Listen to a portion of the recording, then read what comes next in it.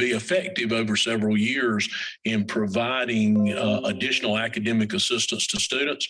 And we think this is an issue from which we will be able to very quickly recover as we go through the summer and into next year. Mr. McCoy, I believe you have the statistics from the third quarter. If you would share those at this time, and I'll turn it over to Mr. McCoy. Yes, Dr. Royster did a pretty good overview summary of that slide. Oh, sorry. I did similar format that we've done the last two times. I just highlighted changed the column highlights for you for quarter three over there to compare. Again, the first three columns, quarter 1, 2, 3 would be number of students. And then with Fs and quarter 1, 2, 3 on the columns really 5, 6, 7 there. Would be the total number of Fs. So that would include kids that have, a child that may have 3 Fs or 2 Fs. So those would be your duplicated numbers there. The one thing this does not include, because the report cards had to be stored the Thursday, I believe, before spring break. So we did not get to update the Q2 grades of made up Fs. So those numbers are still reflecting the original Q2 grades. So we will run those again this week or next week. We can send those to you via email, all of you, or update you again in another cow. But unlike we were not able to update the Q2 Fs like we did before with the Q1s, just because the short timeline when you guys had to have this for Cal. Everything had to be in by Friday before spring break for you guys. So as Dr. Royster said, there is, again, depending on how you're comparing, if you're comparing with quarter 1 or comparing against quarter 2, there are some falls. In most cases, there were some increases from quarter 2 to quarter 3, for example, in elementary 2 through 5, from quarter 2 to quarter 3, but of course, still down from the quarter 1. Quarter 3 does overall historically tend to be our higher number of Fs historically, the last 7 or 8 years. Quarter 3, for whatever reason, tends to be our higher number of Fs across the district, and quarter 1 and 3 tend to be the highest. And then quarters 2 and 4, typically we see a more steady out of Fs. So as Dr. Royster said, we went over last time the remediation we have in place that is in full swing, as well as now registration for our summer programs moving forward as well, inviting particularly the kids that will be represented up there in the, particularly the ones that have multiple Fs. The students that have 1 F, again, we're fairly confident that we can get those students caught up as long as they put the effort forward and come to the sessions that we're offering. We can get those students caught up during the school year here.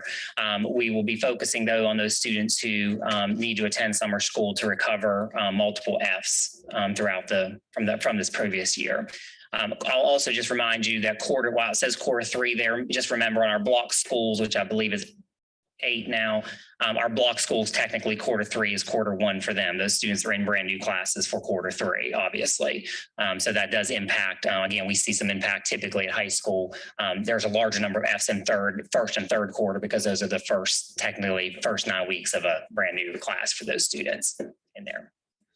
So I think outside of that, we did not include the remediation efforts. We have not added additional remediation efforts outside of what we have currently that we shared with you last quarter 2.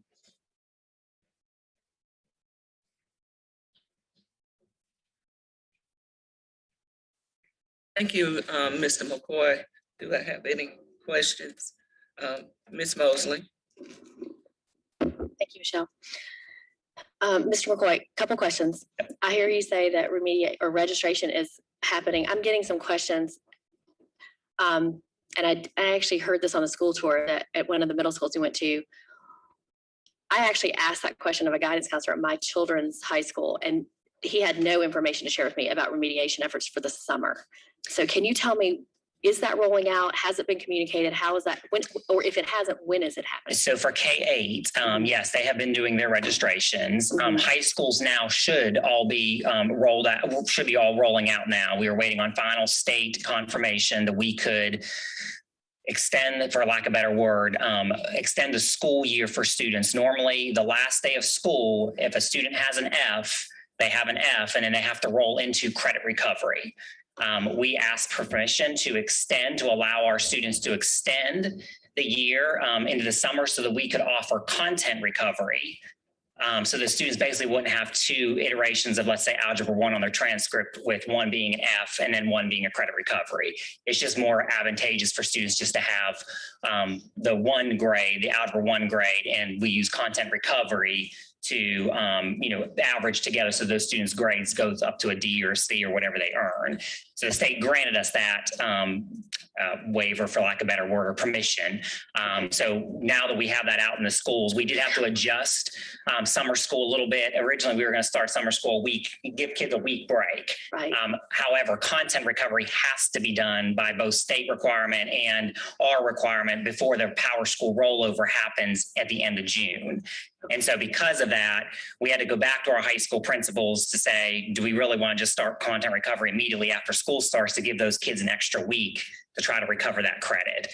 So now all that has been finalized and should be going out now to the parents and to the students. Okay, so just so I'm clear, last day of school is technically June 4th. Yes. Content recovery and 7th. credit recovery will start immediately Yes. that next week, or Yes, the next okay. week. Now, And is it a what's the duration? so the duration, we're still going to keep it for 4 weeks. Now, I Okay. will say for high school, which when we've always made this accommodation, for high schools, for a lot of kids in credit recovery, so let's say content recoveries ends, I can't remember that day, I think it's June 14th or something like that. Okay, Let's say content recovery ends. okay, If you have not recovered your content, you would at that point roll into credit recovery. okay, Some kids, obviously, if you failed a course first semester, you would, and you didn't recover it for some reason, second semester, you would go ahead and start your credit recovery June 7th. Okay. If you need more time,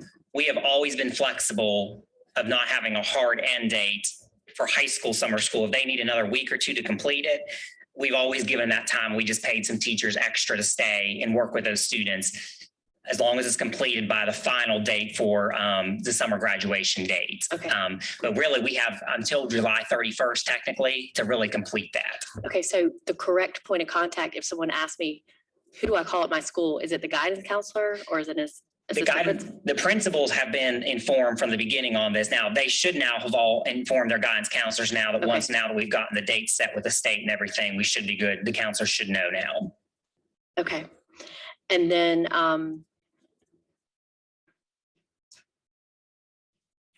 oh, shoot, I had another question, but I think I have lost it. So if I think about it, I will ask you Okay. offline. All right, thank you Okay. so much. I'm good.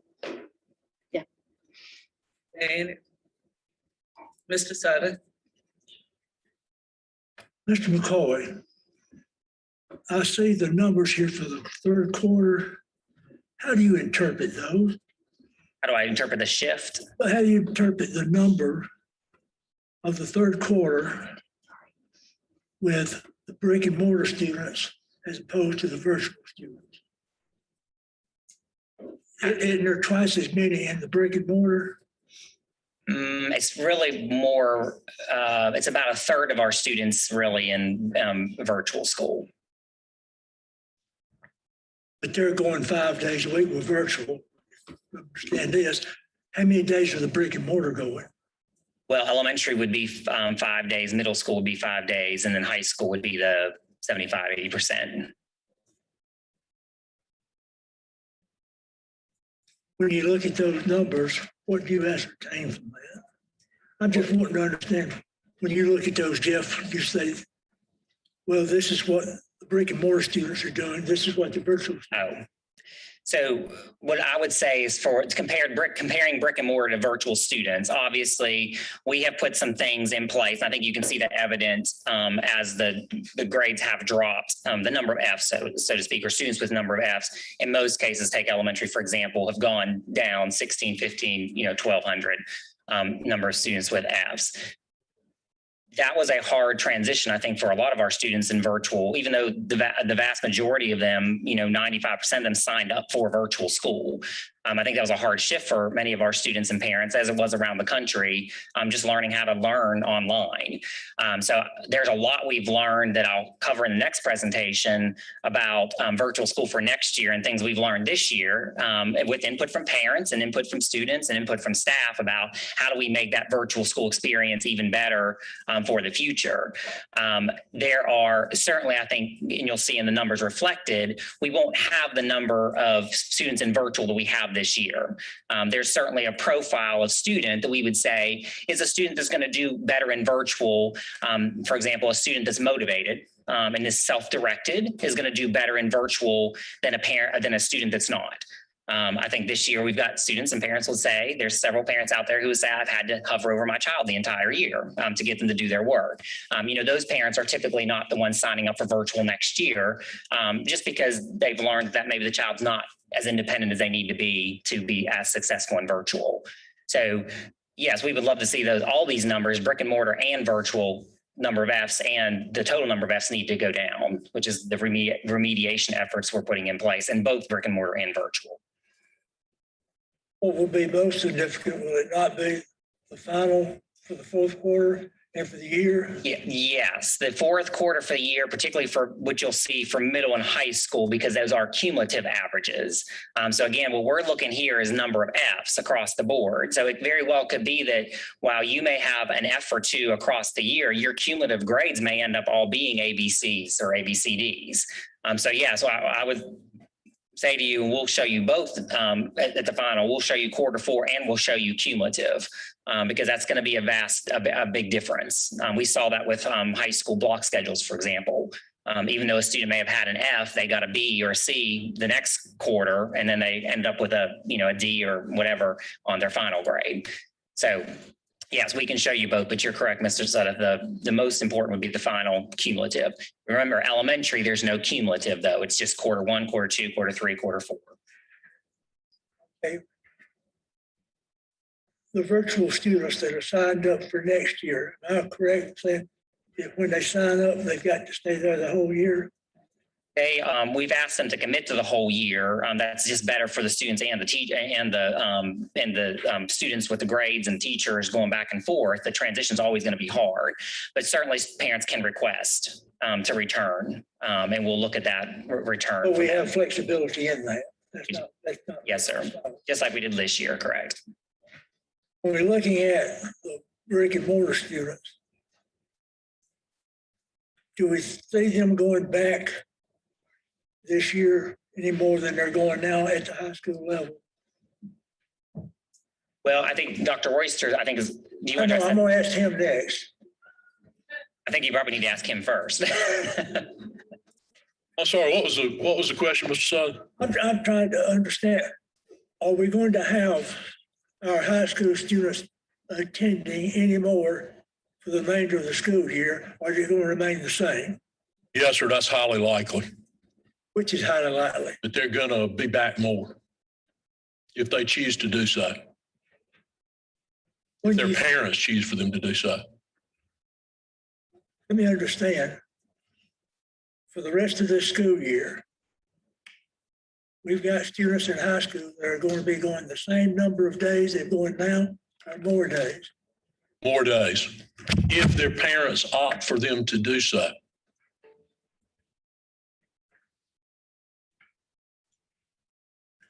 I don't see if a parent's going to let them to go 3 days in high school, then certainly they want them to go 4 days. Well, Of course, I can't account for all parents, Yes, sir. When you think it's one way, it's another way. That's the reason I answered that the way that I did. There are parents that have already expressed to us that they don't wish for their child to be in 5 days whenever we reach the point that high school is there 5 days. So the expectation would be that they're there what they are now. And there is no exception to that. They have to follow those rules and be there. It would be their parents' option whether they attended the other 25% of the time. Last question, Jim. Do we have these figures or numbers for prior school years? I can get you the numbers for the prior school years. We did that for quarter one. We did not run those for quarter two and quarter three compared to previous years. But now, last school year, we weren't in school very much last school year. Am I right or wrong? We would have quarter three, if I remember correctly. We ended March 15th. So we would have, we'd have some of quarter three. We wouldn't have all of quarter three. We'd have quarter 1 and 2 for last year, but we wouldn't have quarter 3 and 4 as a comparison, as a good comparison. So there wouldn't really be a good comparison looking back. There wouldn't certainly be for the half of quarter 3 and quarter 4 because we focused on, we focused on participation grade, basically quarter 3 and quarter 4 last year. We gave those 1 grades a week for assignments being completed. So it would not be an accurate apples to apples comparison. We'd have to go back the previous year to 18-19. Yeah. We've got our high school students. They got 4,485 second quarter, 4,384 third quarter. And at the fourth quarter, isn't that an awful high number of students? Yes, sir. Yes, sir, it is. We would expect, again, I'd have to go back for quarter 3 in previous years to see what a percentage would be. But typically when we looked at that for quarter 1 comparison to previous years, it was about 3 times the number of students in previous years. Is there going to be any kind of a makeup? You know, in the past, we have had these makeup sessions for students come. Once these final grades are out, or are they going to be able to, if they find themselves, they got the F, can they still do something about it?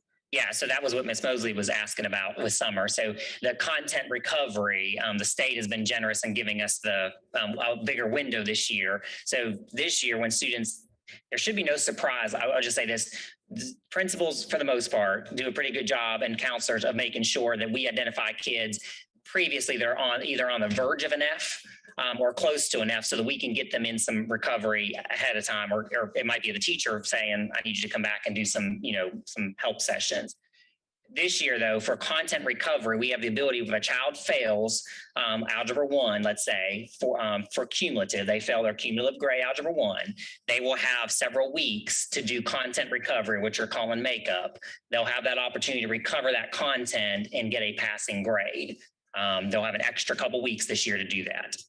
How different is that from past school years? So in past school With years, summer school. yeah. So in past school years, credit recovery has been in past school years, summer school has been solely credit recovery.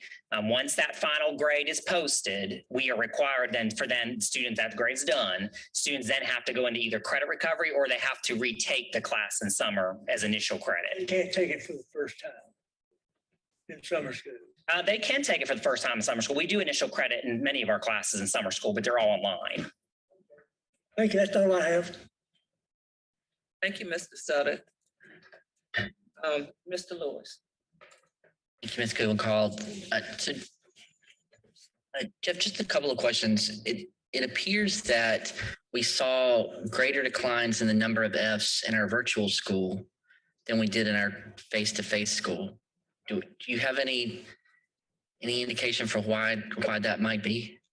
So I'm not, and I'd have to figure out how statistically, how big statistically this would be. Just remember, we shuffled a lot of kids back and forth from virtual to brick and mortar and brick and mortar to virtual. So when we were looking at these comparisons, there is a lot of shifting back and forth. So I'd have to figure out, or try to figure out, even if I could statistically, like how much of that, kids went back, for example, that were maybe not doing as well in virtual. And then after Christmas, we were able to take them back, who are now in brick and mortar. So now those Fs are going to be showing up in brick and mortar versus showing up in virtual, and vice versa.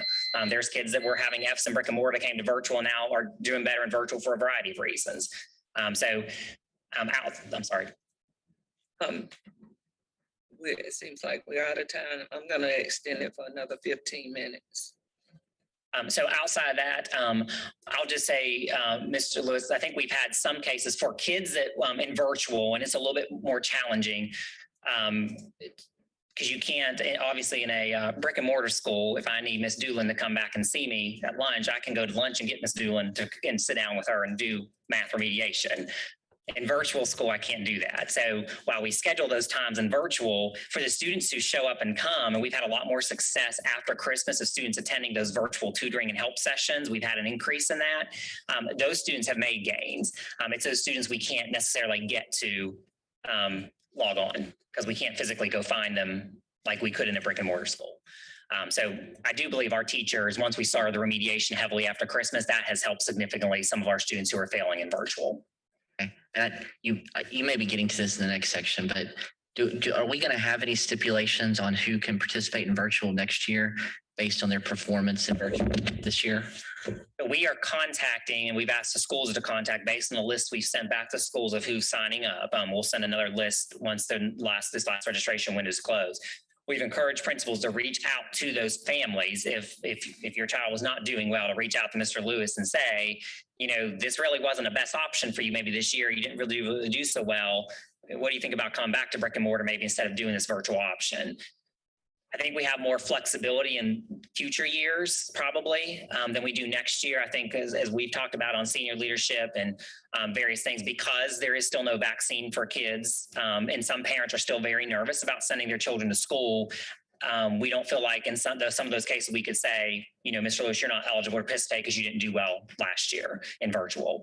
You know, we may have more flexibility with that, like a lot of districts in the past who have had virtual schools. They have a criteria that if you don't do well in XX or whatever has so many percentage of classes, then yes, they can return you back to brick and mortar. I think we can look at those policies in the future, but I think probably as we've discussed the senior leadership, probably not next year because of the lack of vaccine still. Okay, thank you. Thank you, Mr. Lewis. Are there any other questions? Okay. Yeah.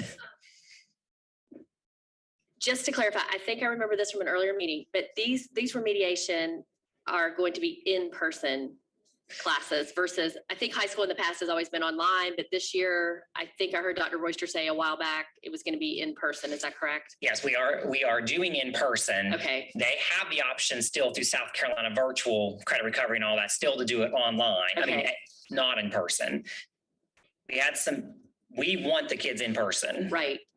We still have some situations and cases with students who have to work in the summer who've, you know, just said, I want to do credit recovery, but I can't do in person. And so we've made accommodations for that. And anybody taking a South Carolina virtual course or online course obviously can do it at home if they choose to. But yes, we want them in person. Will it be at every school or will Yes. only select schools be offering? Okay. Yes, with the exception of, I should have brought that list. Malden High, if I remember correctly, is under construction. There's 7 schools across the district. If I remember correctly, 7 schools that are having too big of construction projects going on that we can't have summer school there. Okay. But we have moved those to another location. So Okay. I can't remember, Dr. Royster, if it's Hillcrest needs to go to Malden or Malden needs to go to Hillcrest. We'll send you a list of those. Okay. We might have already said that, but I don't recall that we did.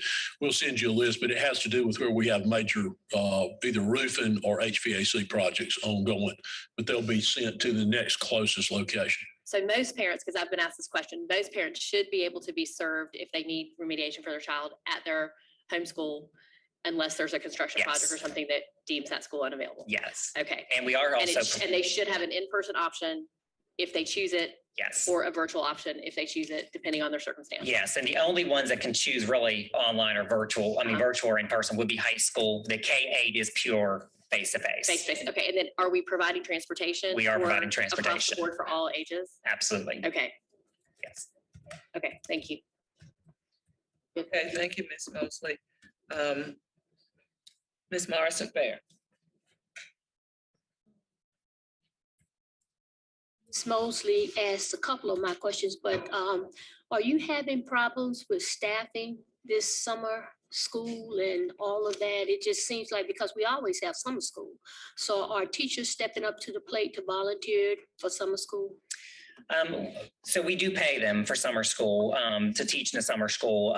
We are having some issues in some schools. We have some schools that have more teachers than they need for summer school. So we now have a shared list across schools that may be struggling to find teachers. Teachers are certainly, I don't want to say volunteering because we are compensating them for the time they're working in the summertime. We did incentivize that a little bit. We did raise the pay rate for that to incentivize hopefully teachers to, to work in the summertime, and we need to look at that rate anyway. Really until we get to probably end of this month, we really won't know, if we've had a shortage of teachers or not to work. Obviously, teachers are burned out and, need a break and all that. So we tried to build some of that time in. They've got a break between the last day of school and summer school starts. They have a week break. They have a week for July 5th, and then they have 2 weeks before school starts at the end of summer. But yes, as you said, it's always a challenge finding teachers. This year, we're holding it at 84 schools for 10 times probably the number of students. So it's always going to be a little bit of challenge finding staff. My head is off to you. Thank you. Thank you, Ms. Morrison-Fair. Mr. Sutter? Yeah, credit recovery this summer, does the student have to pay? No, sir. Credit recovery and content recovery are always free for the student. We still have to pay the teachers, right? We do have to pay the teachers, yes. Are we going to pay the teachers? Are we going to get any special funds for that? Utilizing CARES Act funds. Do they go to the same number of hours? If you look at a regular summer school and you got a credit recovery school, in the past, if I've gone to summer school, I'm there for a specific number of hours. Is that also true for this summer? There is a certain number of hours, kind of like, again, it's similar to Ms. Mosley's question. There is, let's say, 4 weeks of summer school for high school. I think it's 5 hours a day. I can't remember the times, but I think it's 5 hours a day. Those students with credit recovery, the whole point of credit or content recovery is the students are only recovering the content they did not master. So in most cases, they're taking a quiz. If they've mastered that content, they move on to the next unit. They move on to the next unit until they get stuck, and then they go through that unit. So for some students, they could finish credit recovery. If they work 5 hours a day, they could finish, that's what, 20 hours a week. They could finish their content recovery in 2 weeks, let's say, and spend 40 hours and recover that content. So that's what we've done in the past. Hmm. If I'm going to summer school to take a course for the first time, then I've got to go the full time.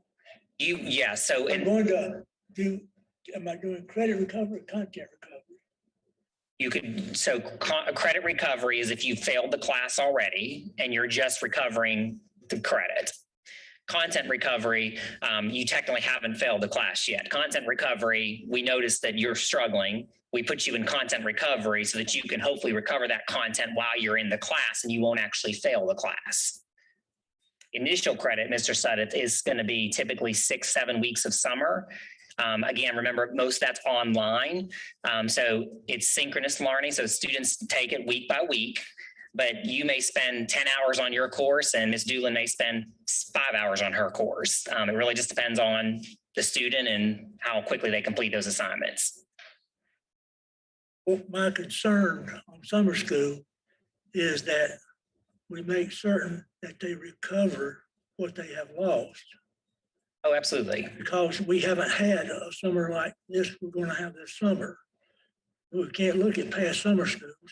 So I want to make sure if I have got 10,689 students or number of Fs, and I have got 4,384 students that have got Fs, then I think that's probably higher than anything we've had in the past. It is higher, Mr. Sudduth, than in the past. And also, though, to your point, that number will go drastically down because it's a cumulative average too. And we'd be looking at the cumulative average. So that's going to go down. But it is higher, but the credit recovery is not changed as far as what it's been in the past summer. And if you talk to teachers who do credit recovery, they will tell you it's a rigorous, it's a rigorous program for the kids to go through that credit recovery.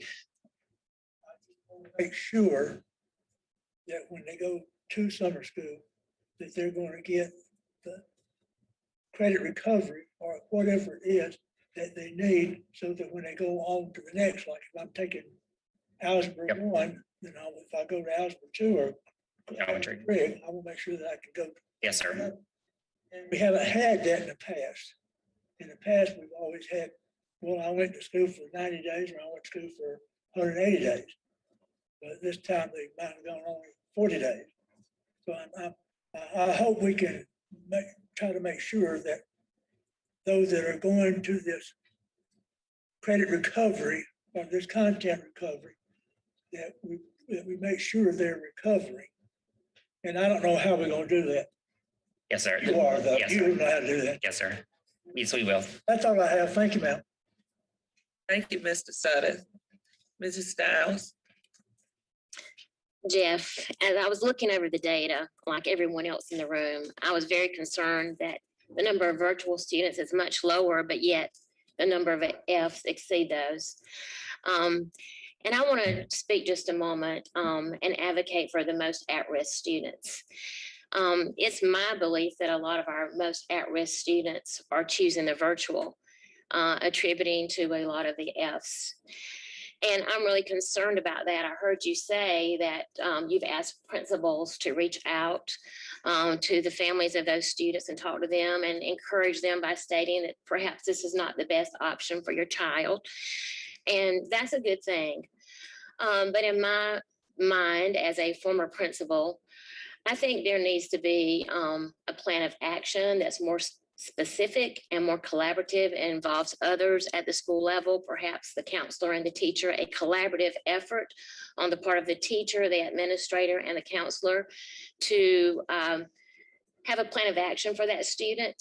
And I also heard you say that in situations where perhaps a child was not successful in the virtual school, I heard you say two things. I heard you say that we would encourage them not to participate because obviously that program did not work for them. But then you also said that we would allow that because of the fear of the virus. So I kind of got a little bit of a mixed message there about what is the plan of action. And I'm just going to say, as a principal and someone who understands achievement, 1 year, the loss of education and not achieving the standards, just 1 year of that is critical to a child, especially an at-risk child. The very thought that we would allow that a second year for those students concerns me because I see as an adult, as an educator, that another year of that, what that's going to create for this child for the future is very concerning to me. So I would just say to you and to the district staff that I would like to see a more collaborative effort involving these specific children, and perhaps that we do have some parameters that we abide by, and say, you know, if you fail, then you're not going to be eligible. At some point, I think we have to draw the line, and we have to have parameters. Because I think that is in the best interest of the students, and that is advocacy for our most at-risk students. Yes, I don't disagree, Dr. Stiles. So let me clarify several things. I didn't go into this, I don't think last time either, but to your point about the collaboration among the schools. So we are doing on-track processes with our virtual kids, and that does involve the counselor at the school level and the principal at that school level, and then our virtual teacher, because that's the person who's teaching them. So we do have the full on-track process that you'd be familiar with running for the virtual kids still too. Right. So all that's still in place with that. As you can imagine, as you said, it's a little more challenging for virtual because you can't physically see the child or, you know, go pull the child for remediation during the day like you could in an elementary school when you're there physically. The difference between the two things I said about the criteria versus, I was really speaking in years terms. So what we were saying when we discussed the senior leadership level for next year, because this vaccine, and there's still many of our parents are concerned, including, as you mentioned, many of our at-risk parents who are still concerned saying, I don't want to send my child back without a vaccine for children yet. That we felt like for next year, we really couldn't force the issue to say, well, you have to return to school.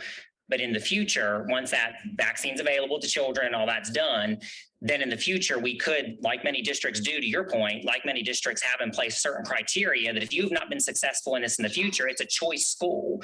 And you just like another choice school that we might have in the district, and you don't meet certain criteria, then you're not eligible for that magnet. I'm sorry, it says choice magnet, but like other magnet or choice or whatever happens to be school, then you wouldn't be eligible for that. Most best practices across the country, when we look at virtual schools, have some sort of policy like that in place. If you're not successful, then you can't return because that's not the best motivation modality for you. I agree. So we would agree on the same page there. Just the thought of 2 years of failure for a student, to me, is very Yes. unacceptable. And I don't think we have as many of those students, Dr. Stiles. When just looking at numbers, we only have about 1,000 for each level for next year so far. We have less of those students, and principals have been able to convince some families that was not going to be a best option for them next year again. Thank you. Without objection, I would like to extend for 10 minutes. Ms. Doolin. For compiling all these numbers for us. Do you know how many students are currently enrolled in the virtual program for next year? Yes. As of today, 3,250. 3,250. Now, my presentation in a minute has a number in it, but that was the pre-spring break number. Okay, so that's significantly fewer than Yes. are enrolled now. Do you anticipate that the majority that haven't registered are planning to go in person next year, or are they waiting to hear the district's plan for next year before they decide? We didn't hear much after the first registration window about parents waiting to hear, like we had this current school year. There was a lot of that parents asked and saying, I can't make a decision till I know. We've actually not received hardly any of those emails this time. We have had some parents, register during the second window, and we had some parents unregister that registered the first window. So there's been an in and out, a little bit, about a couple hundred in and out. To make up those differences. So for the most part, it doesn't appear right now the parents are waiting to register. And I think a lot of that has to do with what Dr. Stiles said. There's a lot of them that, for the most part, what I've seen, the parents who have registered for next year, their students were successful in virtual this year. And so because of whatever reason, lack of vaccine, or in those numbers, we do have quite a few homeschool kids we got back that just chose, they're going to probably stay in virtual as long as we have a virtual program, because it's just more, they want to homeschool their kid, but it's more advantageous to let us deliver the instruction still, and they can still homeschool, so to speak, for whatever reason they chose to do that. Okay, well, that was really my only question. I also very much agree with what Dr. Stiles said, and you said, and what Derek said about there being admission criteria in the future, because based on these numbers, it's obvious that the virtual students aren't succeeding at the rate of the brick and mortar students. And if we know that they're not, Yeah, and I agree with you, Ms. Doolin. I think that the one thing we found that we put a lot of criteria in place and contracts for next year. The one thing I think, and I don't know the parent always knows this. I have certainly friends of mine that figured this out as they went virtual and went throughout the year, that their child wasn't as independent as they thought their child was. And ones that thought their child was very independent and maybe didn't do so well in virtual. And then we had some friends who chose virtual for next year because their child did great. So I think that in some cases it works for families, and if a child's motivated and a child enjoys that model, and if they're, like I said, self-motivated and somewhat self-sufficient, then they do fine in that program. I think we're just I think Mr. Lewis's point, we had a lot of families October, November who chose virtual, and then because they were home with their kids because of work situations, and then they all had to go back to work. And so, some of that accounted for, then they were having a little bit more input in their child's education while they were home, but then when they had to go back to work, they didn't. So I think a lot of parents have realized that, which is why you're seeing some of the lower numbers for next year. thank you. Yeah.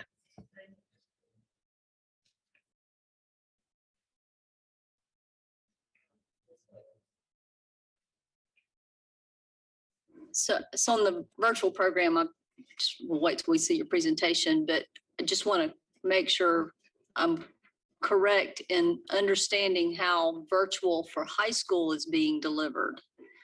So virtual high school students are still being taught by this. High school teachers are doing both, right? They're doing brick and mortar and they're doing virtual. Currently. And they're doing that with both groups of students learning at the same time and really in the same way, right? So currently they have virtual periods. So I might, if I'm teaching Algebra 1, I might have first period kids face-to-face, and then I might have second period, I would be teaching a remote class to students remotely, and then third, fourth, however that works out. So yes, currently they're teaching kind of in a dual modality. Some teachers are teaching in a dual modality mode. However, yes, because the kids are 80% attendance, teachers are live streaming. Obviously, if they're face-to-face with kids, they're having to live stream those lessons because there's obviously kids at home.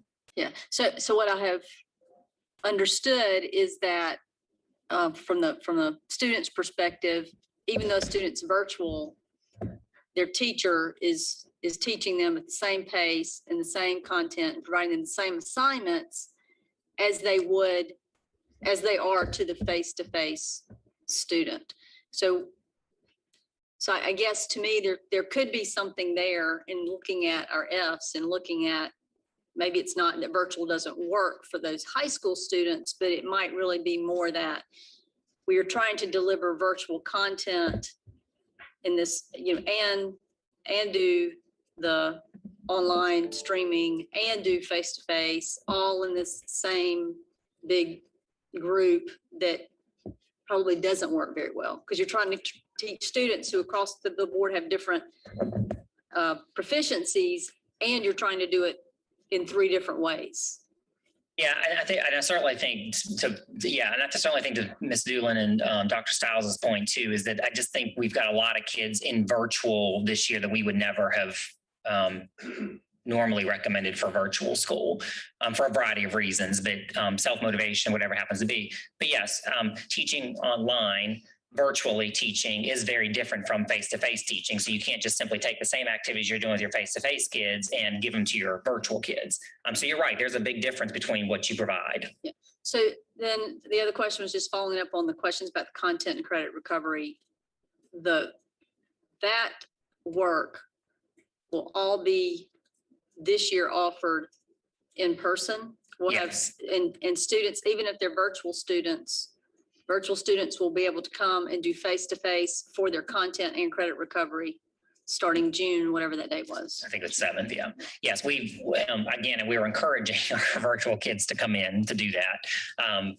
Now, again, we're offering that. There's still that option if they want to do South Carolina virtual or whatever happens to be, like there always been, because we do have families, again, that have to work during the day and they just can't, they can't come during the 5 hours that we have offered in person. But for the vast majority, we're really encouraging kids to actually come on site, because they will have certified teachers in the content areas there to help the students when they get stuck, working through content or credit recovery. Those certified teachers, they're alive to be able to pull a small group or to pull a child face-to-face and work with them. Okay, great. All right. Thank you, Ms. Gilman-Caldwell. Thank you, Mrs. Wells. Ms. LaVentus Wells. Thank you, Madam Chair. Mr.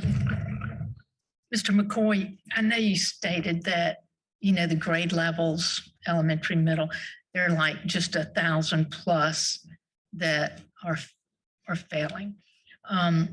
My concern is those 1,000 plus will continue to fail if we don't reach them.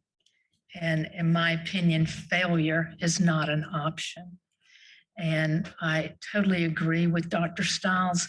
I worry about those students, but I also worry that we have to make sure that the virtual teachers we put in place next year are committed and do what's needed and expected, and that they meet the needs of these children and are not doing it just so they can stay home.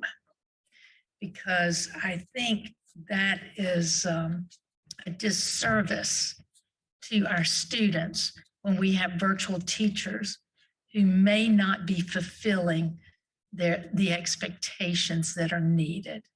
So I would ask that we really put virtual teachers that are doing greatness, and not just because they don't want to go back into the classroom. I understand there are those, but there are those that prefer not to go back into the classroom that are doing great things.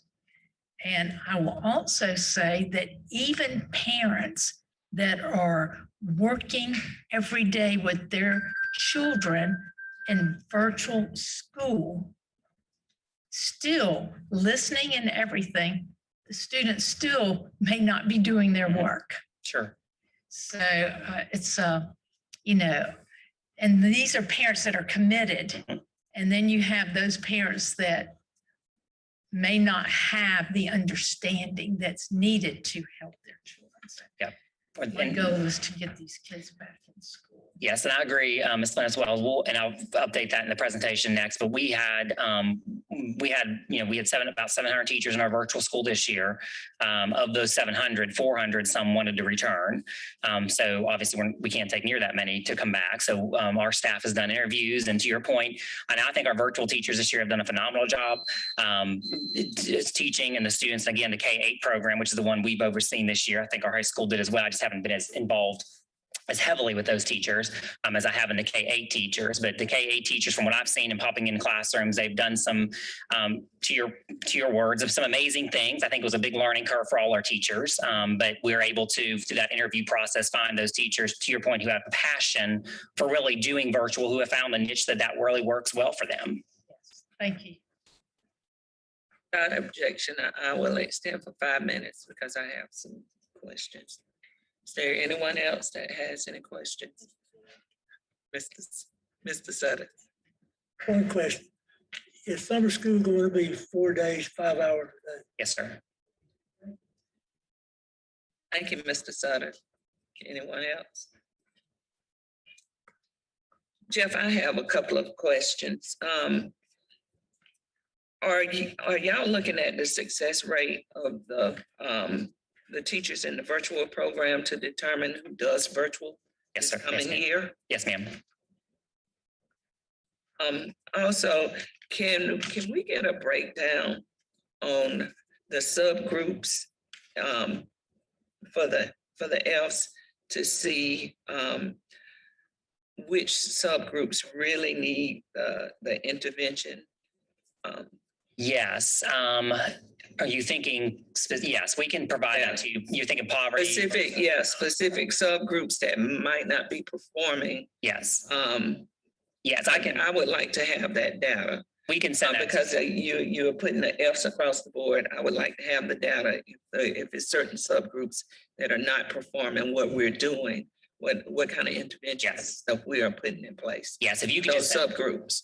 If you could just send Ms. Fitzer the specific subgroups you want, just so we capture it all in the first run. Okay. Also, are y'all giving an option to the teachers to work the summer school if they can work half the summer and somebody else takes over that next half in order to make sure you have enough teachers for summer school? Yeah, so we've made a good bit of exceptions this year. We don't typically, particularly in elementary, like to do that because, kids takes a minute for the kid to get used to a teacher. So changing when you only have 4 weeks is rough. But because of the more difficulty and a lot of teachers needing a break this summer and maybe only wanting to work 2 weeks, we have allowed that. We've actually, Ms. Caldwell, you probably think of some of the things we've done in the past when you were at Cherrydale. We've really more encouraged, if teachers would be willing to do it, to split the day for 4 weeks versus having a teacher for 2 weeks and then another teacher for 2 weeks. We really more encourage, if somebody could work, one teacher would work 8 to 10 or 11, and then one 11 to 2:30 and have the same 2 teachers for the entire 4 weeks so kids can get used to them. We better. So you are allowing them at the local school to make that decision. Correct. To make sure that they have enough staff for summer school. Yes, they're being creative in how they split up those days for teachers. Yeah, a lot more flexibility this year. All right, those are the only questions I have. Anybody else? We'll go on to the next section. 2.02, the virtual program overview. And that's Mr. McCoy again. Dr. Roster, do you need to anything? Just a brief summary before Mr. McCoy gets into the details. A lot of this came out in some of the questions that were asked earlier. Number one, we view this as a transition year. I don't think any of us probably need the reminder, but just as a reminder, we implemented a virtual program within 6 to 8 week period of time, created it, staffed it, and put in place a virtual program that by its enrollment would have been, I believe, within the 12th largest school districts in the state of South Carolina. So we've learned a lot in that process. Obviously, a lot of people made that choice based on the conditions around the COVID-19, around the pandemic. As Mr. McCoy has shared, we still have a number of parents that have great concern about that. We also recognize those concerns that you all have shared, and we've shared them as well about student success rate in the virtual program. So again, we look at this as a transition year, as we still have considerable concern by our parents, expressed by our parents, about being in person. So we're reluctant to put a hard and fast, you must meet these criteria to get into virtual. We believe, at least in this transition year, that this is a decision best made by our parents. Now, you're going to hear in a few minutes that we put some criteria around continued success in there. And when a parent agrees to that arrangement, then likely during this year, if they're failing to meet those obligations, we're going to strongly encourage their return to a brick and mortar school. After this year, I suspect those things will no longer be a parent's option. There will be criteria put into place for being a part of a virtual school program going forward. Again, we went from, gosh, we maybe had a handful of students at the high school level taking a handful of classes to 23,000 students being enrolled in a virtual program. We started with teachers who wished to be in that environment and teach virtually, but we had to move a large number of teachers over. But that probably was not their first choice, but we had to meet the needs of our students where they were. We're able to go back and do that differently this year. So the selection process for those employees, and Jeff will share with you in just a few minutes, a kind of a tentative number of employees. It's really based on how successful they were, in addition to their desire to remain as a virtual teacher. So each one of those teachers had someone from an administrative level observing and evaluating their performance. So they had to be acceptable in delivering instruction virtually in order to be considered to return to the virtual program for the upcoming year. So there are a lot of elements in place for the upcoming year that were not in place for this year, and quite honestly could not have been in place for this year. The other thing that you'll notice when he talks about this is our assignments to this program will be tentative for a couple of reasons. One, we don't know what the ultimate enrollment interest is going to be among parents and students in Greenville County schools. Is it going to continue to be 3,000 plus students, or 4,000 if we get to 4,000 this year? Or is it going to level off at some other number? Is it going to be 1,000 or 1,200? Certainly this year was not a good year to judge it on, and likely this coming year will not be a good year to judge it on. But as we near the end of the coming school year, as we get into the end of the 21-22 school year, we should have a very clear picture going forward of the ongoing interest of parents and students in having 100% virtual option. At that point, we need to look more at a permanent staffing, as opposed to right now, we're simply temporarily assigning teachers, temporarily assigning assistant principals, so they have a place to go back to if we don't need that same number in the coming years. So what you'll see is a more structured version of the virtual program with staffing now based on, at least in large part, not just the desire to be a part of the virtual teaching faculty, but having demonstrated success as a virtual teacher, which is obviously very different from being an in-person, in the class,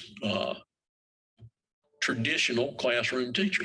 So I think we will see a marked difference, if for no other reason, because of those two factors. And hopefully we will we'll be able to convince some parents that you really need to look at your child being in person, because they just have not been successful. And they're going to have to do these things we've laid out, because these are the criteria we set forward, that this is what a successful student in virtual does. They're there, they're attending, they're doing their work, they're completing assignments, they're doing those things that cause you to be successful, quite honestly, to be successful in person or remotely. So at this time, I'll turn it over to Mr. McCoy and let him share with you the details that we have to this point. Hey, Dr. Royster. So as Dr. Royster mentioned, we have been working on planning, really looking at what's working, what's not working for last year.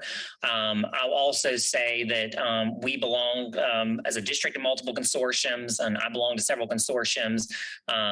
This has been a hot topic among those consortium around best practices. So I spent 2 days about a month ago where that entire conference session was all about virtual schools. Districts who have virtual school students ranging from 80,000 in their virtual school to 6,000 in their virtual school. And so much of this is coming from collaboration around the district of what's worked in other places very well and taking some of those best practices and applying, and also sharing what's worked well for us.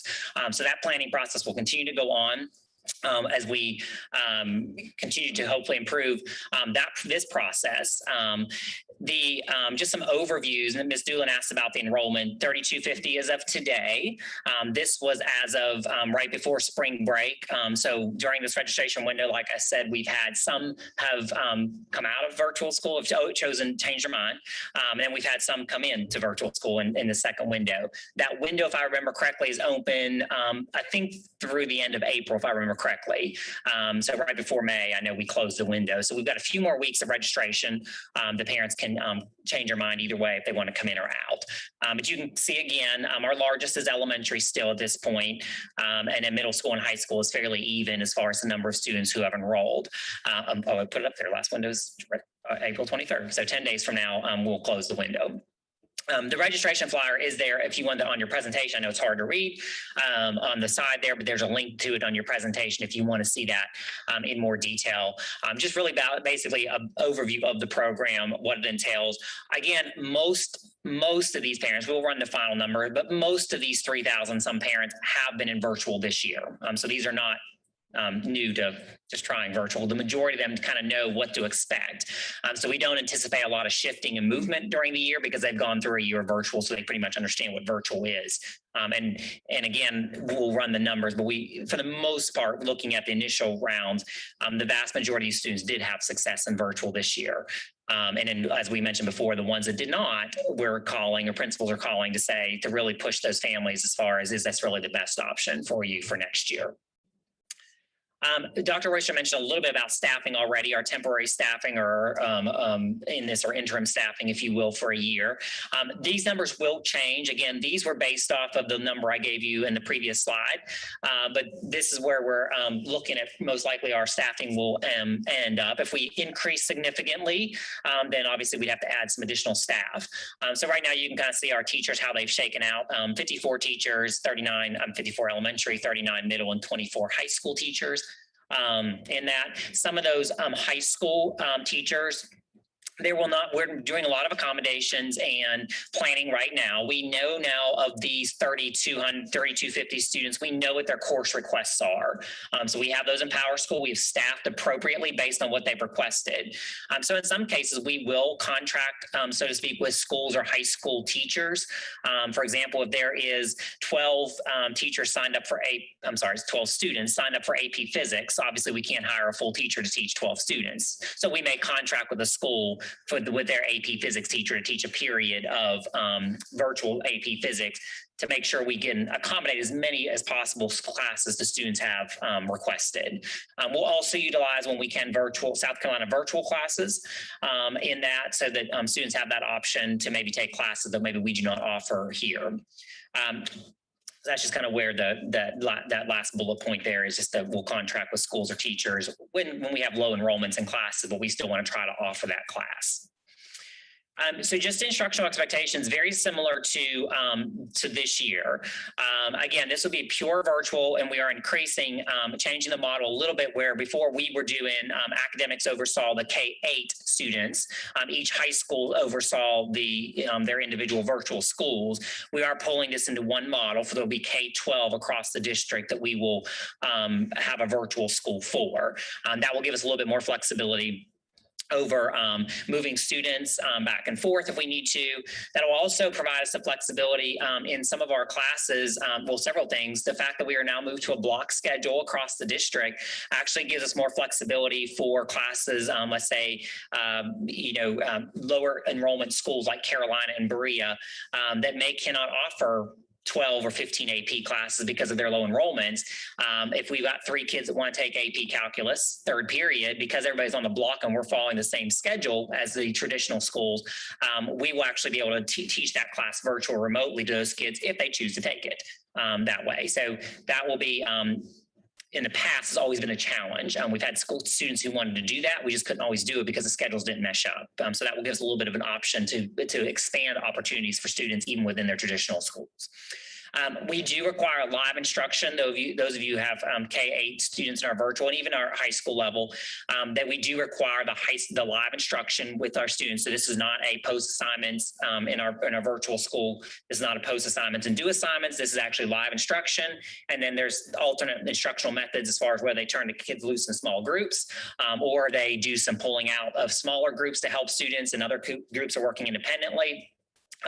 That part is much of what our conversations around the country have been. What is the best instructional model in a virtual program? So we've got some great information, like I said, a month ago when I was in that conference, that we'll be sharing with our teachers and our instructional coaches in the virtual program about just how do you deliver that instruction more effectively to students and get them a little bit more engaged in the instruction. And then aside from that, we have some of our teachers in virtual have just done amazing jobs really creating innovative lessons with our kids.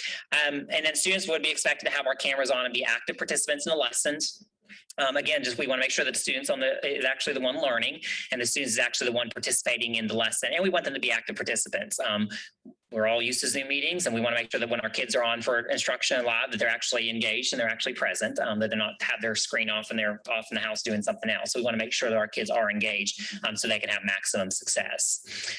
We will continue to record the lessons. We did that this year in our K-8 as well. And in our high school, we recorded the lessons that we do because we know there's going to be situations where families have appointments, or families have situations that come up where they have to miss a lesson that day. So we will record all of our lessons so that our students can go back, or our families can go back to Ms. Levennis-Wells' point about sitting with their child later and reviewing the work. There will be videos that they can, of that lesson, they can go back then and rewatch. And we also have built in, we built into the K-8 this year, we will build into the high school next year, a remediation block. So there is a remediation block built in so that if, even after Ms. Levennis-Wells sits down with her child and has tried to do the calculus lesson and is struggling with that calculus lesson, that child can reach out to the teacher and say, I really need to see you on the remediation block. I'm not understanding this lesson. So that teacher will schedule that during that remediation block. And then as we learned this year, sometimes those aren't always optional sessions on the remediation block. So our teachers do have the ability also to point out and say, I need you and you to come to the remediation block on fourth period so I can review this work with you. Again, it can be a little bit more challenging. That'll be built into our contract. If a teacher says, I need you back in remediation block, the child needs to be back in the remediation block. A little more challenging in virtual because we can't go find them in the cafeteria and pull them back into the classroom. So we're building some of that stuff into our contracts as well. The expanded course offerings, just as I mentioned, that's just going to give us a little bit more flexibility, particularly for those students who do want to take classes. Again, they're live lessons. So again, if we've got those 3 students at Carolina that need to take AP Calculus, we can now live stream that class to those 3 students who may go to a library or wherever they want to go to actually engage in that lesson with that teacher. So they can opt to choose to do that for a period or 2, particularly if their school does not offer that option or that class that they want to take. So we're looking at this also as an opportunity to expand what our students can do in our regular high schools. So I mentioned the contract already, but we will require our students and our parents to sign a contract for the virtual school. These are just expectations, and I've listed the big bullet points. We are not 100% finished with this contract yet. Again, we're still learning. We've got some consortium meetings coming up with some other districts around best practices. We're kind of, in one of the consortiums, we're actually building a contract together. And so there's some things I imagine we'll end up wanting to take from that joint across the country contract, so to speak, that we'll want to bring into Greenville County as well. Some good things, just best practices. But there's just some things that you can see as around attendance and participation. What does it mean to participate? in there. Our academic integrity, as you can imagine, that can be a little bit more of a challenge online to make sure students are doing the work. So we want to make sure we continue to increase to make sure our students are doing their work so we can make sure they're mastering our standards. And then just how they interact with others. We haven't had a large issue with that this year, but we want to continue emphasizing that cyber safety. And we want to emphasize that just cyber etiquette. How do you engage with other people online? We believe those are skills that students will need in the future. I don't think for many businesses and really COVID was not a change for many businesses who operate around the world on Zoom all the time. That wasn't really a huge change for some people, but we believe those are skills students need to have going into the career and business world for when they're doing their conference calls around the world. And then parent communication expectations, just some things around if you're in a virtual school. One of them will be you have to be in backpack. That's how we communicate with you. That's how we send things out to you. So to make sure you're getting your child's progress reports and expectations that you are on backpack and you're receiving those messages. So we'll have some things around what as a parent you need to have in place in order to participate in the virtual program as well. So I think as an overview, again, our high level overview, that's kind of all we wanted to brief you on. And again, we can do another at some point presentation if you want to go into more details around the instruction, what it looks like as far as once we are finalized making our changes for next year going into the summer.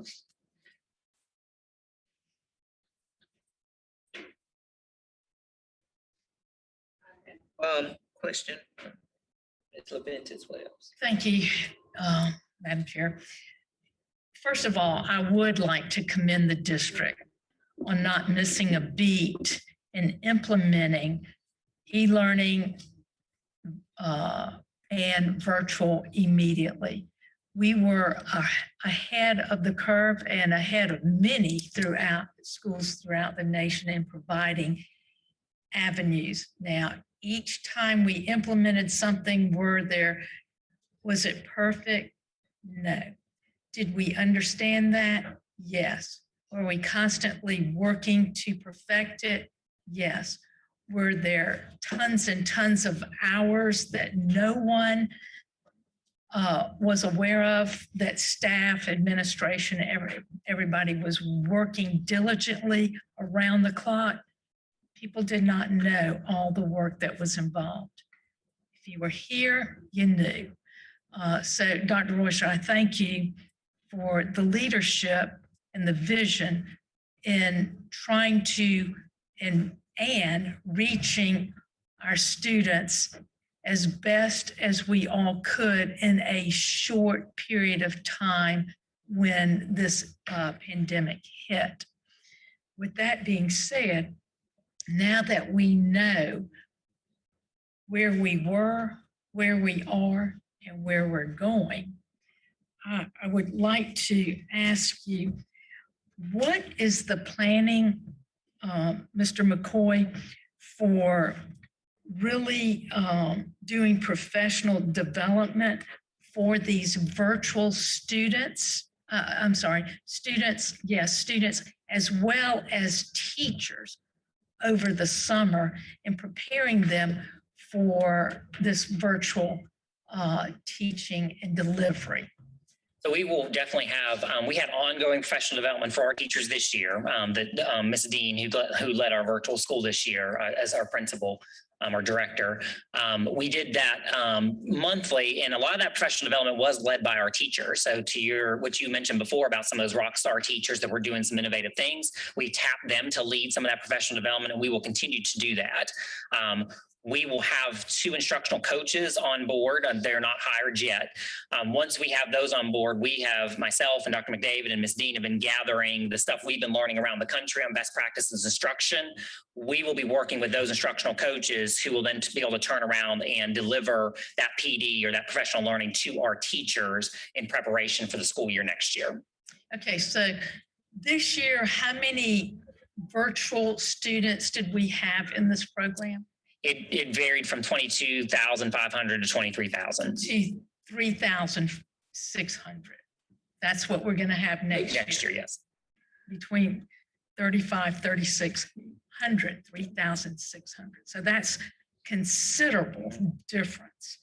I like I like working with the teachers in the high school to meet the needs of AP, honors, et cetera, classes. And I know the block schedule is helping us meet these tasks and deliveries. But I also want to make sure that we're not, I know that when you're teaching a high school class in person, and then you're having to switch to working with them virtual and live streaming and everything, I know that takes additional preparation and making sure that the students that are virtual are hearing and engaging, et cetera. So how are we working with those teachers that will be doing dual teaching? So we would, once we identify those who we need teacher-wise, so once this shakes out as far as the 23rd goes, we will pull all course enrollments or course requests, I should say. We'll pull all course requests, match those up against our teachers that we've hired to see if we have any gaps, like AP Physics. And we got 12 kids who want to take AP Physics. We would then at that point look for a high school teacher who would be willing to teach a period virtually of AP Physics. So at that point in time, that's when we would pull that high school teacher into those professional learning opportunities.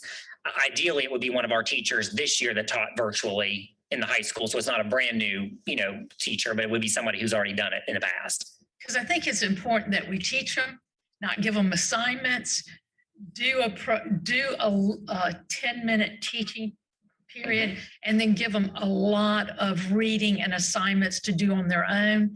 I think that's defeating our purpose. So when we're delivering, I love more engagement, more teaching, and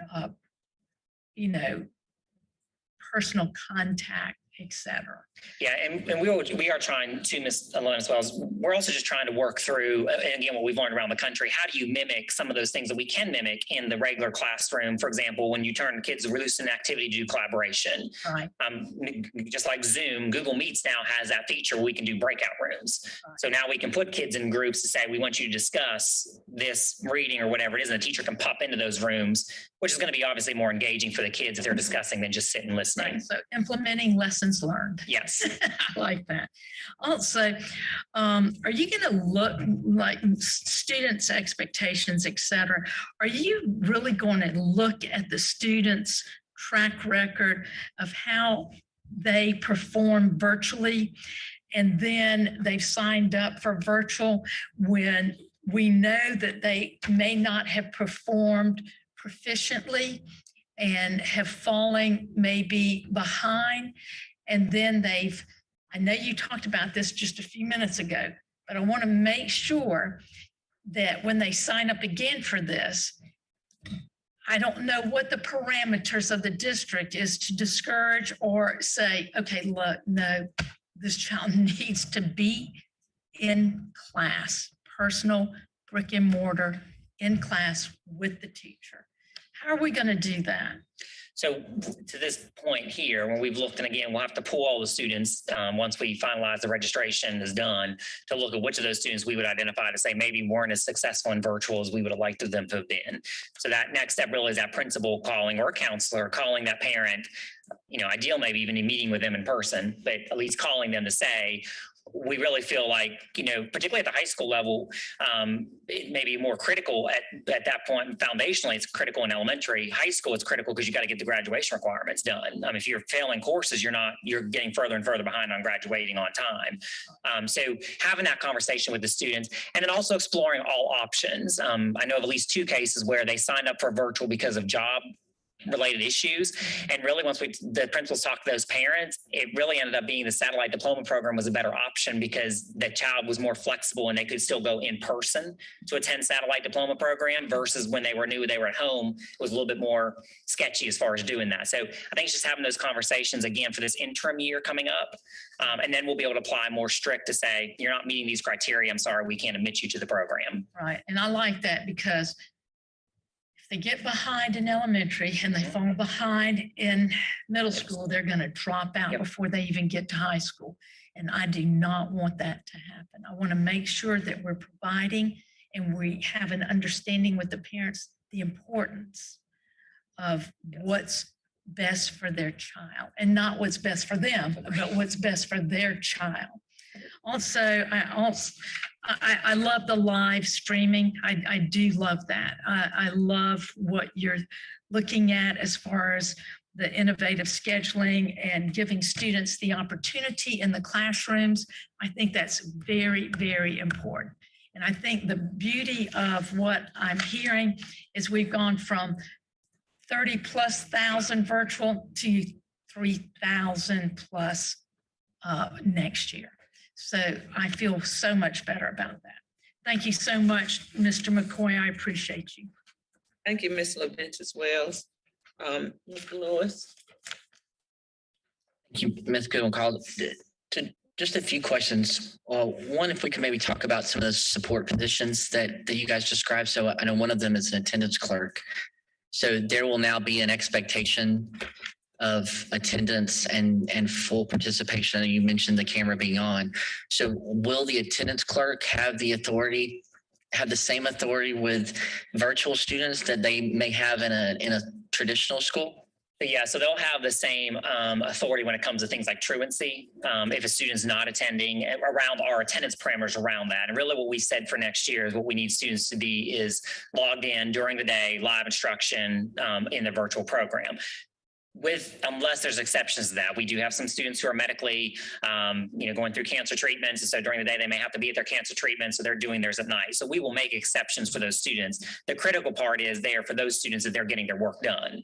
But the expectation really for attendance so that we have some, accountability ultimately to Dr. Stiles's point that, if a child's continuing every day, not logging in and we're struggling or they're getting further and further behind, we've got to have the accountability in place to say, you've got to be doing your work and logged in. This is not just, stay at home and, not do school. So that would be the time that then a truancy would kick in after so many days of that, 10 days or whatever that happens to be of them not meeting the attendance requirements, that then we would kick off a truancy process. So what is the recourse there? Have they lost the privilege to be in the virtual program, or are we sending them to alternative school? I mean, what? I think we certainly could look at that point when it comes to the truancy piece. I think we have a little bit more flexibility possibly with that as far as whether or not they remain in the virtual program if they're not attending. Of course, we have truancy issues too in the traditional environment as well. Right.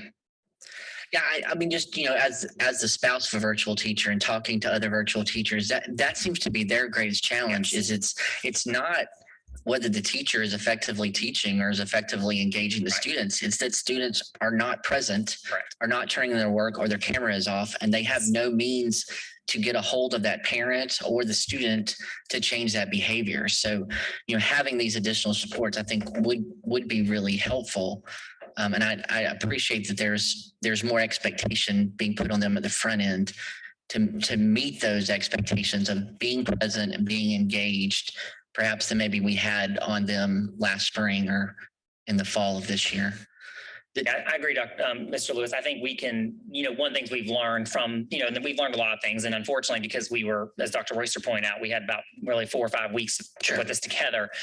Maybe we were a little too flexible in some things in trying to accommodate families, which is, I think, always a good intention. I think now looking back, we realize, maybe there's some things we got to tighten up. And I think one of those things we have to tighten up is when we expect you to be online, we expect you to participate in live instruction, just like you would be when you're in traditional school.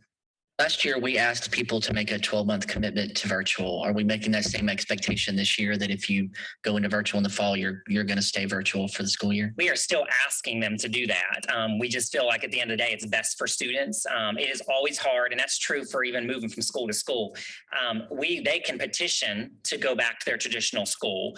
We are still requesting that to be done at a 9 weeks or semester break because grades, I won't say they mess up, but when you move teachers and you have to manually input grades again and re-average. So we prefer the students stay at a 9 weeks break, which is really what we've asked. If you want to petition at 9 weeks, you can petition at 9 weeks.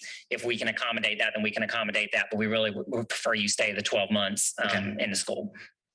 The other thing I think we discussed at one of our other presentations about the type of family that chose virtual is that we found that a large number of our virtual students were our more vulnerable students, particularly from Title I schools.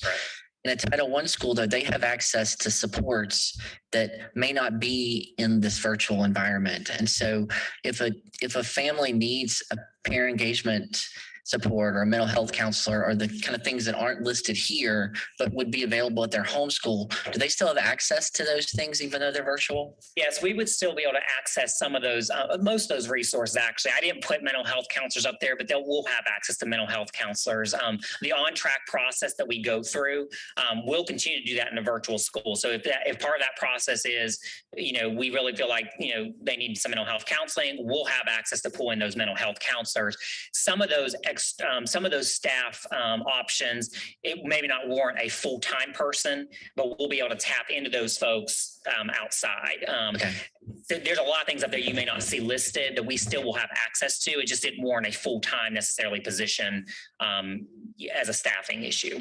So if you're excuse me, one thing in addition to that, Mr. Lewis, as it would be the case in a brick and mortar school, those counselors, they sort of become that gateway to those other services. And those are dedicated. They're not using the counselor in the school. I don't think we said that at any point in this, but they all remain on their school's role, their assigned school's role, because there's a lot of reasons to keep it that way and not make this in the eyes of the State Department, a standalone school. So it's a program. So they'll have access back through that home school, but that counselor becomes really kind of the gateway back to those services. And having listened to a lot of this and thought about it, I think we may also look at, you may ask a question about attendance clerks. And of course, we have social workers, we have attendance people, we have some interventionists, we have graduation specialists, dropout prevention specialists. We may also look at creating maybe a hybrid of those three things and putting somebody in that slot to serve as sort of the interventionist, social worker, connectivity, attendance person, a professional staff person, not solely relying on that attendance clerk to make referrals back to our existing staff. Because one of the challenges is, you all, I'm sure already are well aware, is the remoteness of dealing with students, because we're literally dealing with them spread all over the county. And right now, if you have an attendance worker or a social worker, they're assigned geographically to a school. This certainly they'd be assigned to these schools that the students are still remaining on the roll for, but they have some ability to contact that student when they are in school. In this case, all the contact has to take place outside the school setting. So I think we may be well served to look at a hybrid type professional position assigned solely to the virtual school based on the number of students in there to help follow up with students and make home visits, the things that clerical personnel don't do. I would appreciate, any of those supports, because it just really struck me as Hedrick talks about her kids, but also as we walked through Tanglewood, just the number of students who would have had this community to kind of wrap their arms around this student on a typical day, much less this year when they most need these kind of extra supports to know that they're still available, even if your family chose for you to be virtual because of some other reason, I just think is really important. So thanks for keeping those I should have put this up there, Mr. Lewis. Dr. Worcester mentioned interventions. When you guys approved the remediation plan, whatever that was, 2 months ago, there were in there interventionists assigned to virtual, since that's a different funding, but there is interventionists assigned to the virtual program at each level. So we do have that support for our kids. Thank you, Mr. Lewis. Ms. Mosley. Thank you so much. If I just have two questions, just a point of clarity. I appreciate the flexibility that the virtual program will offer students in brick and mortar, if I'm understanding correctly, like the example you used with Carolina High School, to take a class that may not be offered at their school.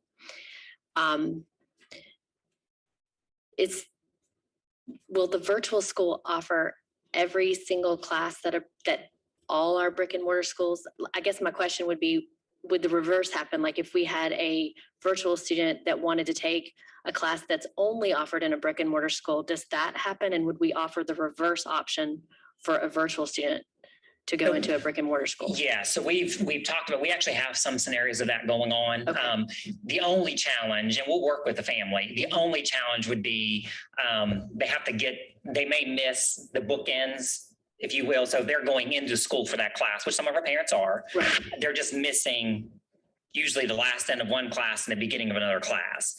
You can do it, and we'll work with the teacher and we'll work with the students and the family on that. As long as the child makes up the work and they're doing well in the class, we have no issues with that. We'd have to re-examine it probably if they were failing those bookend classes in virtual because of that in-person class. But yes, we'll work with the family on that. Okay.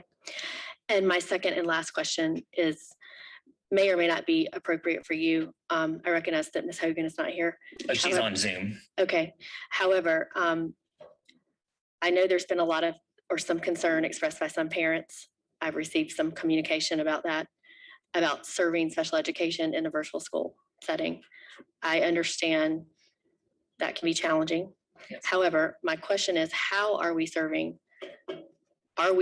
students with special, with IEPs in the virtual school?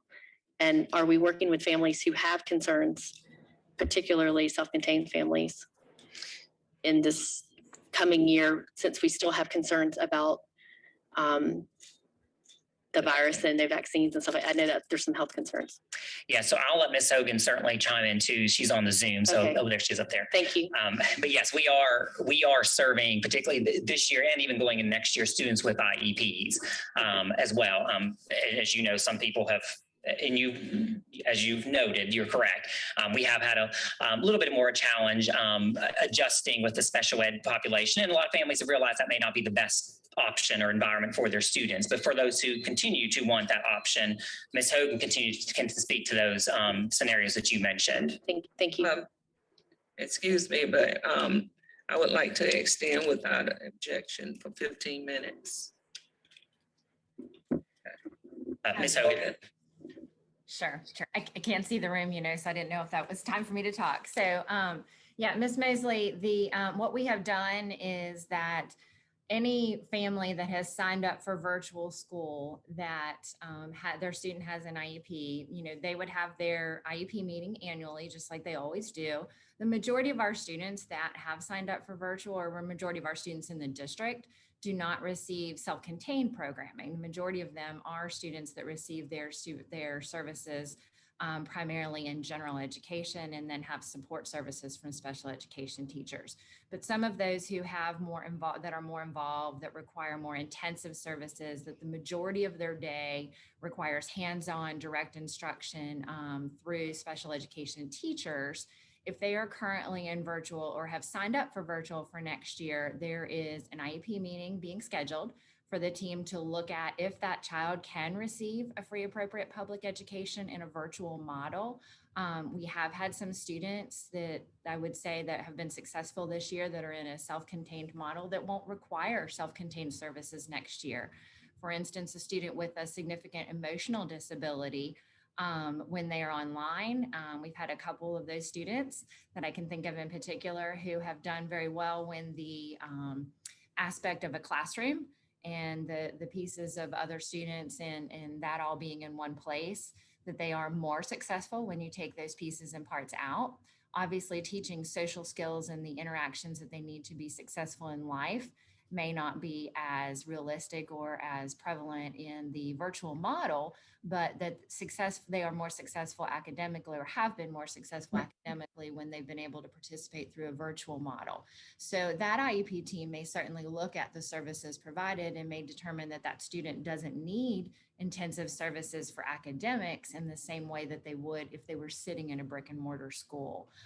The other thing that will have to be considered at each of those meetings would be able to access the education, just as when a student is in a brick and mortar building and we're looking at the continuum of services, and we would go from the majority of the day in general education and look at if that child needs to receive supports and services further away from general education. We're always looking at their ability to access the education. And so that would be the main aspect, I would think, with students who are most involved would be, can they access the programming and the education online? and being able to do that. And so each family will have an IEP meeting with their child to consider if those supports, if what their child needs can be virtually. And if it can't, we certainly have a place in the district where it can be offered. Those meetings are occurring, they've been occurring, and they will continue to occur as we go through the registration process. Okay, thank you very much. One more point of clarification. I'm sorry, I lied. That was not my last question. Of those of the teachers that the head count of teachers you have up there, are there like resource teachers like within the grouping of elementary? Like, are we providing those services within? So those would be assigned once our registration period's done, and we pull. So we know if there's kids in resource, for example, in virtual, then Ms. Hogan would have to, then we'd look at, do we need to sign a full-time person or part-time based on the number of kids in that category. Okay, so if we have students in virtual that receive those type of services, we have a plan in place to serve them with the appropriate instructor. Okay, I mean, obviously, okay. I just want to make sure. Thank you. Yeah, just as an example, a non-SPED example, but a little bit of surprising maybe, but we only had right now those 1,000 elementaries. We only had 2 GT students sign up for virtual. Okay. So, that would be a situation where we're not going to hire a GT teacher, but we'll figure out a way to provide those services, those students with existing staff in a school. Okay. Thank you, Ms. Mosley. Mr. Sutter? Jeff, what is our attendance policy this year? What is our attendance policy? Yeah. So the attendance policy this year really has not, you're talking for virtual or brick and mortar? Both. So for brick and mortar, that attendance policy really hasn't changed from where it was in the past as far as students being counted absence presence on the days they're supposed to attend school. In the virtual program, the attendance policy was they had to, as long as they completed their work, either they were there for live instruction or they completed their work by the end, I think it was midnight of that day, then they were counted as present. Oh, we done away with seat time. In the virtual, there's never been seat time. We have an attendance policy. What record keeping do we have with that? What data is accumulated with that? So and I should clarify, Mr. Seth, technically this year, the state waived that seat time. That was one of the waivers across the board. But the attendance policy record keeping is in Power School. So that's teachers going in every day and they take attendance for every child every day, either as absent or present. We have 135-day enrollment? Yes. How are we going to determine that attendance? For the 135th day, we would still continue to pull that from Power School. What data are we going to accumulate? If I look at data from past school year on attendance, we're going to have similar data for attendance this year. We would have we would have the similar data. The data would be the same. It'd still be able, if you pull a report, I could say Mr. Suddeth was here, or as a whole, our district had an X% attendance present average overall. We could still pull that from year to year. I would be interested in knowing what our attendance was. Right? Define for me an active participant. So active participation would be that your camera in the virtual environment, that your camera is on, and that ideally that you're participating in a class just like you would in a brick and mortar school. So I'm asking you questions, you're responding, which is the whole reason your camera needs to be on, but that you're actually at your computer, you're not, there's a blank screen up there, that you're actually at your computer participating in the class. Well, in a brick and mortar school, you're there. I'm sitting with the camera on. I can go and do whatever I want because there's no one making sure that I'm there the whole time. So I can understand where students are going to say, yeah, that would be a lot better for me, because I talked to students that, yeah, I've been online for 2 hours. Whereas if I had to go to school, I'd be there for 5 hours. So I can get all my work done in that 2 hours by simply being present for part of the time. So And then what they're telling me, is, well, all you got to do, it doesn't matter how many times you're there, as long as you do the work. yes, sir. And that is true for the virtual environment. That's actually always been true, even pre-COVID in our virtual classes and the state virtual classes, because there's no seat time requirement. The requirement is that you get the work done and master the content. Now, keep in mind, Mr. Sudduth, though, for our virtual school, they can't really do all their work in 2 hours because those are live classes happening. So they follow their normal schedule. So if they've got 4 classes that day, they're in 4 live sessions that day. Not necessarily sitting in the classroom at that particular time. Right, they would be at home, most likely, sitting in front of a computer screen. Is there a correlation between attendance and else? Oh, absolutely. I think we shared that. I think we shared that in Q2, Dr. Royster. I can't remember if I think we did the attendance versus F's report in Q2. I ran it. If we didn't share with you, we can send it to you. We ran it for Q2, the correlation between F's and We can attendance. send that if we haven't already. You know, as long as we got that for the end of the school year. Yes, sir. We can run it again at the end of the school year. See what we got. Sure. Yeah, so we absolutely can. And as you said, there certainly is a correlation. The kids that have the most days attendance have a larger number of Fs. When someone asks me what an active participant is, what do I tell them, Jeff? So they need to be, their camera needs to be on. They need to be in front of their camera with the camera on and participating in the lesson and the activities.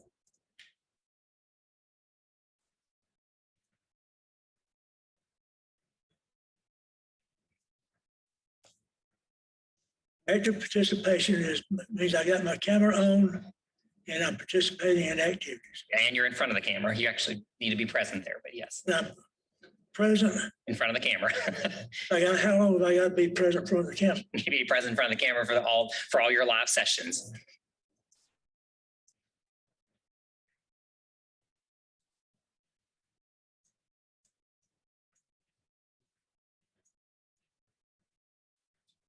I talk to these high school students and they amaze me, their ingenuity.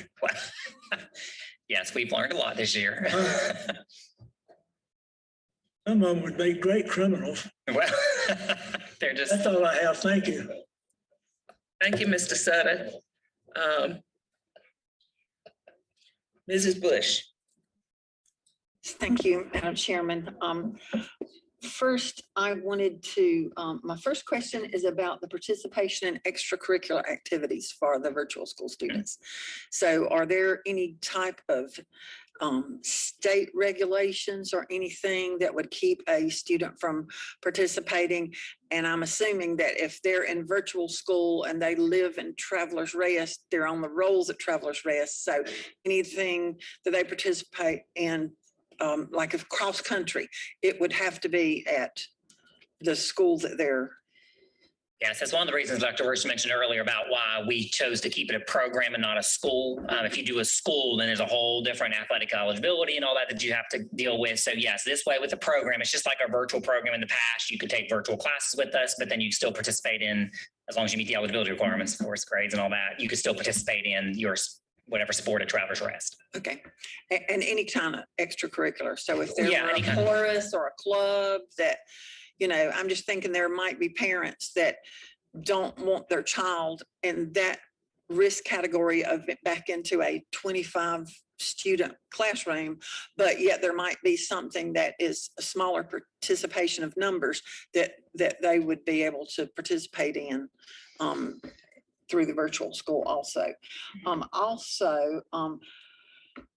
What about the integration of like our career centers, Roper Mountain Science Center, those type of things, opportunities that we don't want much the same way. Mhm. I've heard, you know, I've even talked to people that said, well, the career centers, the classes are a lot bigger. The rooms are a lot bigger. The labs are, the classes are smaller.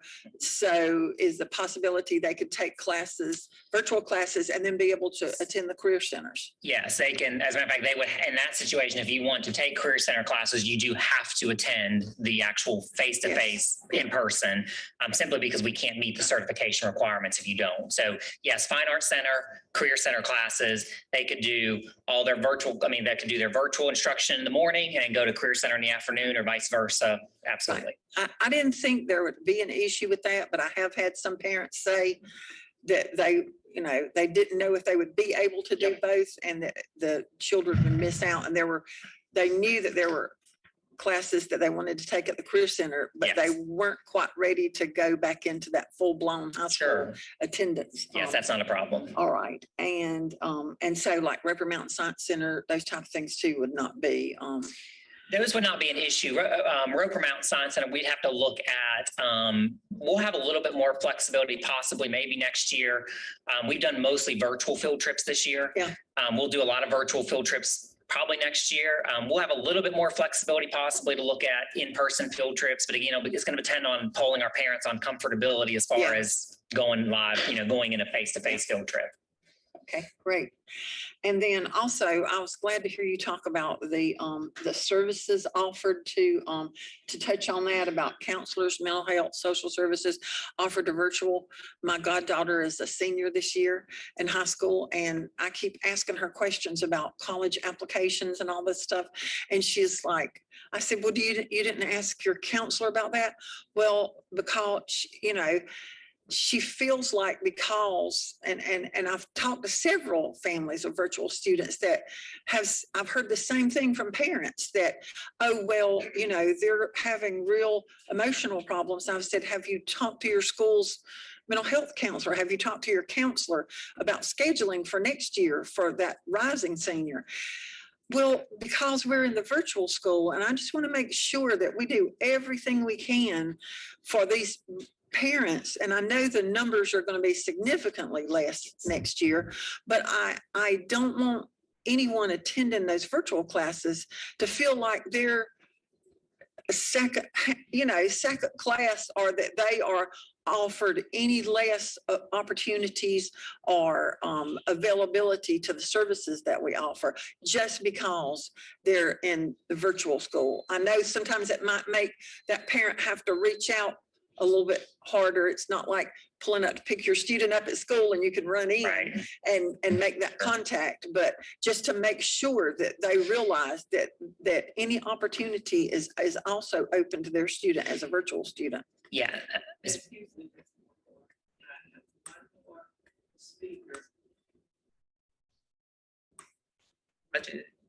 Okay, I'll extend for 5 minutes without objection. So, Dr. Royster mentioned this earlier, but with this staffing model up here, we do have counselors in the virtual program. They're full-time virtual counselors for elementary, middle, and high. This year, we've relied on the counselors in each school, which I think they've done a great job, but they've all been overwhelmed this year. So to your point, it'll be a little bit more intensive next year with our counselors in our virtual program being more intensive about reaching out to students, because they'll have a much smaller number. And that's all they'll be responsible for is the virtual kids. Okay, great. That's all. Thank you. Thank you. I just got a couple of short questions to ask. One, you did say the closing for parents for virtual is April 23rd. I'm sorry. The closing for the parents to sign the registration deadline. Yes, sir. What happens to folks who are moving into the district after April 23rd? So it would be just like any other school. They can still apply to come to virtual, and we would still admit those students as long as we have space. Parents will still be able to, after 23rd, request sign up to virtual. They'll just be on a waiting list until we can ensure that we have enough room in our virtual program to accommodate them. Have you had any discussions or any thought about what if the COVID increases tremendously? What happens? You mean what's the plan if we go into a much higher risk factor? So you mean if more parents want to come over to virtual? Say that again. So you mean if more parents want to come over to virtual because of increased cases? Yes. So I think we just have to look at that as we go in, and at what point that would be. We have some flexibility obviously in the virtual program for students to come in. We'll have always, just like any other school, we'll have a cushion of just like any other school that would have, we can take X amount per level. Beyond that, we'd have to look at that and when that time of year that is, if we need to add additional more teachers to the program to accommodate our numbers, if we choose to do so. But you have not looked at an exact rate of infection or anything like that to say, okay, at this point, if you want to come to virtual, you could do that. We have not at this point. Okay, thank you.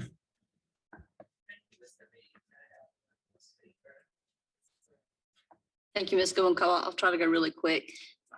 Jeff, what we talked about having the cameras on, do we have software or controls that we're going to have in place for during assessments? I know the colleges have something where you can't look away and they know that you have notes and all that. Are we using something like that? We will be, yes. I don't remember what it's called, but we've looked at several of those. But yes, for proctoring of tests, particularly for those exams. Now that will still not apply to any state test. The students will still have to come into school to take. They will still be required to do that. The state has not given on that. Okay. So COGAT, Iowa, all those high stakes assessments, they will still have to come into school to take. Okay, but we will have something in place to give Yes. kind of a different level of accountability for the Yes. students to help them with the academic integrity piece.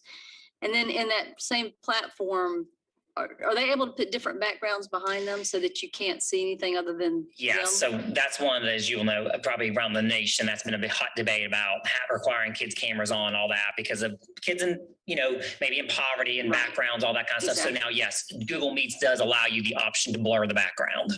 Okay. So we will have that option now, so we can blur the background. Can you set a standard background? That would Yes, be and we do, Okay. So because that's, otherwise okay. it gets a Because little that's crazy. where I'm thinking, and exactly what you're saying. And so I'm glad you mentioned that you're actually looking at national, you're talking Yes. nationally about what virtual programs look like, because I don't want us to set up a program.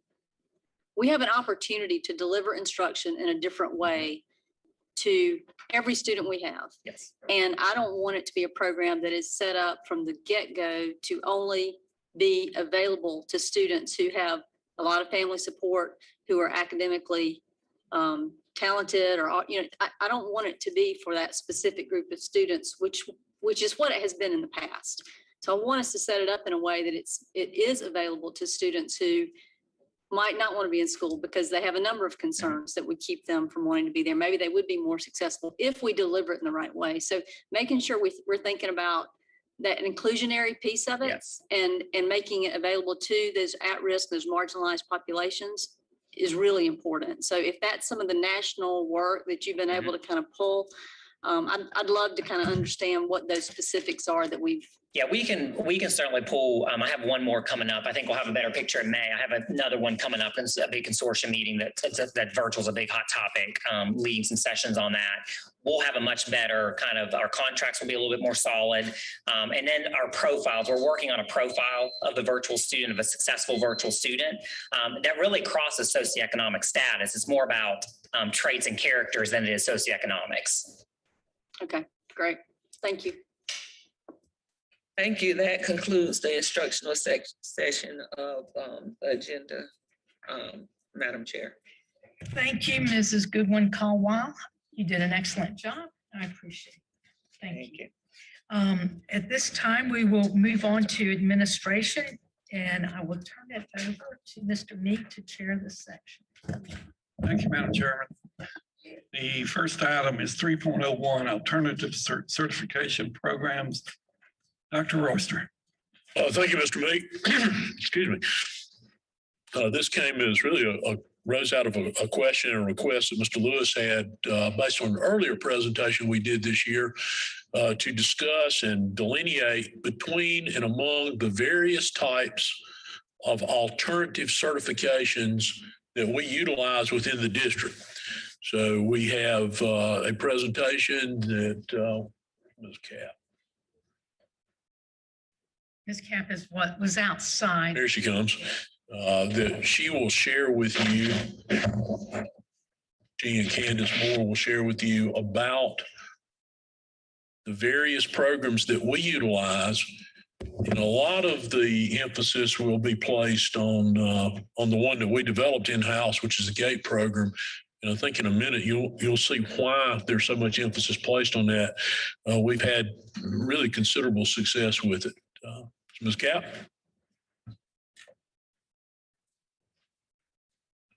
Good morning.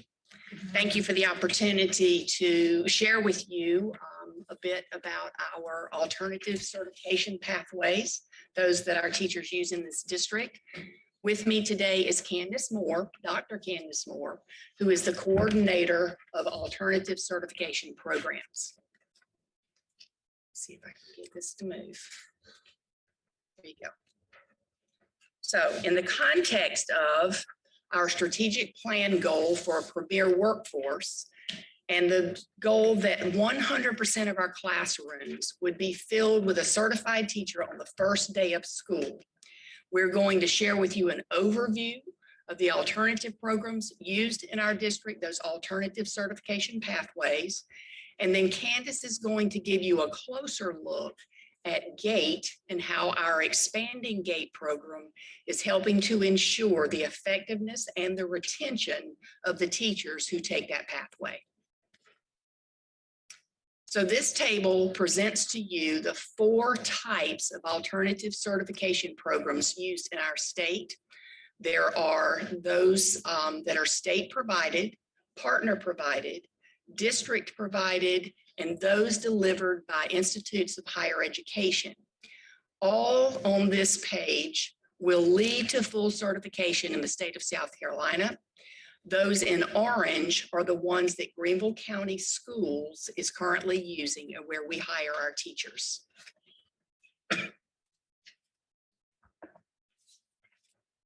This table will provide key details about all of the key programs that we use, and I'm going to summarize it in columns for you. So this will be a comparative summarization. Included here will be information about PACE, American Board, Teachers of Tomorrow, GATE, and Career and Technology Education, or CTE. Nearly all of these certification pathways require a bachelor's degree and a GPA, a minimum GPA, though those differ. Programmatically, PACE, GATE, and CTE require pre-service institutes, in-service institutes, and seminars across the school year, along with graduate level courses. Those are face-to-face programs. Those that are online programs, American Board and Teachers of Tomorrow, involve training modules and exams, generally completed before you can enter the classroom. These programs differ more distinctly when you talk about the support provided and the total cost to the participants. So though we do not know the total investment of all of the providers there on that screen, what we know that, let me go back to the model, PACE and GATE are in a cohort model. So those participants have their peers through their certification program to rely upon and to learn from, to work together with. American Board, Teachers of Tomorrow, and CTE do not have a cohort model. Their pathway is completed more individually, and they do not provide the support that our own GATE program provides. GATE is the only program you see here that has extensive one-on-one coaching and an intentional strategic teacher support team for each teacher. In terms of cost to participant, we really don't know what these other providers invest in these teachers. We don't know the total cost of their program. One of these is considered a nonprofit, one is a for-profit corporation, and then of course you have the public folks who are doing these things, but we don't know what they invest.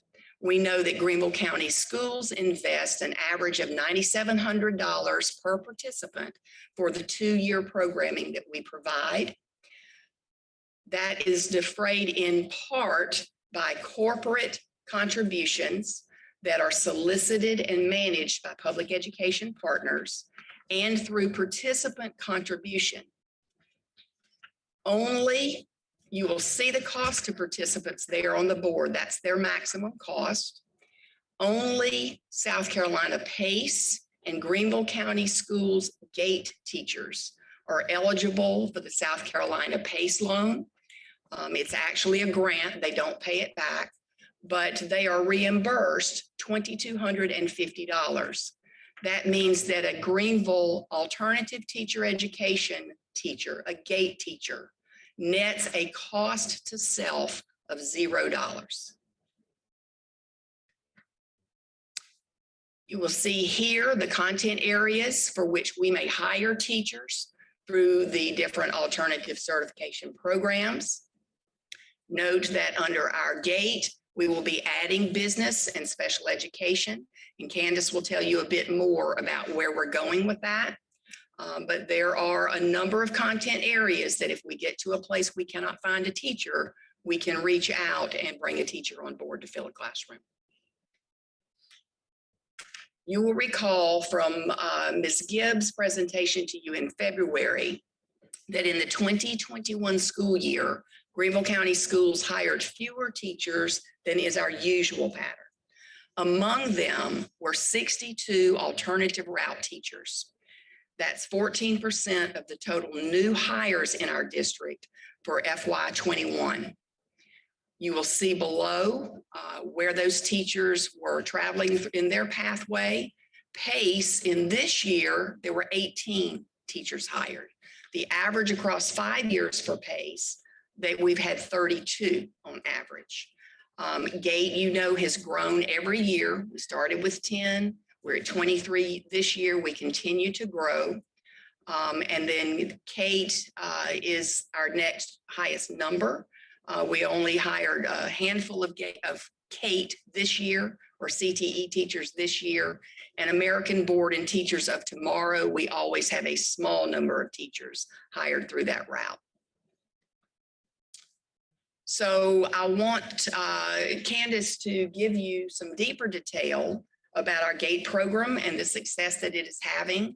But I want first to let you know a little bit about Dr. Candace Moore. She has brought a wealth of understanding and expertise to her role as the coordinator of alternative certification programs. Her doctoral dissertation centered on the structures that support these career-changing teachers to be effective and also to be retained, to stay with us at least through 5 years and beyond. So we're really excited about what she is doing. She has taken a very robust state model program in GATE and has refined it to ensure, number one, that we can expand to more content areas, but that we will be able to retain those teachers and that they will be some of the most highly effective teachers we have in our classrooms. Candace. Thank you, Karen. Good morning, everyone. We're going to take the next few minutes to just take a closer look at what's going on in the GATE program. And specifically, we will talk about applicant trends over the last 5 years. I'll give you a programmatic overview. We will look at some retention data in the GATE program. We'll talk about what's new and what's next. And then I'll leave you with what people are saying about the GATE program. So we currently have 68 GATE teachers in 29 schools across the district. We have 17 completers from cohorts 1 and 2, and you can see the cohort breakdown there. And then we still have 55 in the program in cohorts 3, 4, and 5. We started the program in the first year only offering math and science. And then in year 3, we added foreign language. Most recently in year 5, we added English and social studies.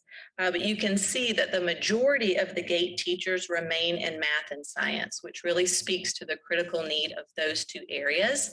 And then of those, all of our GATE teachers are currently in middle or high schools. We're hiring more at the middle level. So we've hired the most GATE teachers in middle level science so far, 17 total, and followed closely by middle level math at 15.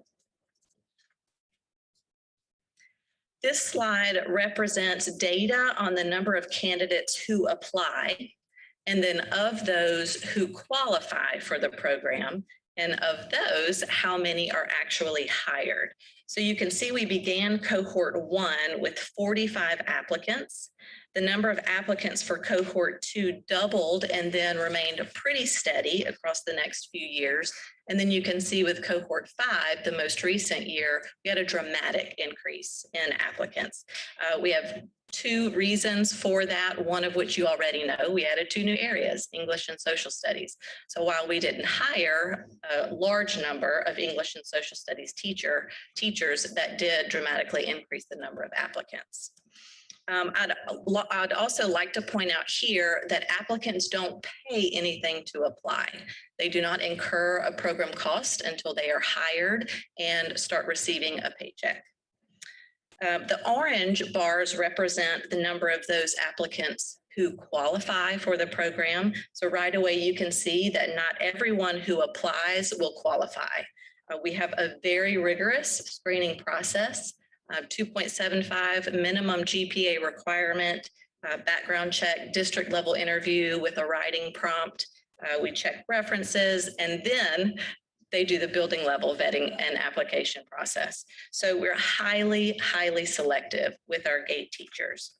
And then of course, the gray bars represent the number of those who have been hired.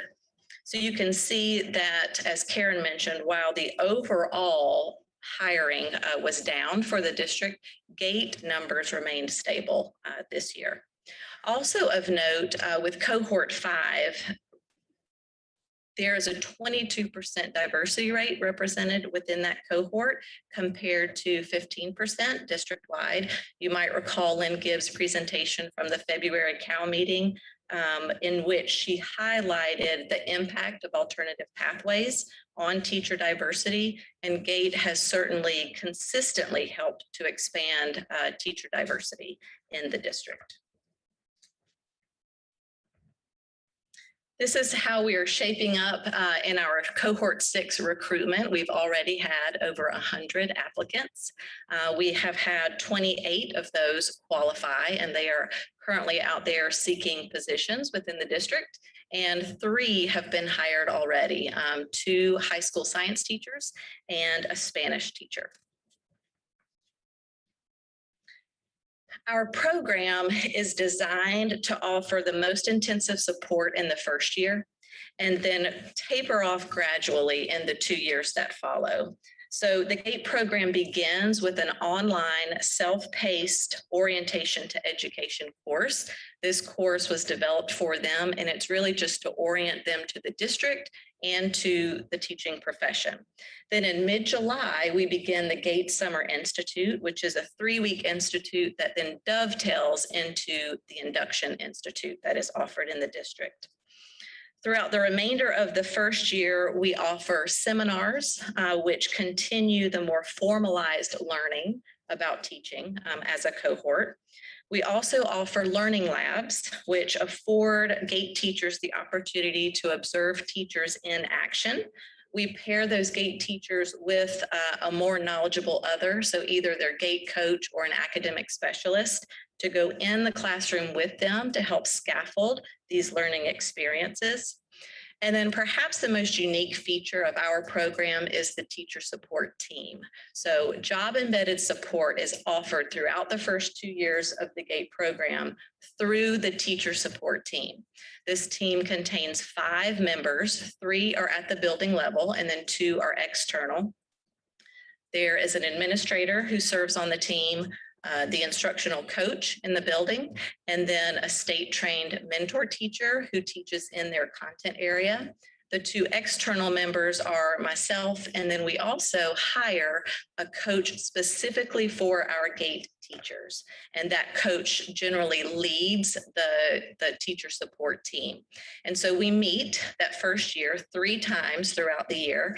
And during those meetings, we talk about areas of strength for these GATE teachers. We also talk about opportunities for growth. And then we bring the teacher in, we hear from them what it is that they feel like they need. And based on their needs, perceived needs, and opportunities for growth, we develop a strategy right then and there. We develop a plan and then specific action steps and specific support team members are assigned to those things to help really propel that teacher forward in his or her practice.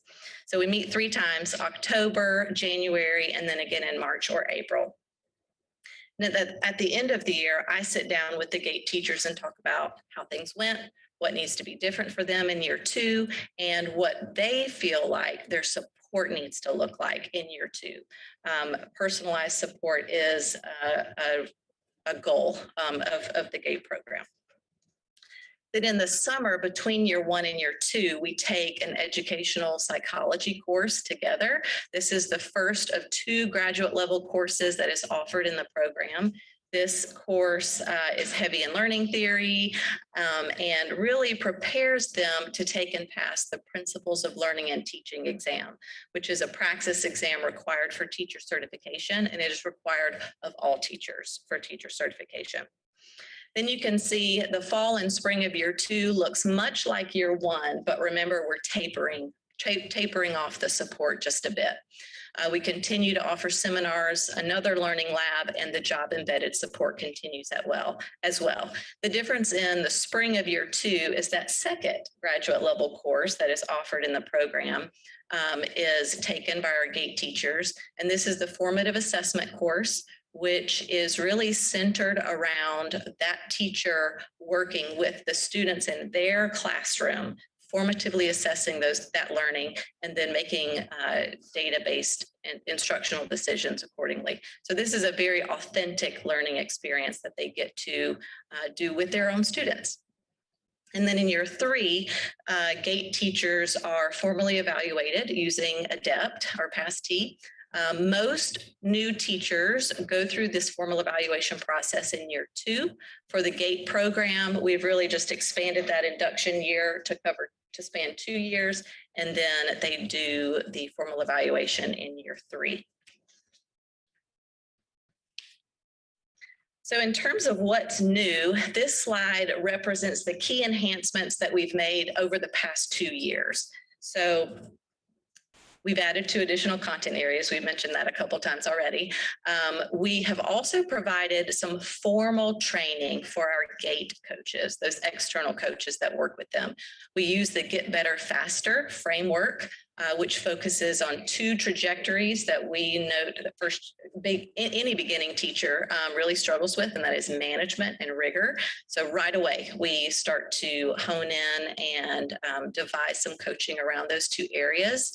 We've also increased the coaching time for GATE teachers so that in year 1, a GATE teacher can expect to receive 72 hours of face-to-face coaching from that GATE coach.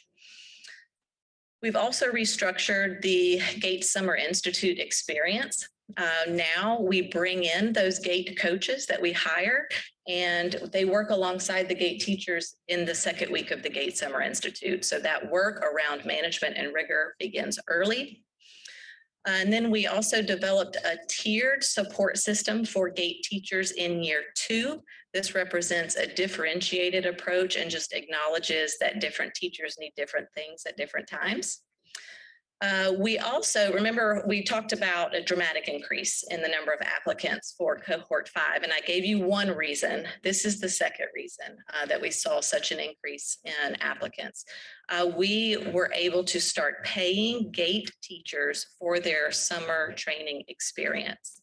We were hearing from folks that it was really presenting a financial hardship for someone to quit a job in mid-July and then not receive a paycheck for a month and a half. So we were able to offer some compensation for their time during their GATE Summer Institute. And then the Orientation to Education course is also a new enhancement to the GATE program. This is pre-institute learning. We noticed that, by week 3 of the GATE Summer Institute, we were seeing some really wide eyes for those folks who don't really have any formal training and education. So it was just a lot to digest in a very short amount of time. So the Orientation to Education course was really designed to front load some of that information, and they can do that on their own, and then we can circle back to it in the GATE Summer Institute. So these key enhancements, along with just the strength of our programming, our commitment to personalized support, allows us to retain GATE teachers at a high rate. I've provided some early career retention data for you here. Early career teachers are those in their first 5 years of teaching. So this specifically looks at PACE, GATE, and then other alternative certification teachers in our district. So in the past 5 years, we've hired 159 PACE teachers. Of those 159, we've retained 70 of them. So that is a retention rate of about 44%. For GATE, we are retaining 74% in those first 5 years. And then the other alt cert, that most of those are CTE teachers. And then we have a few teachers of tomorrow and a few American Board peppered in as well. And we retain 83% of those. Just comparatively, how we're doing compared to the state and the district, this early career retention is all teachers. So regardless of pathway. So we've got some Clemson grads in here, some USC grads, some out of state, any teacher, any pathway. At the state level, we are retaining 58% of our early career teachers. At the district level, we retain 86% of our early career teachers. And of course, compared to GATE, retaining 74%. So even in GATE and in our alternative certification program, we are retaining a higher percentage than the state retains overall. So in terms of what's next, we will continue to remain responsive to district hiring needs. And I see this happening in 3 ways. Most immediately. Number 1, we will implement GATE reserve candidates. This past year, I know we've said it a lot, but it was just a unique hiring season. And so principals were saying, I hope all my teachers come back. We weren't really sure with COVID and everything. So we knew that in order to receive their first GATE certificate and be eligible to teach, GATE teachers have to have that GATE Summer Institute. So before, we had required them to secure a position in order to be invited to the GATE Summer Institute. But last year, we decided to test something out, and it actually proved to serve the district well. We invited a few of those teachers who were qualified for GATE, but had not yet secured a position to the GATE Summer Institute. And then by virtue of doing that opened up some opportunities for principals to be able to hire some of those GATE teachers later on. So of the 4 that took us up on our invitation, and we invited just a very select few, most of those came. Of those 4, we ended up hiring 2 of those. So half of those were hired and filled math positions for us after school started.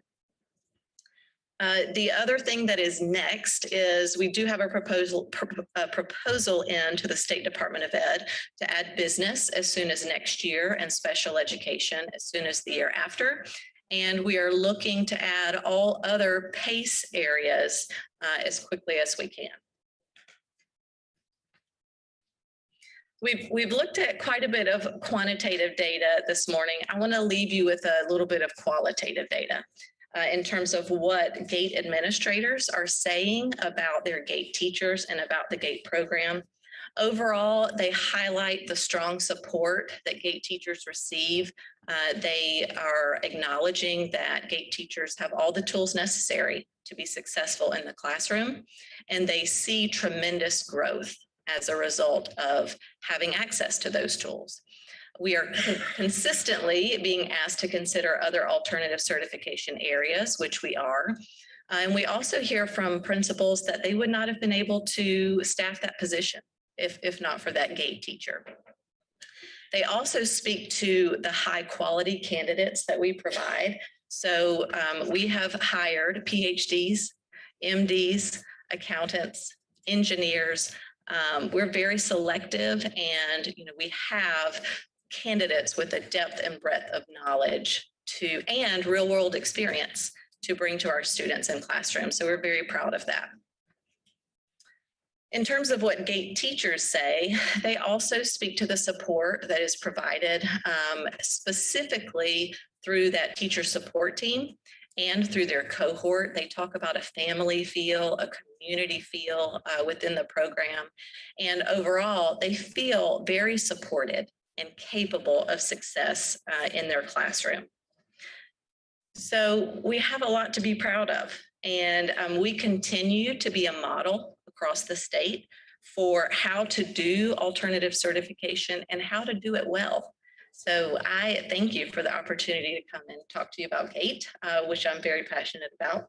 And I think I hand it back over to Karen. So thank you, Candace. And thanks to all of you. We hope that we have given you some information that is helpful to your understanding and ability to make those large scale decisions that you do in your seat. And we are open for any questions you may have. Thank you, Ms. Cap. Mr. Lewis. Thank you, Mr. Meek. Thank you, Dr. Oyster, for adding this to the agenda.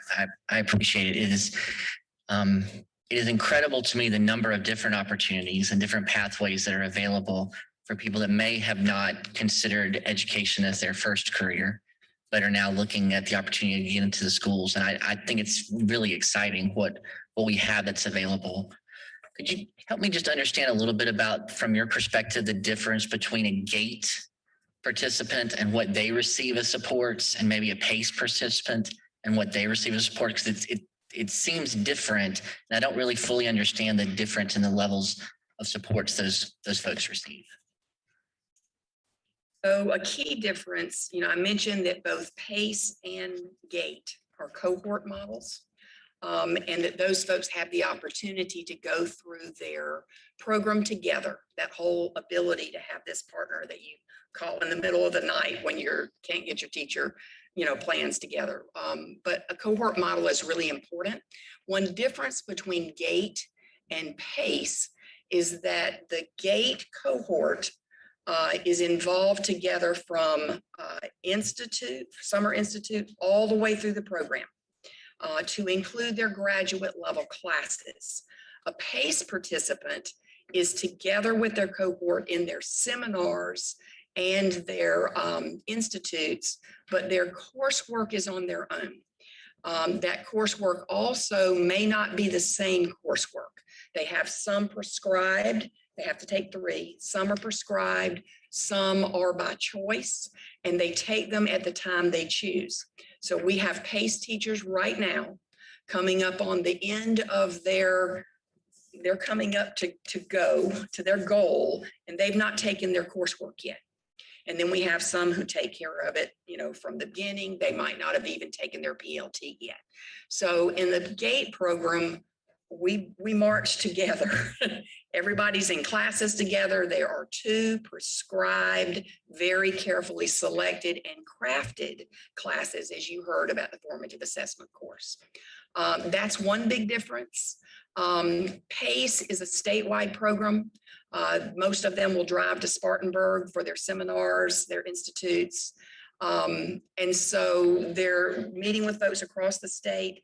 In a GATE program, we can customize, here's our instructional protocol.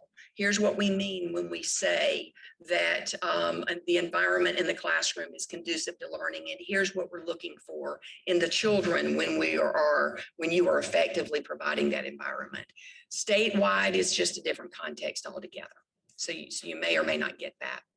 There may be other significant pieces, others, Candace? I would add a significant difference in terms of support is the teacher support team. Yes. Most of the learning about teaching that goes on for an alternative participant happens in the classroom. And so that teacher support team provides that more knowledgeable other in the classroom with them to help guide that learning. Otherwise, it's just kind of like you're on your own. So that teacher support team is a huge difference. And that's happening at the school level once they've already been placed in the classroom. So teacher support is happening in a different way with GATE participants than it is happening with PACE participants. And as I talk to teachers who are in either, that seems to be the thing that they most appreciate as the difference, is that they feel like as a GATE participant, I've got someone walking alongside me through what is a very difficult year because I missed all of that foundational instruction that a typical first-year teacher has in even their difficult first year. But these PACE folks are not receiving that same level of support.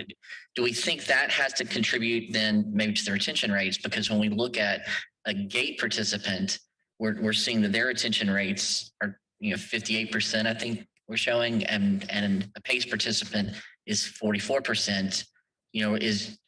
Is part of the reason that we're seeing such a churn of these PACE participants that we don't provide that same level of ongoing support for them when they get into the classroom.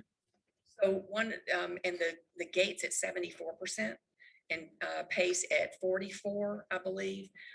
One of the things that we recognize is a real deficit, not in the teacher, but for the support of the teacher, is that we don't have that come alongside coaching for them. Our certification specialist in HR actually reaches out to those PACE candidates to speak to them about their certification programming, what's going on with that, where are they in their path to take care of coursework and otherwise. And in those conversations, she often finds herself in a coach mentor role. Not in the classroom, not in there talking about pedagogy and those teacher moves that make you successful, but talking to them more effectively about how they're doing, struggles they may be having. But beyond that support, we do not have any programmatic support or formal coaching support for them. That is probably true. So help me understand then. So knowing that, and I did misquote. So 74% is our retention rate for GATE, which is actually higher than the state retention for alternative certifications, All teachers. which is fantastic. Why would we encourage someone to participate in PACE when GATE is more successful at supporting you, training you, and then retaining you? Why wouldn't we just have everyone do GATE and not offer these other certifications? So one of the key things to know is there's a difference in eligibility. We require a 2.75 overall GPA in your undergraduate program. A South Carolina PACE teacher can graduate with a C, meaning a 2.0 or better in their content area alone. Now, I don't think you can graduate without a 2.0, but a 2.0 in their content area is their requirement. So there will be some who, even as we expand with state permission to take on every content area available through PACE, there will be some who might not meet our eligibility requirements. We need teachers in classrooms, and we want to be able to support them. But that's why we are moving as fast as we can to add every content area to our GATE program, and why every PACE candidate that enters the records in HR is we get our hands on their transcript, and Candace reviews them to determine if we can pull them over to GATE before they enter that pre-service institute in the summer. So we are actively transferring folks over to GATE as we can, and we are actively pursuing the add of additional content areas. Business ed is the largest PACE area that we don't yet have in GATE, so that's our next move. We believe we will get permission to add that as early as these hires that are coming. Special education is going to take some significant development across next year, but we have a proposal in for that as well. So knowing that GATE receives these additional supports and that we think it may translate into them having a higher job satisfaction and higher performance, why wouldn't we offer those same level of supports to these PACE participants who I think we're saying probably were worse students in college and therefore probably need more supports because they didn't even qualify for this kind of high level of alternative certification? What was the decision there between providing supports for one group of people, but not for the other?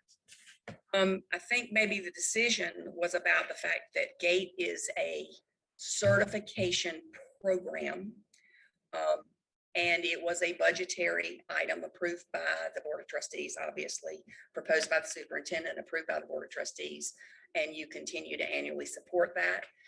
To this point, we have not added a PACE support structure and thereby budgetary need to shore that up for PACE.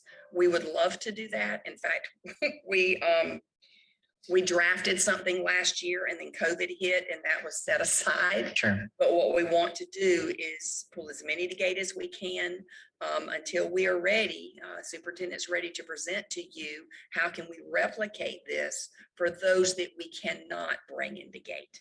Okay, but That certainly is a desire. But just to make sure that I heard that last part correctly. So if somebody walks into the district office and says, I want to participate in an alternative certification program, and they're qualified for GATE, they're going into GATE. They're not, we're going to move them into that program. They can be eligible and make them eligible, get them out there to interview to be hired in GATE. Yes. And based on the qualifications that those people require and these additional supports, it sounds like that the district is saying that that the GATE program is a better place for a new employee who is looking for these supports than maybe some of the other alternative certification programs. Absolutely believe that. I appreciate this. This makes so much more sense, and it's taken me a long time to really fully understand it. So thank you for all of this. Mr. Lewis, Miss Michelle Goodwin Caldwell. Thank you, Karen, for this presentation. I'm still trying to wrap my head around how to teach alternative program. And when you said that you have 22% diversity in this program, I want to know what is the breakdown of that diversity, because I know that you have foreign teachers that are in there. I want to know the racial makeup of that 22%. If you could get that to me sometime later, that's fine. We will have to provide that, but we can do that. I have, because Mr. Lewis, he hit on it a little bit about the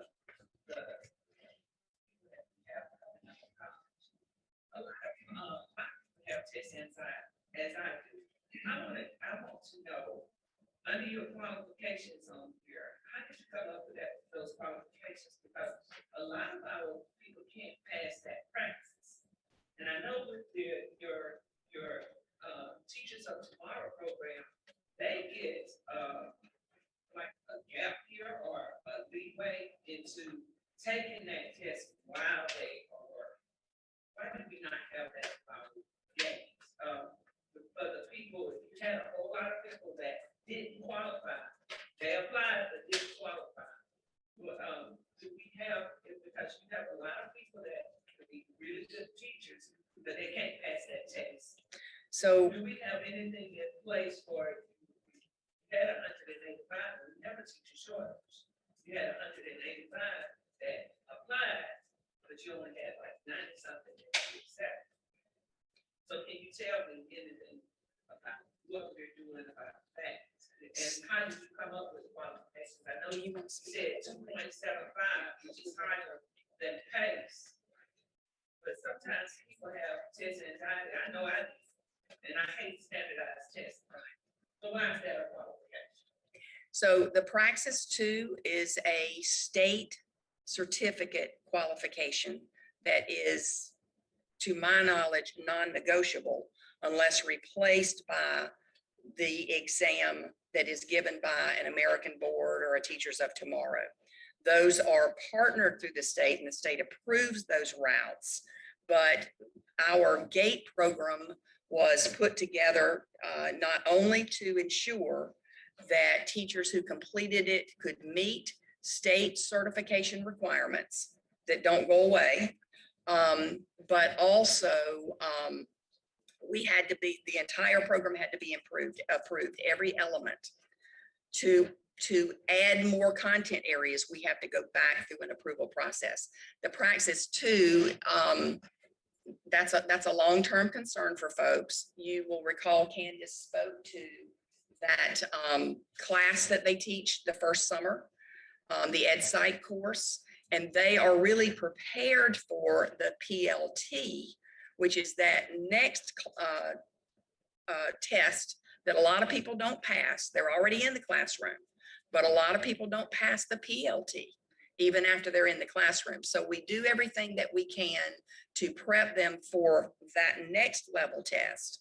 But the Praxis 2 is an entry into virtually any of the programs, that or a replacement test. I see that you partnership with the public education partners. Do y'all not put partnership with any of the colleges to, I mean, because you have a lot that's applying, but they're not getting in because they probably didn't pass the Praxis. Now, there are more reasons they don't get in.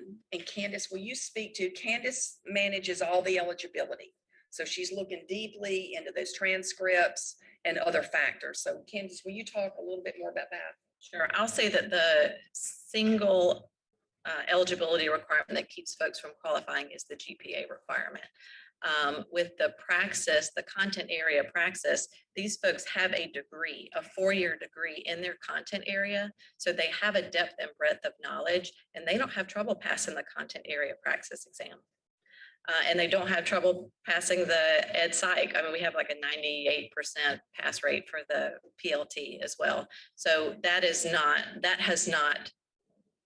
If that's the number one thing, that 2.75, why are we at 2.75 when PACE is at 2.0? They have a little bit to do, not just the supports, but a little bit to do. We're asking people to come out of their career, wherever that is, or straight out of college as a math major, and walk into a classroom with no teacher education programming other than that we can bring them through in 3 weeks' time. So in order to, we are the first alternative program in the state like this, the first district program. And I think there was the recognition that it takes more than just, I made my 2.0 to get out of college, to be able to come into a classroom and become a teacher. So that 2.75 was determined early in the development of the program and is truly a model for the state.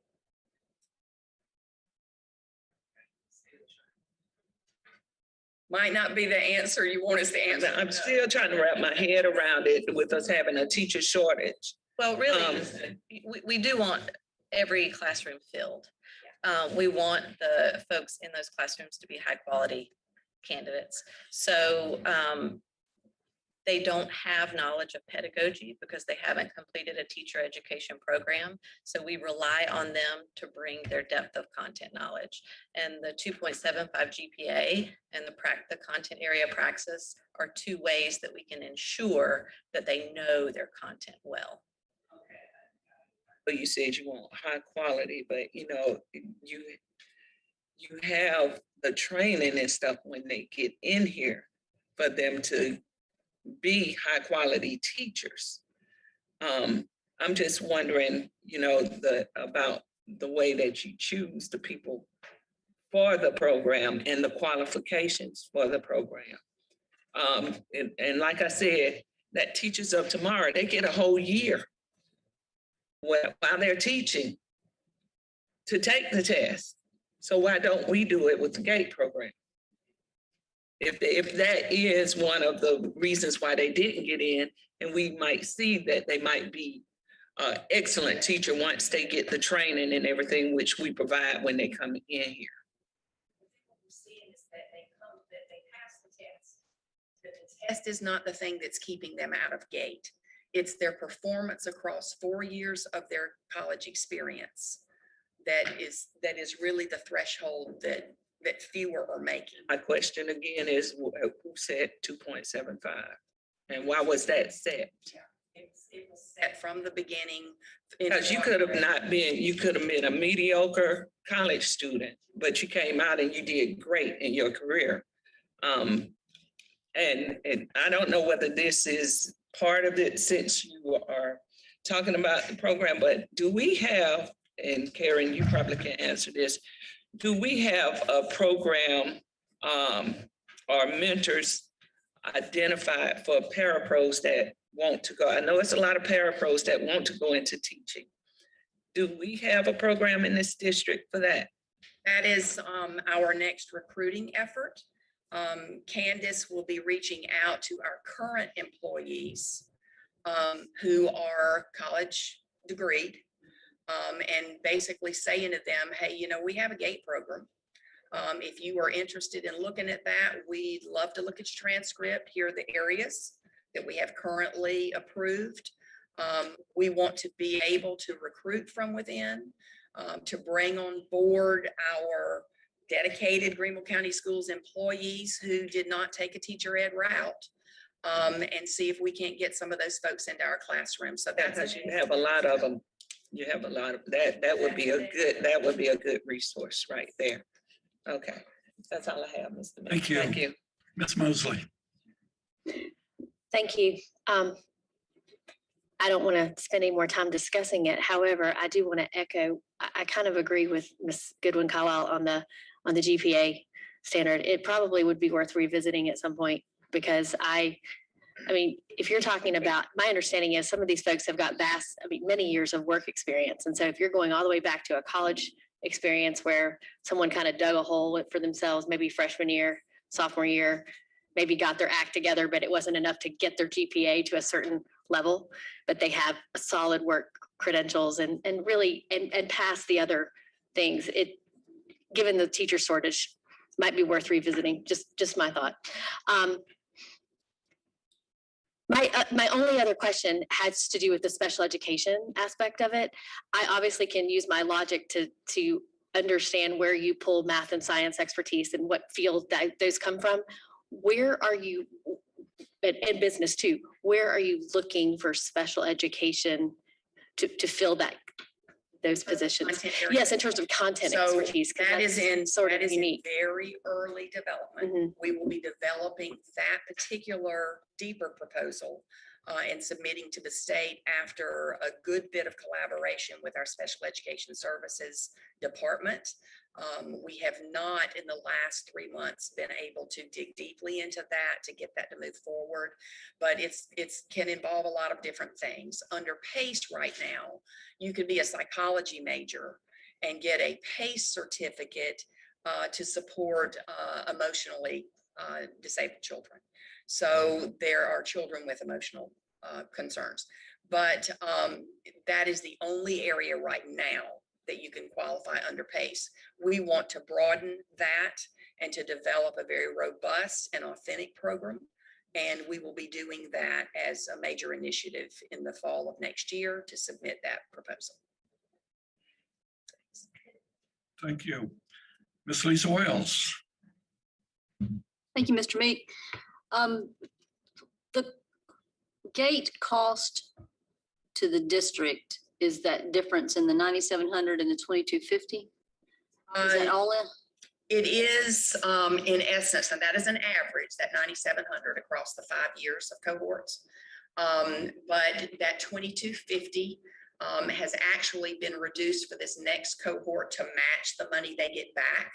Prior to that, it was maybe 3,100, had to do with what they were helping to pitch in for. But in essence, it is that minus that contribution from our corporate partners through public education partners. So across a number of years, I have some information here. I don't want to get too deep into it, but let me see what I can give you. So if in a cohort, it has cost in a cohort, for example, 9381 for cohort 5, that's this year's group. If that was what it cost in total for them, after their contribution, that came down to just over $5,900. And then this school year, or for cohort 5, PEP supported us with $80,000. So if you take the 23 people into the 80,000, then it comes down further. So there are 2 items that defray the cost: the participant contribution that's paid back to them by the state through that PACE grant, and PEP's contribution. So as we expand this program, I would imagine that PEP's ability to continue to fund it isn't necessarily, may or may not keep pace with what we're trying to do. So have we talked with the state about potentially providing some funding assistance because we're running a program that's doing what they want it to do and have a better return? Or, I mean, what is the long-term financial prognosis for this look like? Well, one thing you may recall, excuse me as well, there's a line item in your budget this year for around about $90,000. The PEP funding has tailed off. Right. It was predominantly funded from a grant from Duke, not the Duke Foundation out of North Carolina, the Duke Foundation related to Duke Energy. And I believe the first year was around $100,000 and it's dropped over time. The other reason the cost is variable, as you might imagine, like this year, I think Karen said it was $9,300, $9,700 as an average over several years. If you hit certain sweet spots in there, you can get more people in for the same amount of money. Kind of like looking at assigning teachers on an allocation formula. There's a fixed cost for the professor, so to speak, for the classes. And you can get up to so many students in there. You can get up to so many students or so many student teachers, teacher candidates, whatever, however you want to refer to them, per mentor. So there's a cost built in there. So theoretically, the more people we get in to certain points, we lower our per individual cost. We have not approached the state about funding this. It's certainly something we can ask. I think their position at this point, I think what it is we're running this PACE program and you just ought to use it. Our program, to your point, is more successful. It has a higher retention. It has a higher retention not only with us, but I believe also statewide. I believe it doesn't have the highest retention of any of those alternative programs. Well, except for the two corporate ones That we only have like single digit numbers. We don't have anything to compare with them. And obviously we believe one of the reasons is if you look at this, it's not just we have a higher level of mentorship with them. If you look at everything, PACE being, I guess, the next closest comparison, they have a pre-service institute. Well, ours is 50% longer than theirs is. They have 2 seminars. We have 4 seminars. The graduate level courses, we have one less than they do, but then we have a higher GPA. We have more job embedded support. And we have these learning labs they don't have. So we have all these attributes of our system that are really not inherent in any of the others. And I think one of the things, not to belabor the point that they made earlier, but one of the reasons to have a higher GPA, and we have to remember too, this was what the state was willing to approve. They weren't necessarily willing to approve something that was a mirror image of the PACE program. But we don't need to have people we're trying to teach them their content knowledge and we're trying to teach them their teaching pedagogy at the same time. I think to Ms. Mosley's point, we might look at asking the state, could we have some sliding scale? Some of these people are experienced. Some of them came from, for example, we had some engineers come over. We've had some people who were active scientific practitioners and had some number of years of work experience. We also have people that just graduated with degrees where they've not yet had any work experience. So there may be a window there to say, well, if you got 0 work experience, you're going to have a 2.75. If you got X number of years of successful experience in a related field or more, you might have a lesser, because that removes the concern that you don't know the subject matter. But it would need to be in a related field like engineering or a chemist or something like that. Well, and I'll follow on this out. I wholeheartedly agree with what both of them said, is that we should have some alternative metric, just like we talk about with our children in school. We should have some alternative metric to allow entry beyond just a GPA from a college degree, especially if it was 5 or 10 or 20 years prior. So But, you know, if you're coming right out of school, then certainly a 2.75 could be the difference in the retention. In addition to, I mean, that's the problem. We can't really say that We don't know. our program has higher retention rates because we offer these supports when our entry criteria is different. So there's some combination there, but talking to the state about, could we drop that? Could we have differing criteria so that we could expand, to me, would be important. And then if we can get to a point where they would help fund it or maybe modify their own program accordingly. So that's good. So we got some money in our budget. Maybe as we expand, maybe we look toward talking to the state about being able to support that. So along the same lines, we're talking about adding business education. I've never heard us talk about a shortage of business ed teachers when we've talked about having a shortage. So is that also an area where we don't have enough teachers in that field? Okay. And what does that look like? When we say we have a shortage, do we need 10 teachers and we have 8, or do we need 100 teachers? And I won't have full data on that. I can get it. I do have data to show how many business ed teachers we have hired each year across the last 5 years. I do not have that with me here.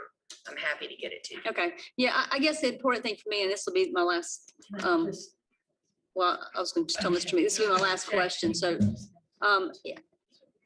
For me, it's really, I think this program is such a great program. And I have heard over the years how we have struggled with foreign language, with special education, with, you know, math and science at the high school level. So I wouldn't want to see us create a really big program where we got 15 different things you might can come into when we know our critical need is really still math, science, foreign language. So I guess just a balance of that in how you, because we have limited resources, and how we use those resources to bring those teachers in is something I'd like to be sure we're watching carefully.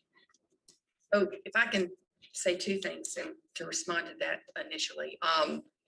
What we're finding is that any content area, secondary content area, can be a critical needs area now. And so knowing that the goal is to have an effective teacher in the classroom and somebody that we can groom and retain over time, that's a key goal. If it's an English teacher, if it's a social studies teacher, we added those because we were hiring English and social studies teachers in PACE. We continue to, and the data shows that.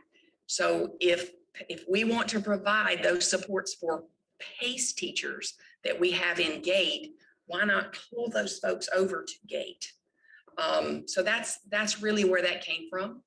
The PACE data will show you that we're hiring in virtually any subject area to fill our classrooms with qualified teachers. So that's where that transition came. Okay. And I guess, I don't know if protocol is appropriate, but I guess to speak to that whole matter of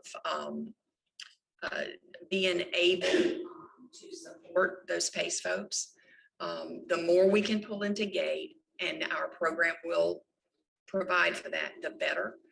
But we may get to the place where we have pulled those folks in that we can under whatever appropriate edits we make.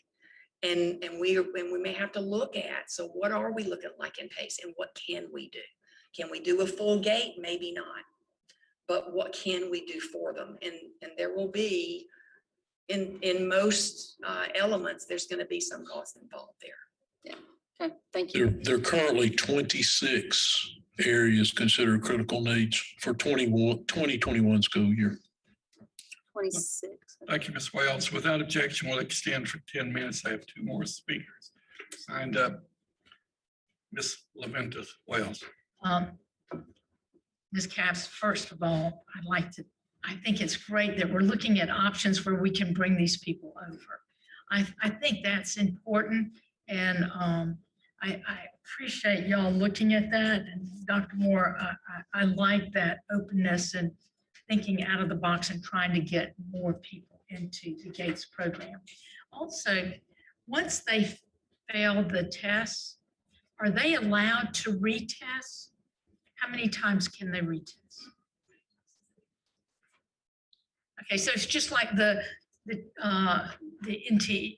National Teachers Exam. They can take it as many times as they want, and then once they pass it, they can, how early is that test given in this program, the GATE program?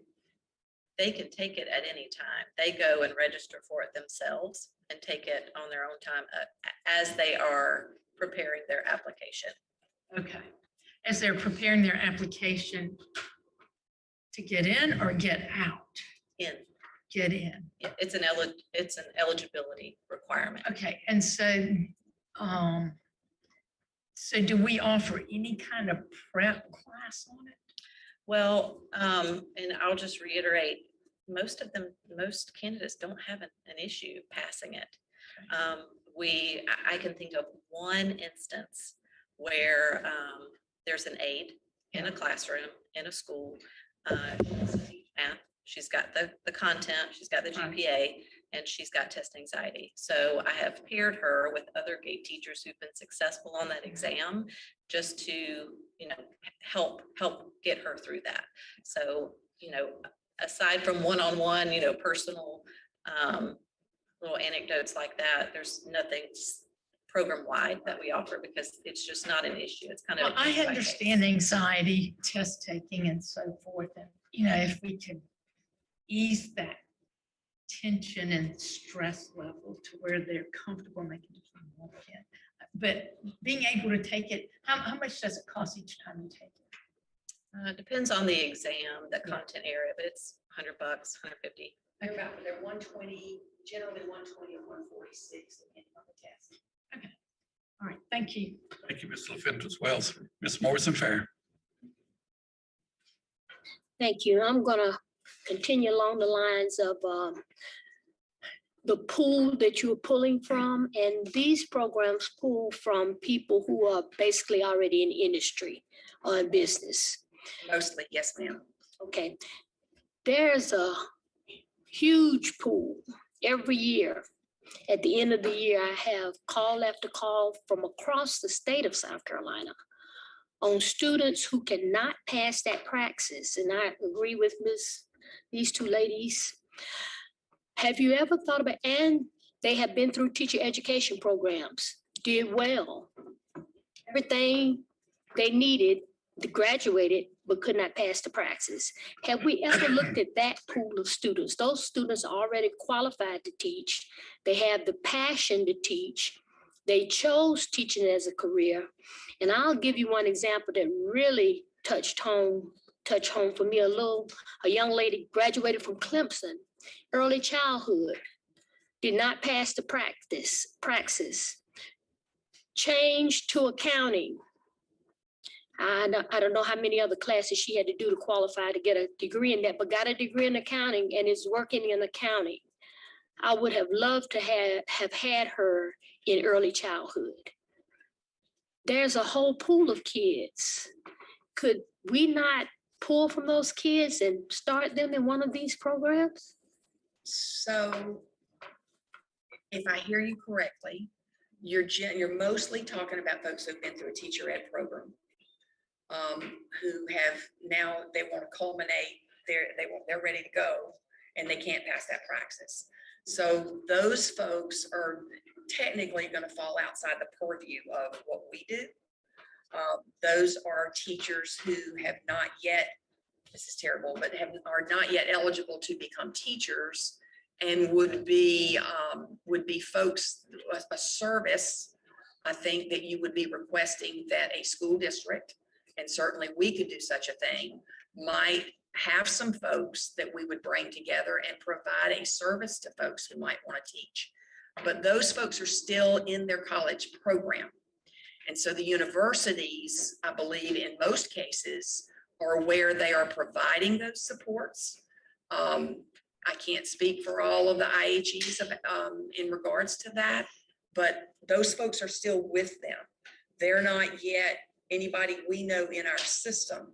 That actually may be something that a community organization might want to make possible for folks, and that we could certainly partner with someone to make possible with folks. So that's not a closed door. It's just to say that right now, those circumstances are outside the purview of what the school system would be able to attend to, without it being a service that's just out there for folks who are interested.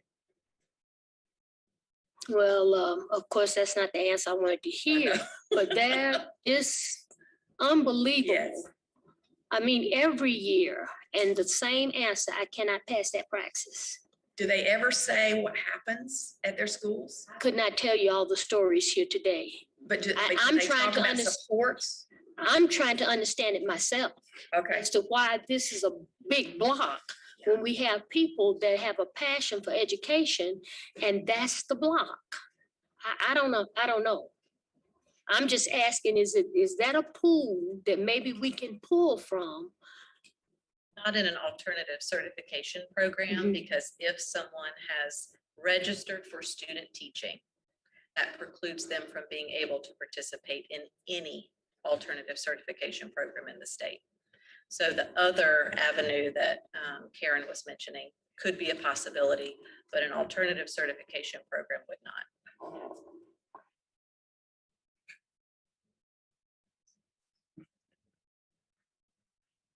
Thank you. Ms. LaVentus Wells. I meant to say, are they allowed to retest on that practice? They are repeatedly. Yes. Okay. And PLT if necessary. Okay, that's all I have. Thank you. Goodwin Caldwell. So, She just asked about them being able to retest, but every time you retest, you have to pay for it. And we're talking about college students. We're talking about people that really don't have jobs right now. I've always thought that these standardized testing folks it was a money grab, because I mean, every time they take it, they have to pay for it, correct? That would be true. What is it? Depending on the test, $120, $146. So basically. thank you. And when you have Anyone else somebody, have a but when you question? have somebody that doesn't have a job, that's a lot of money. Anyone else have a question? Thank you. Very not. Thank you. Thank you, Ms. Capp and Dr. Moore. Thank you very much. And Mr. Royster. The next item is 3.02, retroactive 2020-2021 pay raise. Dr. Royster. Yes, sir. Thank you, Mr. Meek. You have in your information an explanation. We talked about this at the budget workshop. As you all will recall, the General Assembly passed, it's been signed into law now, a retroactive step increase for all teachers for this school year. And there is a deadline by which that requirement must be met, and I believe it's the middle of June. Ms. Stack will talk a little bit further in just a minute about the parameters around it. As you all know, that will apply strictly only to those teachers that are still entitled to receive a step. So we have a certain number of teachers who are off the schedule. It would not apply to them. It does not apply without local action to them, nor without local action would it apply to any other employee. We have traditionally recommended to the board throughout this administration and the previous administration that all of our employees are important and essential to the success of our students and support of our teachers in the classroom. And so this year, we do not bring to you any recommendation other than that which we have traditionally made in the past. And that is to apply this raise retroactively to all of our employees with the following caveats. Number one, that we smooth the raise to 2% for all teachers or their step, whichever is greater.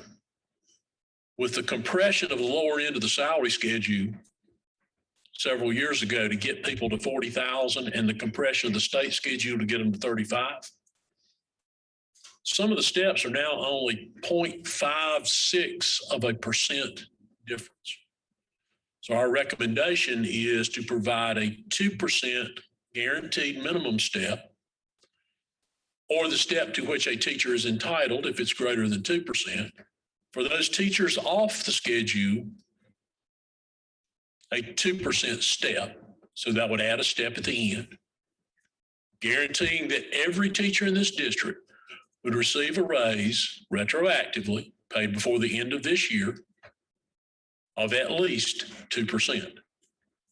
And along with that, all other employees on all other schedules receiving a 2% raise, not a step equivalent to 2% or greater, but a 2% additional compensation based on the current wage step on which they sit. And some positions have multiple step schedules, some have single step schedules.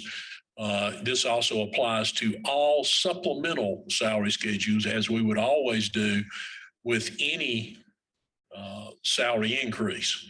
Again, we believe that every employee in this organization is important and essential to our work. We believe that this has certainly been an unprecedented and unparalleled year in the efforts that those employees have had to put forth. And so we recommend this recognition of those additional efforts for all of our employees. You'll see included in your material, the required retroactive teacher step increase is a $5.956 million. A 2% increase for all teacher steps, ensuring the 2%, is $1.34 million.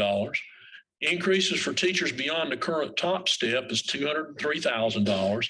And a 2% increase for all non-teaching employees, that is applied to every schedule in the district, is $3.331 million, for a total of $10.834 million. We have been unable to obtain a revenue estimate from the state. We know that we will receive state funds to help offset the cost of this raise. For whatever reason, the General Assembly determined this year to have those calculations done by the Department of Revenue as opposed to the State Department of Education. They have had some issue with their software. They have not been able to provide us with an estimate or an exact amount of state revenue we will receive. So what we present to you today is the absolute worst case, that the whole thing had to be funded with no state revenue. We know we'll get state revenue. We're just not able to even give you a good estimate as to what that might be. And we contacted the State Department of Revenue as late as you received no update to the information we had received from them before the spring break. We do have $171.4 million in unassigned fund balance. This bonus for all employees, the bonus that you approved earlier for all employees took out 10.8. This retroactive pay increase, should it all have to be funded locally, which will not happen, but should that happen, it will take your unassigned fund balance down to $149,766,686 million. That is a fund balance in which we feel very comfortable recommending this action to you, realizing, as I know that you do, that somewhere down the road over time, when you fill a recurring hole with non-recurring funds, you have to come up with recurring funds to fill that hole. We are still, with this, well within the amount that's very conservative projection on which for us to rely over a reasonable number of years on non-recurring funds for recurring costs. Again, we have every reason to believe, though we do not yet know the amount, that this will be considerably offset by state revenue. Ms. Stack, if you want to speak more directly to the specifics. Thank you, Dr. Royster. We did a conservative review of the use of fund balance, and we do feel very comfortable that if we do have to use fund balance to support this, that it will be a use of funds that we can support this year. And then going forward, we would have to plan on to replace that money, so we would not come up against that funding cliff, as Dr. Royster has referred to. The date of the retro is no later than June 15th. I neglected to mention, we've also made an initial inquiry in the State Department of Education as to the use of ESSER funds for the balance. And we have received initially an optimistic response. I wouldn't want to go beyond that, but at least initially an optimistic response. So it may be that we don't have to utilize fund balance to any degree. Thank you. Mr. Saylor. Thank you, Mr. Chairman. Robin, you said that this is a conservative use of fund balance, which I have no problem with. When you get to 149,766, if we have to go that way, what does that take us to as far as percentage goes? Of the 149. Just a second. Say that again, please. Okay, I'm sorry. That would still be 21.9 million. Okay. 21.9%. Yeah, I kind of figured that. Thank you. And this is a mandate by the legislature. And generally, even though we may not completely agree with them from time to time, when they mandate step increases, they generally do come across with some funding. Am I correct? Yes, sir, that's correct. Okay. And we have to pay it by June the 1st, or if it's not paid by June the 1st, or if the board takes no action by June the 1st and the money goes away? I mean, explain that. Well, we got a legal requirement that you would have to meet by June the 15th. Okay. Our issue of timing on this is because of the number of employees we have and the complexity of the payroll. If you were to approve this today, then it obviously goes to the board, the whole board at the end of the month. That really only leaves us 6 weeks to make sure that we properly roll people up, that we've gotten people that transferred positions within the year. That can be transferring from one teaching job to another and lining it up in our system. In other words, we want to make sure we run the payroll correctly. So they got to load it, they got to test it, and we don't want it to come down to we only got one payroll left to make sure we got it correct. So that's the reason for the early timing on it. Is there any reason not to, if this committee approves this recommendation, is there not a good reason why we don't just make a motion to put it on the agenda for today's call meeting? That gives you 2 more weeks, doesn't it? I'm not sure if Mr. Webb would consent that meets the requirements of FOIA. We're okay with the 2 weeks. Now, that's not to say Robin would like 2 extra months. Would you like to comment, Mr. Webb, since you were drug into this? Sure. Yeah, I would have concerns under FOIA with the 24 hours rule. Fine. Well, Mr. Chairman, if I could, while I've got the floor, I'll go ahead and make the motion to fund the retroactive step increase as further described in the facts and impact statement of 1, a minimum 2% increase for teachers in accordance with the district's salary schedule, 2, a 2% for teachers at the top of the salary schedule, and 3, a 2% pay increase for all other non-teaching employees. I second. I have a motion and a second by Ms. Morrison Fair. Want to speak on the motion anymore, Mr. Saylor? Yes, sir. I'm sorry. Thank you for your time. Okay, Ms. Levent as well. Speak on the motion. Yes, sir. Well, I think it's great that we will be compensating our teachers and all employees. I love that idea. However, I'm concerned that the state is mandating this and not, I mean, this is going to be a reoccurrence of funds that we will have to come up with. They mandate this, but they don't fully fund it. And that's where my concern is, because then it puts us scrambling to find out how we're going to continue this, excuse me, over the years. And we're having to go into our funds to compensate. So I love the mandates, and I love that it makes them look great. But if you're going to do it, fund it. Don't put it on the district. And so that's where I'm coming from. I fully agree that we need to do this, and I fully support this, but I would like for the state, when they pass down mandates, that they step up to the plate and they fully fund them so that it's not a reoccurring expense to the locals. Thank you. Thank you. Mr. Lewis. I appreciate you bringing it to us, and I appreciate it's moving it forward. I have a couple of questions about the numbers, so if we could maybe just talk through them. So what the General Assembly, we believe, has required, that's what's represented here in the 5.9 million. Is that right? Yes. Then the smoothing, that's something we're doing on our own, because just philosophically, we believe that it should be 2% for everyone.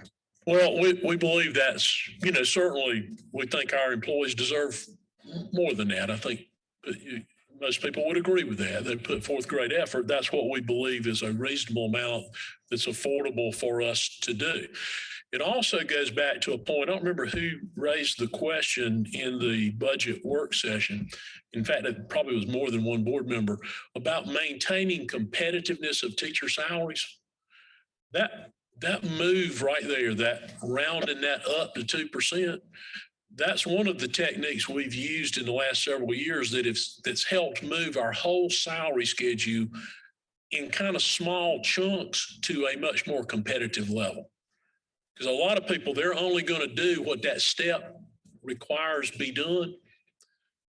But this helps us to maintain that competitive edge and keep us in that top 1, 2, 3 in the state. Okay. And can we just talk maybe some examples? So when they say they funded a teacher step increase, that is for classroom teachers only? Does that include? It is for individuals paid on the classroom schedule that deliver instruction directly to students. Okay, so not media specialists, not school counselors. Yes, media specialists. Yes. Okay.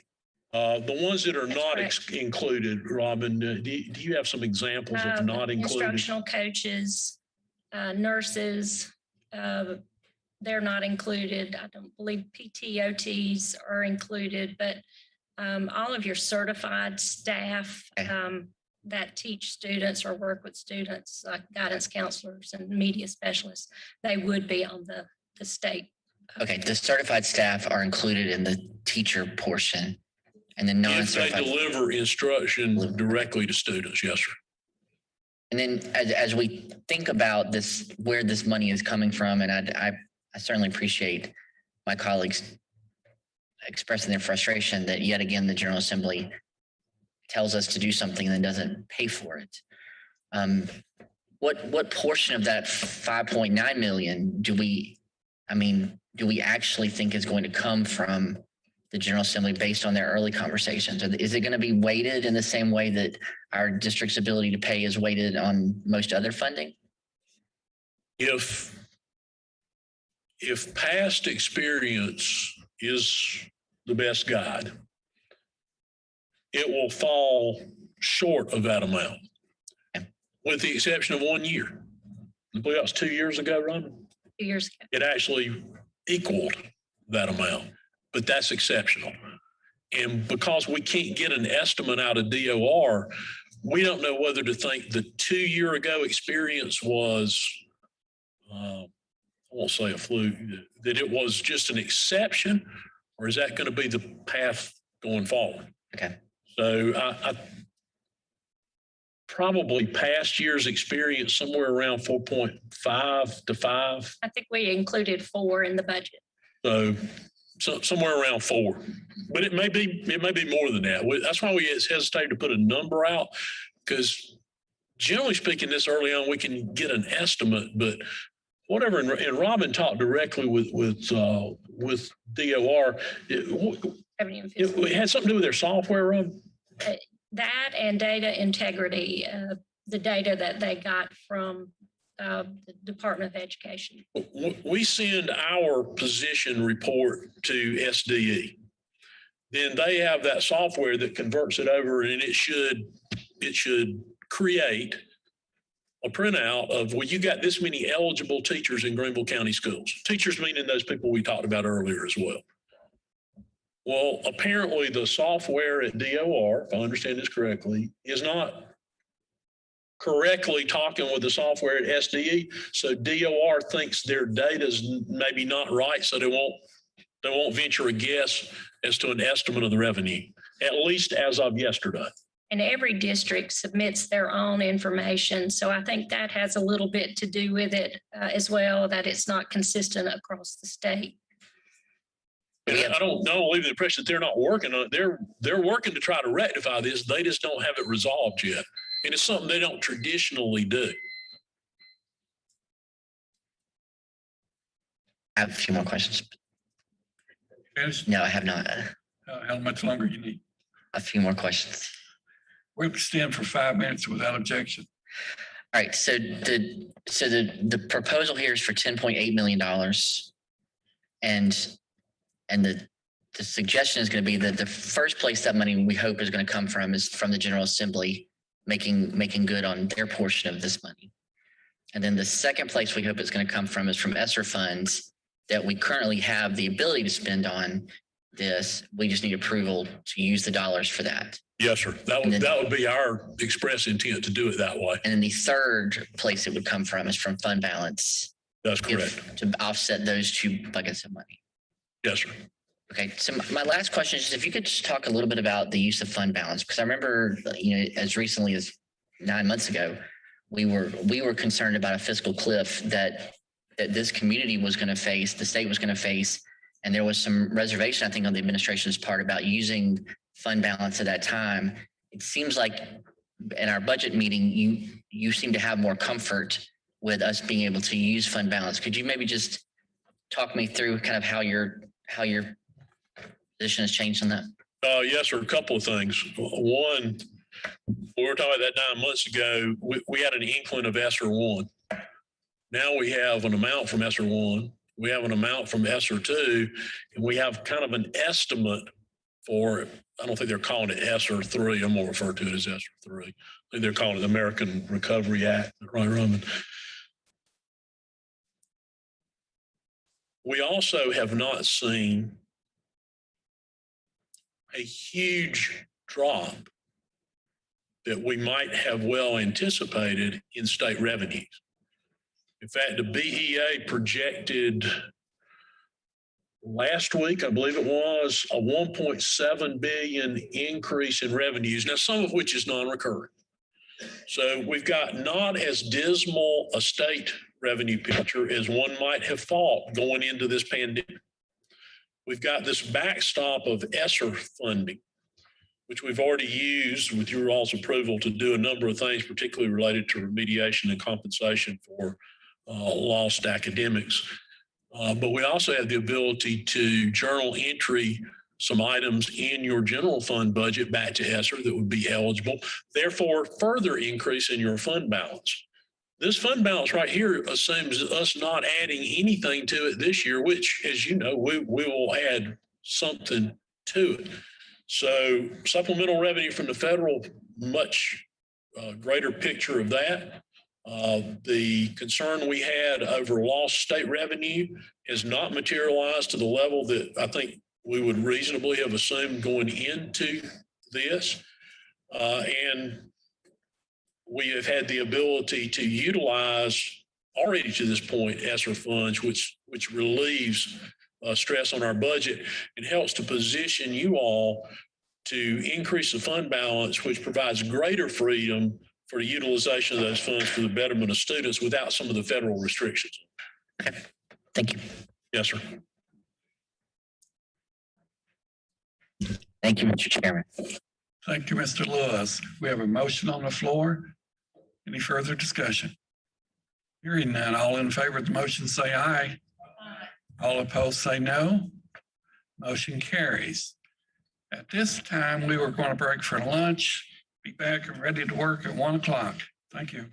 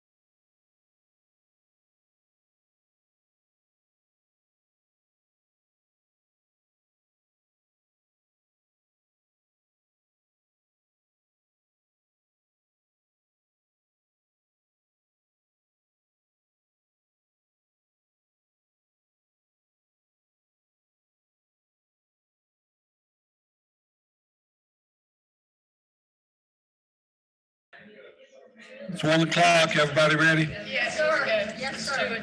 Dr. Royster, you ready? Lance, you ready? Okay, we're going to call this meeting back to order. Next item on the agenda is 3.03, addition of board policy ACB, educational equity, diversity, and inclusion. Dr. Royster. Thank you, Mr. Meek.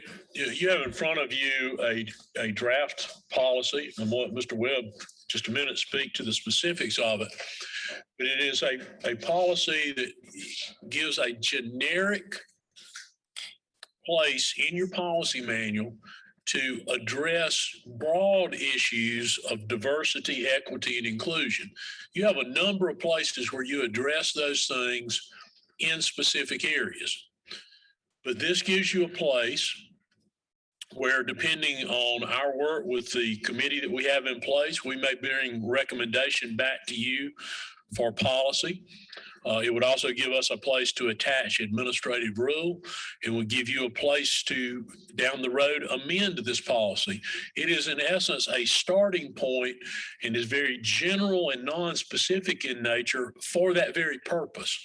Really, we believe that the greatest use for this policy will be a down the road use, but because it is a new policy, it requires 2 readings. So we want to go ahead and get a sort of a broad-based generic approach to diversity, equity, and inclusion before you, so that you might consider adopting that as a policy that could be expanded upon in the future. Mr. Webb? Thank you. And I don't have too much to add on specifics. I'll cover it a little bit for as kind of breaking down each paragraph. But like Dr. Royster said, this is a starting point. And so, like many other policies, what I do is as I develop a policy, a draft for you to consider, is I look at other school districts, and both inside South Carolina and nationally. And that's what I did here. I looked at a few in South Carolina, and to be candid, there are only 2 or 3 school districts in South Carolina that have a policy on educational equity and diversity and inclusion. So I looked at those. I looked at SCASBA's model policy, but I also looked at several outside of South Carolina. Palm Beach is one, Charlotte-Mecklenburg, and a few others.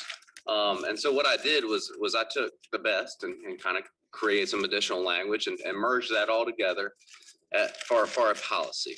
And so, speaking to the specific paragraphs, the first paragraph of the draft policy before you really emphasizes sort of your position statements as a board. The first sentence defines equity, which is consistent with some other policies throughout the nation.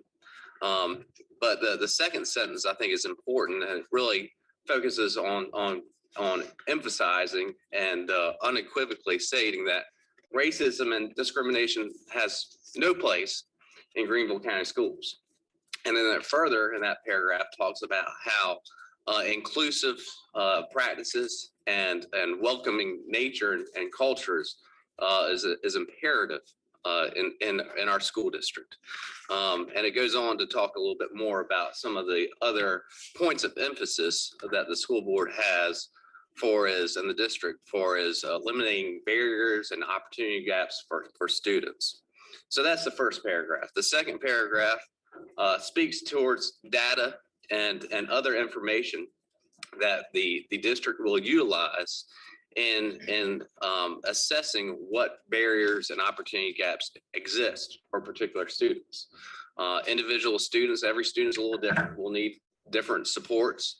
And so that practice will maximize the allocation of resources and supports for students. The third paragraph of the draft policy speaks towards HR, the workforce, both hiring, promoting, and retaining a diverse workforce, and also maintaining a workforce who are, they're committed to educational equity for students, which is extremely important. And then the fourth one, as Dr. Royster mentioned, is really not so much a paragraph, but more of a sentence at the end that requires the superintendent to develop an administrative rule. And so the idea would be, through this diversity committee, is to develop a more detailed administrative rule that would support this policy and bolster it. That could also, not in addition to creating the administrative rule, could have recommendations for additional language in this policy as well. So that is the draft policy, sort of in summary form, and we're happy to answer any questions you might have. Mr. Meek?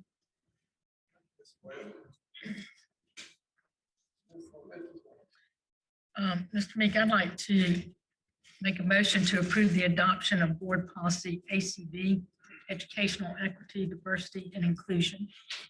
Motion, Mr. Second. Any discussion on the motion? Ms. Goodwin Caldwell.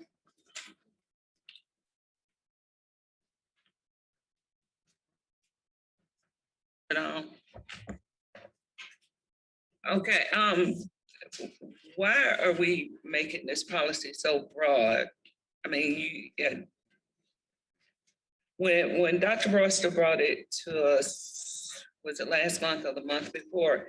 He said something about the committee that he wants to create. And I have a problem with the timeline for that committee. It doesn't say anything in this policy about equity audit to see what weaknesses we have, where we need to go. I'm wondering where we're gonna start because that committee needs some kind of guidance. So can somebody answer that? Can you answer that, Dr. Royster? Yes, ma'am. Two answers to that. The first meeting of the committee is scheduled for May the 26th. Among other input that we received from this policy, we also asked Herb Johnson's input. He's coordinating that diversity, equity, and inclusion committee work for us. We talked about this both in principle and specifically with him.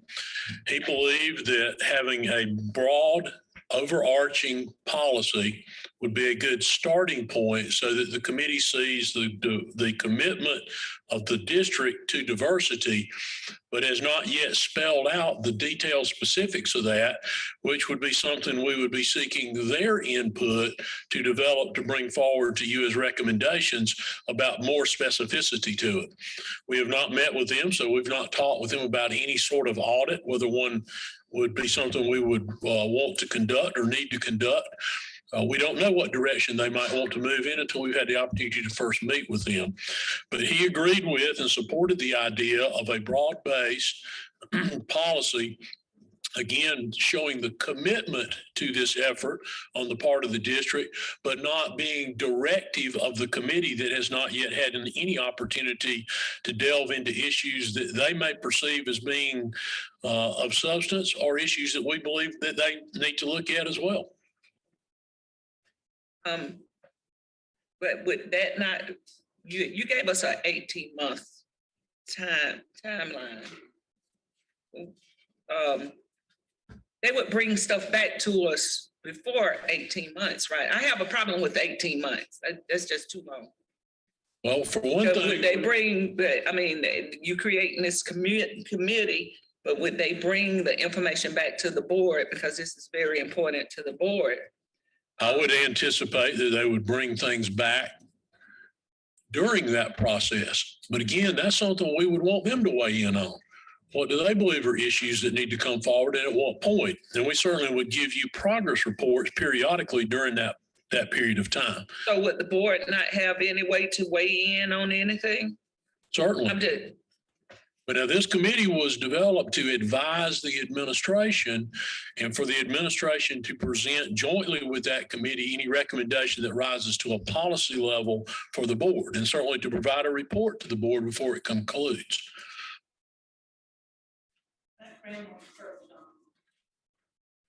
I'm sorry? Background on.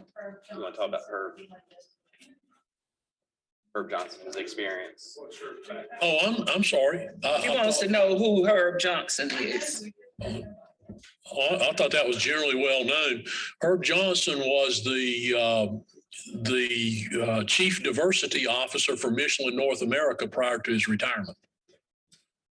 Okay, and now with this committee, I know that you said that you would have people within the district that would be lead on this. Why why are we not putting like a full-time personnel on this, like a chief diversity officer, There chief again, equity officer? there again, that's something we believe if that committee thinks that's a need for the district, they would recommend that.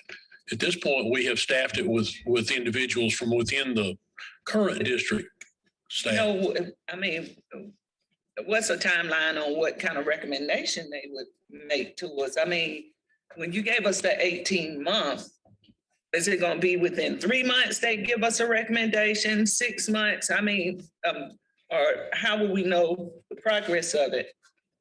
Ms. Goodwin-Cowell, you're asking me a question I can't give you the answer to because we've not yet had the first meeting with the committee. I'll be glad to give you a more specific answer when we've certainly had at least an organizational meeting with the committee.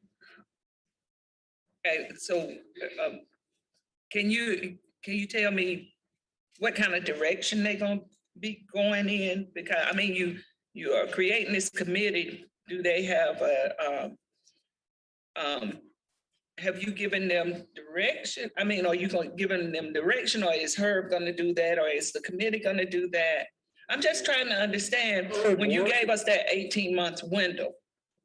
Well, this is not an issue that's going to be quickly resolved. That's why we gave them an 18-month. In fact, I think that's a pretty aggressive timeline. That's a shorter timeline than the Ring Commission has for the community as a whole.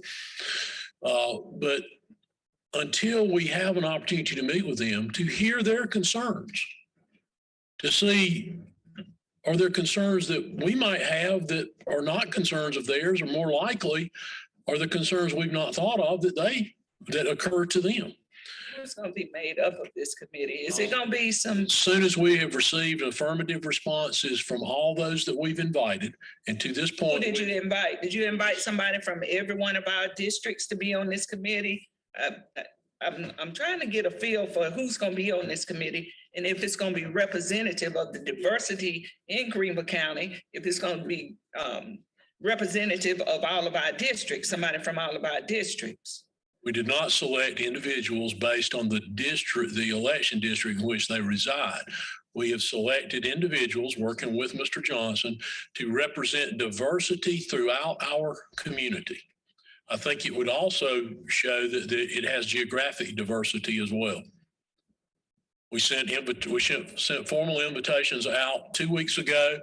We've received responses back from a third of those, and as soon as we've received responses from all of them, we will share with you a list of the names of those individuals. Because we may need to find some substitutes if we have individuals who indicate they cannot serve. Do you have any organizations that that have expertise in those different areas that are going to be on this committee? Expertise in what different areas? And diversity is diversity, equity, and inclusion.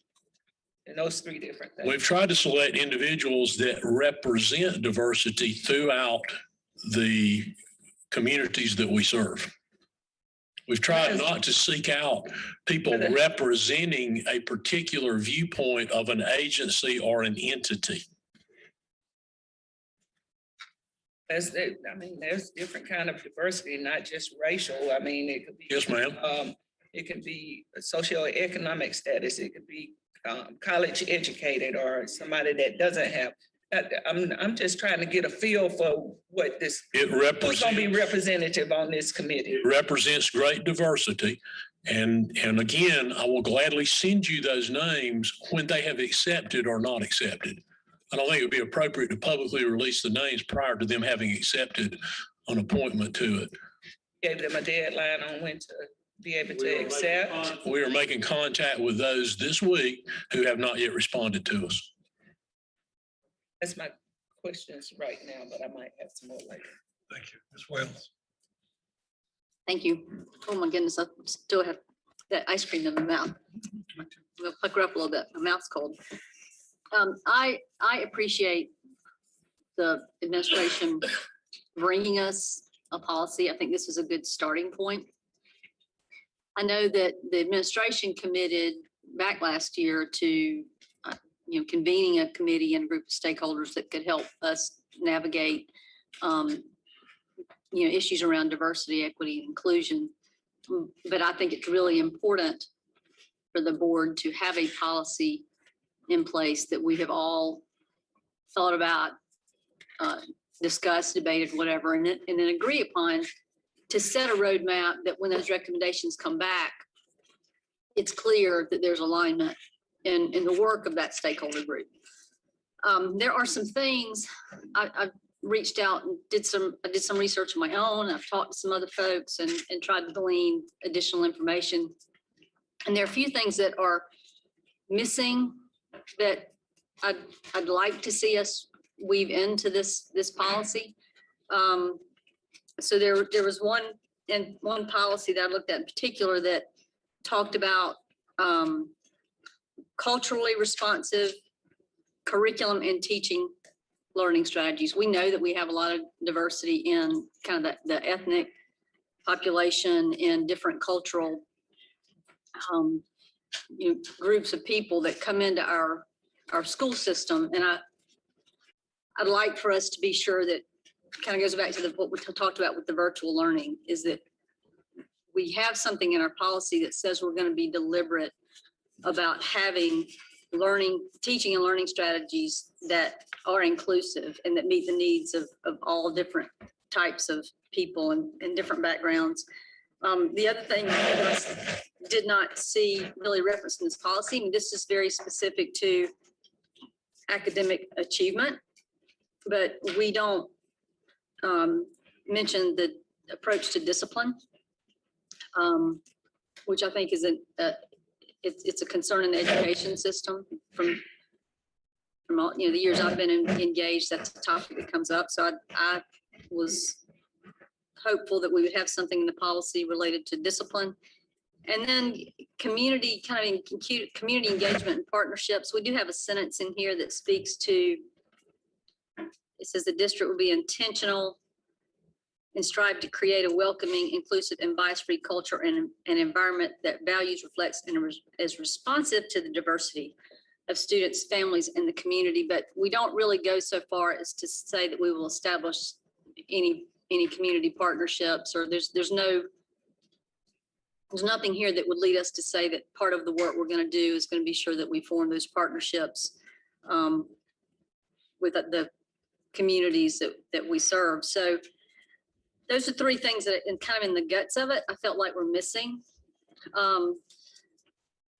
The other piece that I felt like was missing that I wanted to see was, much like the instructional policies that we put together, every one of those we did, we had a section at the end. We started with the purpose, then we had the guts of it, and then we had a review and reporting statement at the end. And in that case, most of the time with the instructional policies, we refer back to another policy that we had that talked about how that would happen, how we do review our program. Since we don't really have that in this section, what I'd like to see at the end of this is a review and reporting section that might say that on an annual basis, the administration will bring back to the board an update on, whatever our priorities are. Just some way to make sure that this policy has an accountability piece in it that will be something that will be revisited. So it could be regular reporting, it could be annual reports. And then as part of that, and this is, it may have to wait for this stakeholder group to do a little bit of work around, but the whole definition of what do we mean by the diversity, equity, inclusion is important. So, in that, what's the criteria by which we're going to gauge all of our programs, new programs, old programs, to determine if we think they meet, it's the bar that we set, both in the work of the stakeholder group, but also as we move forward. So it seems to me in the sort of reporting and the accountability piece, we need to also address that application of consistent criteria. What are the critical criteria that we're going to use to have the lens to say this supports the diversity, equity, inclusion lens that we've adopted. So while I'm really appreciative that the policies come before us, I still feel like there are pieces that are missing that need work that I'd like to see us have included before I'm ready to say that this is the right policy to approve and move forward with. So I don't know, Mr. Webb or Dr. Royster, I don't know if you want to respond or if you just want to take note of that and. Well, both respond and take note of it. I think there's some things that we might put some more generic language in there regarding, but I also think to your point, we want to hear from that committee before we start setting out that these are the goals that we think we ought to have. I just think it's important to hear from them. What the main thing that we wanted to do is establish that there is a philosophy of diversity, equity, inclusion that is present from our board, from the administration, is evidenced through our policy. And I don't think I can say too many times, this is not an end point. This is simply a starting point. It is an anchor by which to attach other things. And when we looked through our policy, we found no such overall overarching commitment to diversity, equity, and inclusion, though it is addressed in several specific areas through other parts of the policy. And just to piggyback on that, I think that's why it's so important that this is a new policy. This is something that is brand new. It's not a revision of an old policy, and that sort of that emphasis on creating that broader new policy, really emphasizing the board's commitment to equity. And I guess if the belief is that what we have here is the right starting point, I guess I still just feel like there's cloudiness around what that means for the board. And, you know, what I took away from the Diversity Leaders Initiative class that I was in was really that the whole premise there is that they want leaders involved in those classes and learning that work, going about that work, because it's really setting the tone and setting the culture at the top and then having that permeate down. So I want the policy to be strong. I know as all policies that we adopt, it needs to be broad to allow the administration to carry out the specifics, you know, the day-to-day and what that looks like. But I also think it needs to be strong enough to have someone read it and have it establish the right message of, you know, what we're all about. And the fact that some of these pieces were missing for me, I will be, if this policy is adopted, approved, I'll be happy to work between now and the time it comes back to offer some changes and potential amendments. But it just seems like maybe we needed more discussion and hearing from the board on some of the pieces and parts before fully adopting it. So thank you. Thank you, Ms. Wells. Ms. Morrison-Fair. When I looked at this policy, I also thought that it was just too, it was too broad. And I know you said that, I guess Herb Johnson wanted to make it broad, but I think from a board's point of view, we need a policy that's more to give him something to really help formulate that committee with. I mean, if it's so broad, diversity and inclusion means a lot to a lot of people. And the first word I saw was educational equity. I want more than that. I want it in all phases, not just in the educational academic phase, but I want it on the administrative phase. I want it throughout the district. So when I first read the title, I stopped right there at educational equity. I want that too, but I want a policy that even when a teacher reads it, she understands that Greenville County means equity, diversity, and inclusion in my classroom with every child, regardless. So it was too broad for me. Thank you, Ms. Morrison-Fair. Anyone else? Mr. Sutton.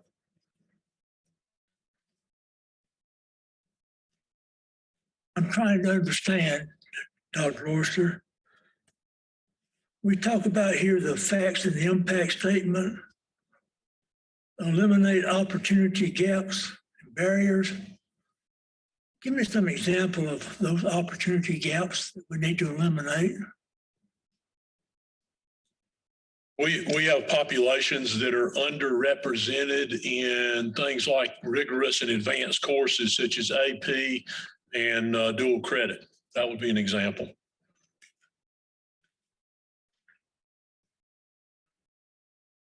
Clarify that for me.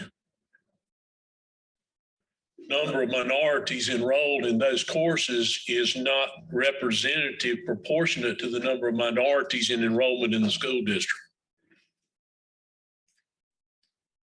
What would be representative proportion? Well, if 40% of the population is minority and only 20% of the students in rigorous courses are minority, that would be disproportionate. That's just a rather simplified example. So we're just talking about racism? No, sir, that could be disproportionately male and female. It could be by income level. It could be by educational level of parents. It could be by any of a number of statuses. Well, we say racism English, and discrimination have no place in our schools. Where are they at now in our schools? I'm sorry, say that again, Mr. Sutton. We say right here, racism and discrimination have no place in our schools. Where are they at in our schools? Well, we're simply affirming that that is something you don't necessarily straight out say that in your policy. It does not assume that that is in place. It is a presumption that that would not be in place. It's not here in this policy? Mr. Sutton, you have other policies in the student section, for example, in section J, employee section, and in G, it talks about there will be no discrimination on the basis of said categories and things of that nature. This policy is emphatic to me. I think it goes to that next step to say that absolutely there is no place. And then it goes beyond that to talk about how inclusive and welcoming and diverse the environment should be. So it's twofold. One, saying there's no place for discrimination, racism whatsoever. Secondly, more than that, we have these affirmative obligations to promote educational equity, diversity, inclusion in all facets of the school district. But Mr. Webb, what we have here, we have situations where we have discrimination because we don't have a particular group that is represented equally in that? Well, that certainly is a concern with any organization, society in general. Yes, and that is something that we, through policy and practice, work to eliminate and eliminate any opportunity gaps or barriers or any form of discrimination. Environment that respects the differences of all students. Explain that to me. Mr. Sutton, before we go ahead, let me extend for 15 minutes. Okay, sir. Well, quite simply, an environment where every student is and feels respected by others. And also, I will say that, recognizing every student is different. Every person is different. That's why everybody needs to be considered with individual supports that would be appropriate for that person.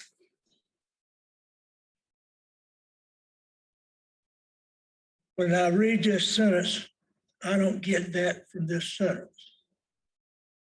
If I'm an environment that respects the differences of all students, then we're saying that we'll allow boys and girls restrooms. If that's what we're saying here, differences of all students. So I'm thinking of there are differences between the makeup of students. We now have in our society girls that want to be boys and boys that want to be girls. Is that going to be taken, since we're putting this in here, is that going to now be something that we're going to have to deal with? What you choose to specify within your policy would be a decision for the body to make. It doesn't imply that anything that you just said. That's a decision you all would make if you want to specify something. To the point that Mr. Webb made, this is simply recognizing that every person is unique. Every person is an individual and should be respected, period. Okay. quantitative and qualitative district-wide and school-level data to assess systematically students and student groups are experiencing the least achievement, determining the academic needs of those students, to target resources and efforts to address identified needs and improve overall outcomes. Don't we already do that? We do. Yes, sir. We do or we don't? Yes, sir. We do. Well, if we do already do that, then why are we putting it there? You don't explicitly say that anywhere. That's the reason to provide this to you. I think it's an important, a policy is an important message to the public, to your students, your staff, your community. And I think that's the reason why this should be in here.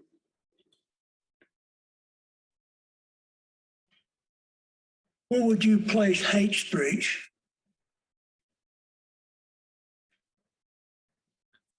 Mr. Sutton, I would say that any speech that is discriminatory in nature, that doesn't respect others, has no place in the school district, and therefore should be strictly prohibited. Why don't we say that? Well, or we just simply saying, hate speech is not included in this. We're not talking about hate speech.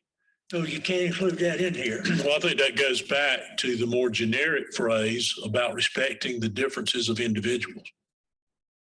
You're not respecting individuals if you engage in hate speech. But we're using a term that no one's defined.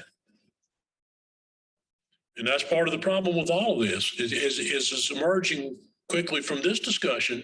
Everybody is not of the same opinion about what this says or what it should say, which I think is another compelling reason to get some more input on what ought to be added to it as we progress in the future. If I understand correctly, then Dr. Oyster, we're going to make the policy, but we don't have an administrative rule. So these committee members are going to get together, and from that, we're going to come up with an administrative rule? They may well give us insight that would cause us to come back to you and ask you to amend your policy, to make it more specific, to add sections to it, or to add other policies perhaps. It also may inform us as to areas where we need to attach administrative rule to the policy, where it talks about, for example, qualitative data. Well, we might attach the administrative rule. We're going to look at these things using this data. That's just an example. Why are we having a policy before we're having a committee that will get together and help with the administrative understanding of it? We believe that that, right here, Dr. Oyster, sir, will provide additional detail and action to promote equity and opportunity and furtherance of this policy. yes, sir. Didn't I have that to help me make the policy? Well, we believed it sends a message to our community, and it sends a message to that committee that you have a commitment in general terms to these things by having a policy that lays out in a rather broad way the district's commitment to diversity, equity, and inclusion.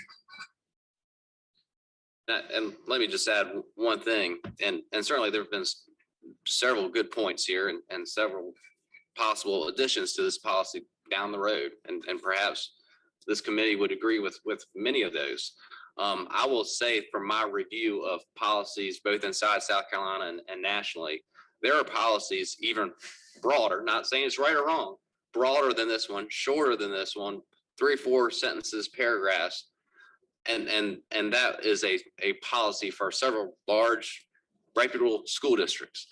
I think the idea was a good starting point that strikes that balance between being broad enough, having that commitment, that message to the public, to this committee, but allowing for development down the road, additional detail down the road as well. Why do you think we need to put this in here, Mr. Will? I'm sorry, Mr. Why Sutton. do you think we need to put this in here now? Are you referring to the last sentence? I'm referring to the whole thing. I'm of the stance and belief that, especially given the formation of this committee, especially given the importance of diversity and equity, in this school district.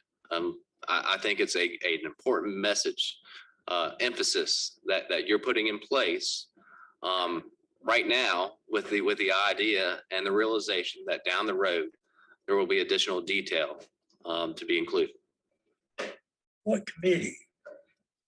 The diversity committee that Dr. Royster spoke of earlier. Well, if the committee hadn't met yet, then why are we saying that they need to make up this policy? Now, the last line talks about how the superintendent will create an administrative rule to align with this policy and to bolster it. But with the realization that this committee has or is in the process of being formed and will help the administration in the development of the administrative rule, and also to bring potentially additional language for the policy. Do we have other policies that pertain to this?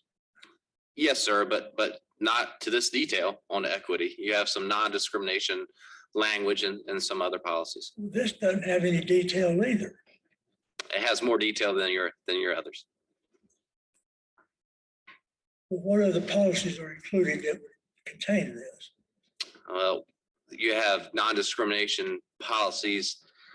JA is one, GAAA is another. Those are the two that stick out to me.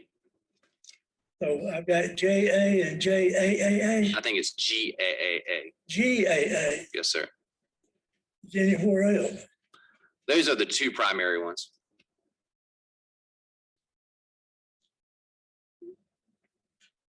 Who came up with this, you or Dr. Royster? I did. Now, I will tell you that Dr. Royster and I, we have collaborated over the last several weeks. It's been a process, and it's not solely me. Certainly, I've welcomed input, and like I said, it's been a process in place for a few months now, looking at other policies, and taking the best language from others and developing our own. So it's been a team process to some extent, but I will say that this draft, what I put on the table for consideration, was primarily developed by me. I like our policies to be fair, firm, and consistent. And when I look at this right here, I agree with the ladies. To me, it doesn't tell me anything. It tells me we got a problem, but I didn't know we had those problems. I didn't know we had all this discrimination. So hopefully we can further examine what discrimination we have. If I know what kind of discrimination we have, then I can help attack that. And if we've got cases of racism, I agree, we need to see those cases. And I didn't know we had that kind of racism. I know we have it all throughout society. And you go it everywhere. But I was surprised that we've got it in the schools, or I may just be that stupid. And when we hear the differences of all students, we've already discussed one time students and about what students can do and can't do. So if we're going to have it where the students are going to be able to determine where they're going to go, what they're going to do, if that includes in the differences of all students, I don't know what differences they're talking about. It could be the difference between I want to be a cross dresser, or it could be a difference that I want to be in the girls' PE class. I don't understand that. And a diverse workforce. Dr. Royster, what is a diverse workforce in your opinion? Is that talking about just about skin color, or is it talking about sex, male and female? Is it talking about age, young and old? I think it could potentially speak to all of those things. And I don't think any of us should assume that because we brought a policy forward that we believe that we have rampant issues in those areas, but we certainly recognize we have room for growth and improvement in the structure of what we do and how we reflect our community. I understand. Thank you. That's all I have. Yes, sir. Thank you, Mr. Sutherland. Nancy, how much longer do we have?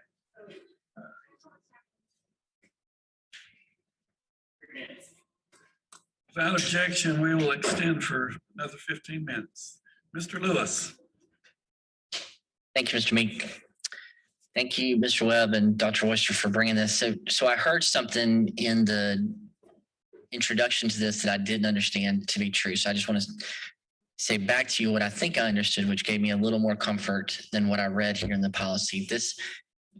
It appears to me what the administration is saying is that this draft is a first step at defining for this board what our policy on diversity, equity, inclusion is.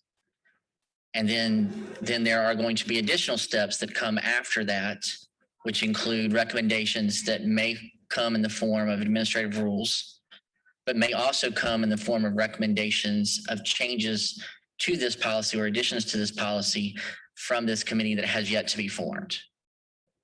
Yes, sir. That's an excellent synopsis. So tell me a little bit about knowing that the part of that's going to come from administrative rule. You know, what are the things that you think aren't clear in here or that would need more clarity that you would intend to already be thinking about using administrative rule for that maybe we wouldn't include in this policy? Because it might answer our questions about why this is so vague. Maybe it's because you've got something in administrative rule that you just. Well, I think generally speaking, always in administrative rule, you're going to bring more specificity to a policy kind of sets the overall approach and direction.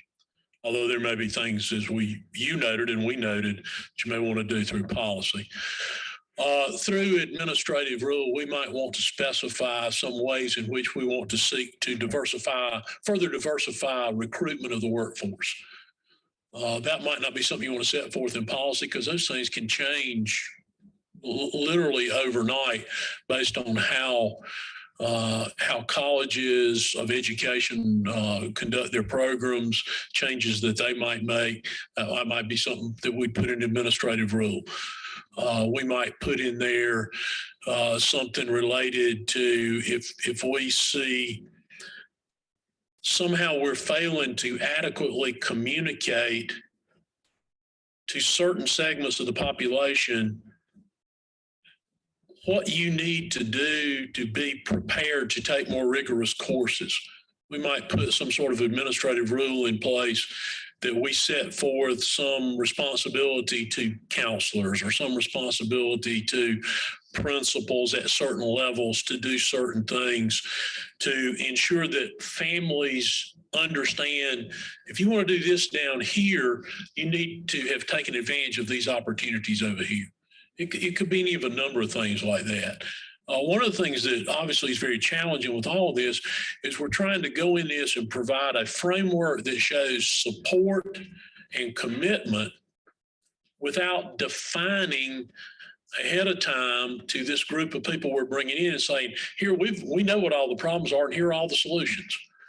Because that would, I think, start that group off on the wrong note, the note needing to be, well, we want to hear from you.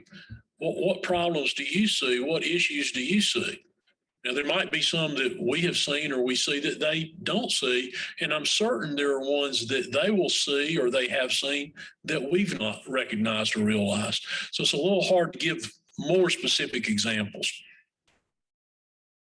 I guess the other one I wonder about is the section I think Ms. Wells was getting to, which is, you know, in some of our other policies, we specifically detail the information we brought back to the board on a regular basis. With the internal auditor, for example, we require that information be brought to us on an annual basis.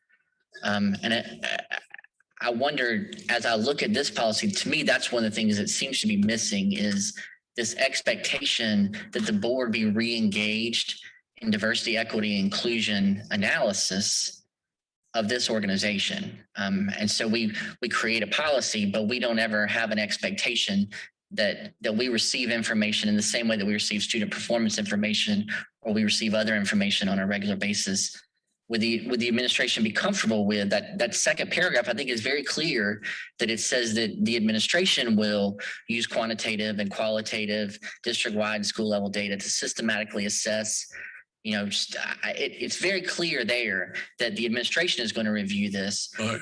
would you be comfortable in considering either through administrative rule or through revision of this, an expectation that that review of that data would be shared with the board on a regular basis? Yes, sir. I would be comfortable with having a more generic statement in the policy and to perhaps spelling it out in further detail in the administrative rule.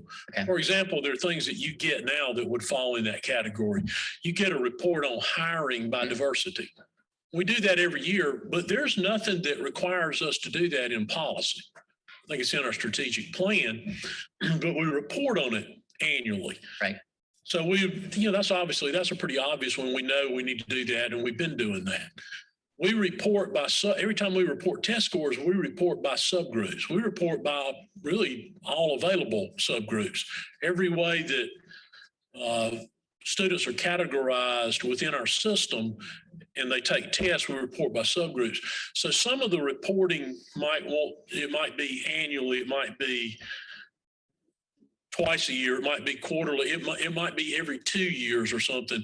I think there's so many different touchstones, it would be hard to say that all these things would be reported annually, but perhaps in the policy to say reported as appropriate or as indicated through administrative rule to the board. So referencing reporting to the board, but not specifying a time schedule for reports we've not yet defined. Okay. If that makes sense. Okay. I guess the other report that we do typically get is the minority vendor report. And I just wondered, I know we had an email exchange and I didn't fully understand it. So maybe if you could just provide a little bit of context on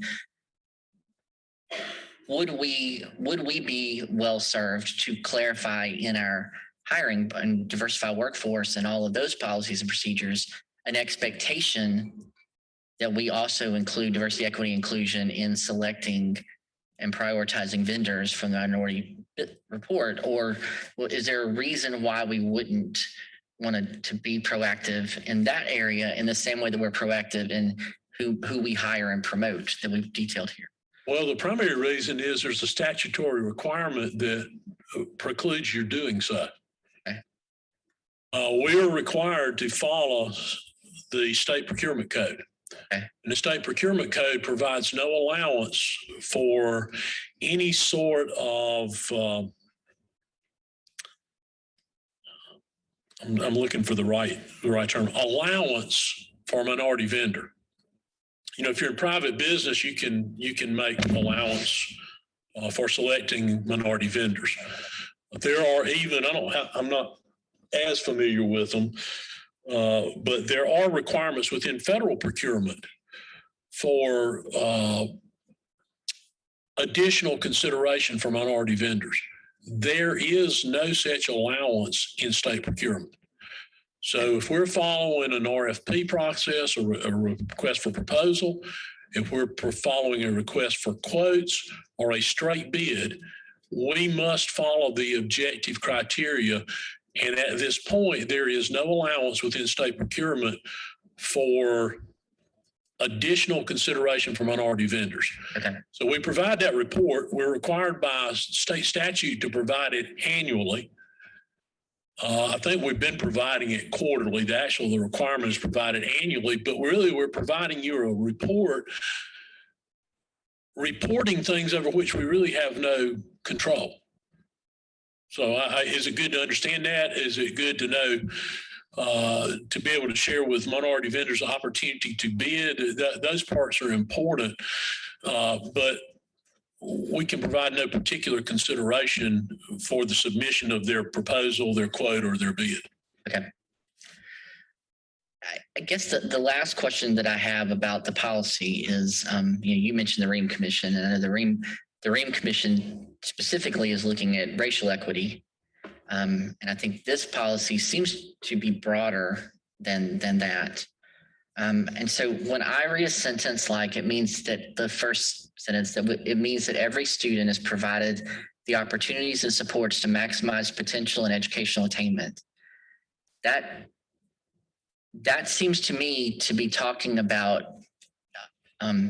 equity in opportunity that is far beyond racial equity or beyond underperforming students. I mean, I read gifted and talented programs in here. I read additional choice opportunities in here. I mean, I read looking at every student individually, regardless of their ethnicity or any other sort of background, and providing an education that is appropriate to help that person be successful.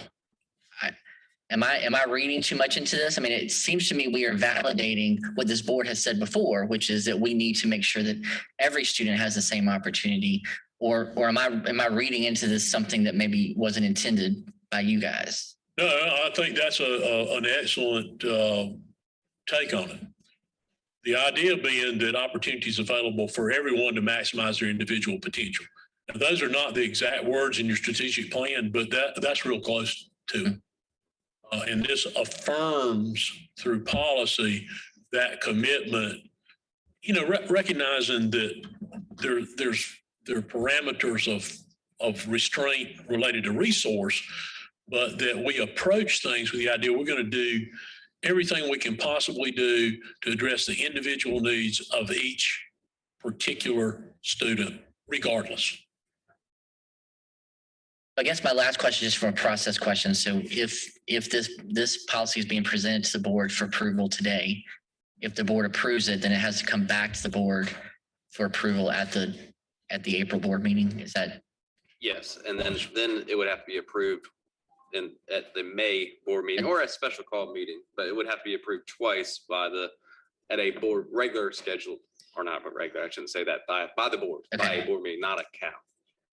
In the past, sometimes when discussion has come up, we've kind of been given this idea of if you can approve it now, perhaps the administration has heard some comments here that it would allow for time for those things to be revised. Does us approving it now still allow for an opportunity for the administration maybe to work with board members who've expressed some concerns to maybe polish some of this before it comes before the board for approval in April, or is it what it is without an amendment? No, we would take into consideration the comments made today, and we will likely make some changes to it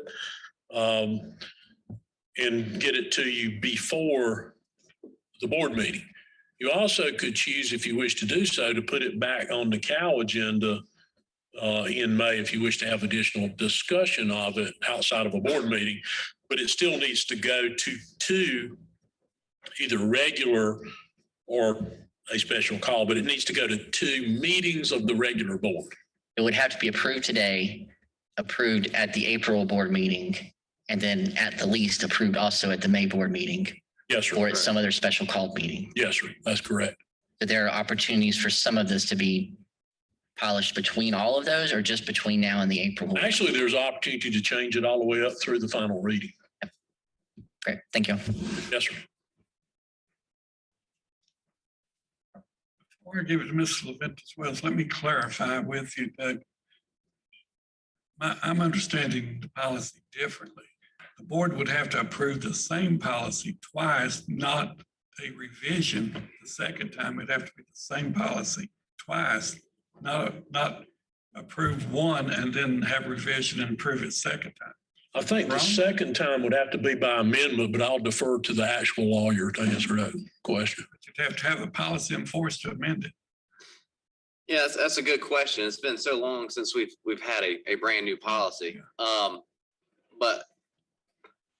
I would think Dr. Royster is right, that I think would have to be on the floor. It could be amended. But I think if it gets, and I think the motion is important ultimately to approve the policy in whatever form it is, as long as there's 2 votes to approve the adoption of that policy, then I think it gets there. I hope that answers your question. I'm not sure I agree with you. Ms. Leventis Wells.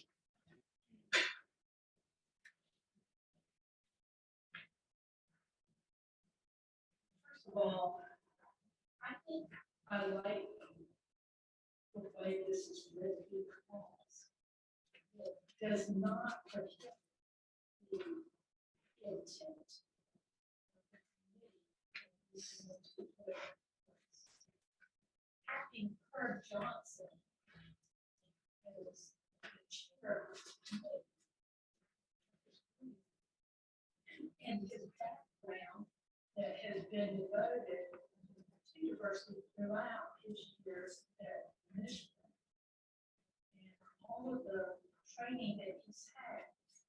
When we think of diversity and inclusion and equity, etc., it's very generic. There's so many different entities to all of that. And I would hate for us to specify what we want when there's so many different avenues that this committee will explore. So for that reason, I like the way this is written. I understand about the workforce, the recruiting, the education, everything that's involved.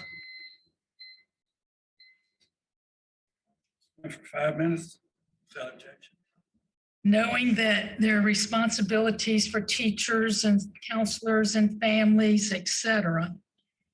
I think having the administration report the findings as this committee goes through the steps and addressing everything and bringing it back and keeping the board updated on the procedures, I think that's of value. And then it also gives the board time to discuss and say, so can we make sure that this is addressed and this and this and this. So I do like the generality of this. I do understand the openness. The superintendent shall develop an administrative rule that will provide additional detail and actions to promote equity and opportunity in furtherance of this policy. Does it necessarily mean we have all these issues in this district? It doesn't mean that. It just means that we are stepping up to the plate. We're addressing everything, precautions, and being visionaries, innovators, and addressers. So with that being said, that's why I made the motion to approve this policy. Thank you. Ms. Wells. Dr. Royster, now I did go back and I looked at the policy and it does look like that you can approve it at one meeting. It can be amended. You can have changes at one, it has to be read at 2 meetings. One meeting, it can be made with changes as long as there's forward notice through the agenda of the changes that are being made at the first meeting. So I think you're probably both remembering correctly. Yeah, I went and looked it up real quick. So I guess before I am comfortable working with that approach versus just not supporting the policy adoption, Dr. Royster, when I think I mentioned this policy in talking about the environment, it looks pretty specifically geared toward to achieve educational attainment, which doesn't necessarily speak to a safe and inclusive environment and removing other barriers, you know, and being a inclusive organization. So I think the bones of it are there, but it's not explicit. So one of the things I would like to offer either through amendment or either working with the administration and maybe articulating it to you a little bit better is incorporating that so that we're really talking about a policy that is about how we're going to operate as an organization and not just specifically to educational attainment for students. So is that something that is there would there be a problem from the administration standpoint with trying to create some massaging the language a little bit so that seems more clear to me that that's what the board is desirous of? No, there's not a problem with that. The second sentence is an attempt to do that. It's just not probably as well crafted as it could be. The whole intent is to base this on, obviously our purpose is outcome for students. but everything leading up to that is what's required to get to the outcome that we want to have for students. We just didn't do that good a job explaining it. I don't think that's an issue. Okay, and then the review and reporting piece, I think, with your exchange with Mr. Lewis. Yes, We'll just as put I some language in mentioned, place to we have feel more comfortable with kind of a generic reference to that in the policy an Annual itself. reporting of some sort. Okay, okay. Thank you, Mr. Meek. As well as anyone else. Not hearing anyone, I don't have a question, do have a comment. What Ms. Goodwin called while I was talking about, hopefully the committee, I know you're going to bring it, who's on it when you put them on it, but I hope that we see some different names than a lot of the committees we've seen on the past, not to exclude the ones we've seen on the past, but I would like a bigger diversity out in the communities than what we have sometimes seen. We see the same faces over and over sometimes. I know it's been a while since we've had a separate committee out there doing anything for us, but I think we would get some information that's probably needed, especially on diversity. So I'll be interested in seeing that. Yes, sir. Simply as a reminder, our starting point was we got some referred names from the Riley Institute's diversity initiative. And then Mr. Johnson helped us to add to those names.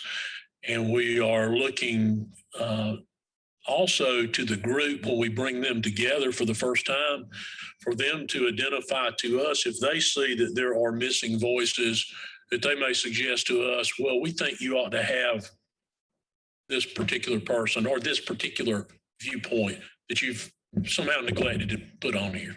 Very good, thank you. We have a motion on the floor. All those in favor say yes. Yes. All opposed say no. No. Let's see a show of hands. All those in favor say, raise your right hand. Somebody counting those? Nancy's counting. Okay. All opposed, raise your right hand. Left hand. Two opposed. The motion carries. Next item on the agenda is 0.04, 2021 District and School Strategic Plan Update. Royster. Thank you, Mr. Meek. I'm going to turn this over directly to Dr. McCrary, and he can go through the strategic plan. Really a couple important notes. One is a reminder for those who've been on the board and perhaps new information for those new to the board.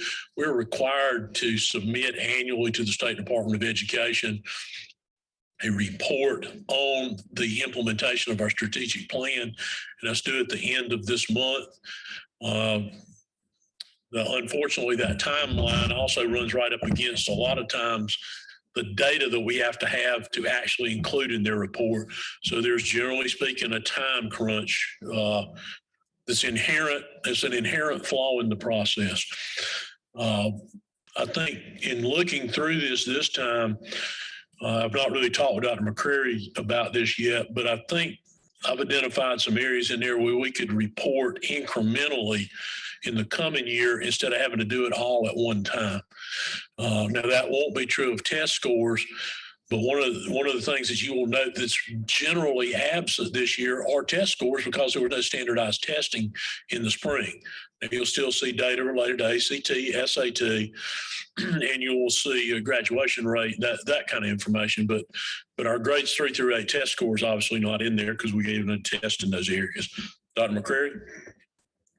Thanks, sir. Are you going to forward that for me? Or do I do it? You can do it. Okay, thank you. It's good to be here. I do want to talk to you briefly today about the background, give you some context around strategic planning in South Carolina and in the district and across our schools, because some of you in years past haven't been here. Strategic planning is defined by, this thing is not moving forward. plans.